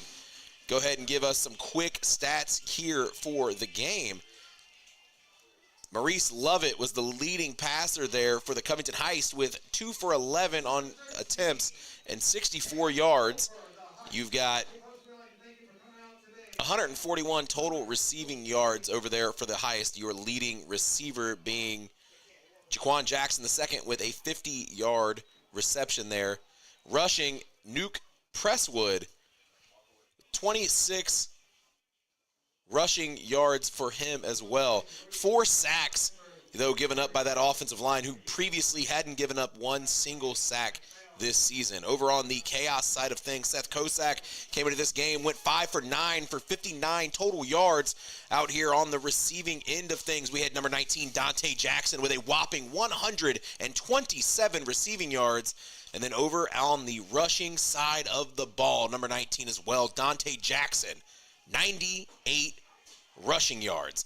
Over on defense, like I had just previously said, 4 quarterback sacks for this Sin City Chaos defense against an offensive line who has been playing very well all season.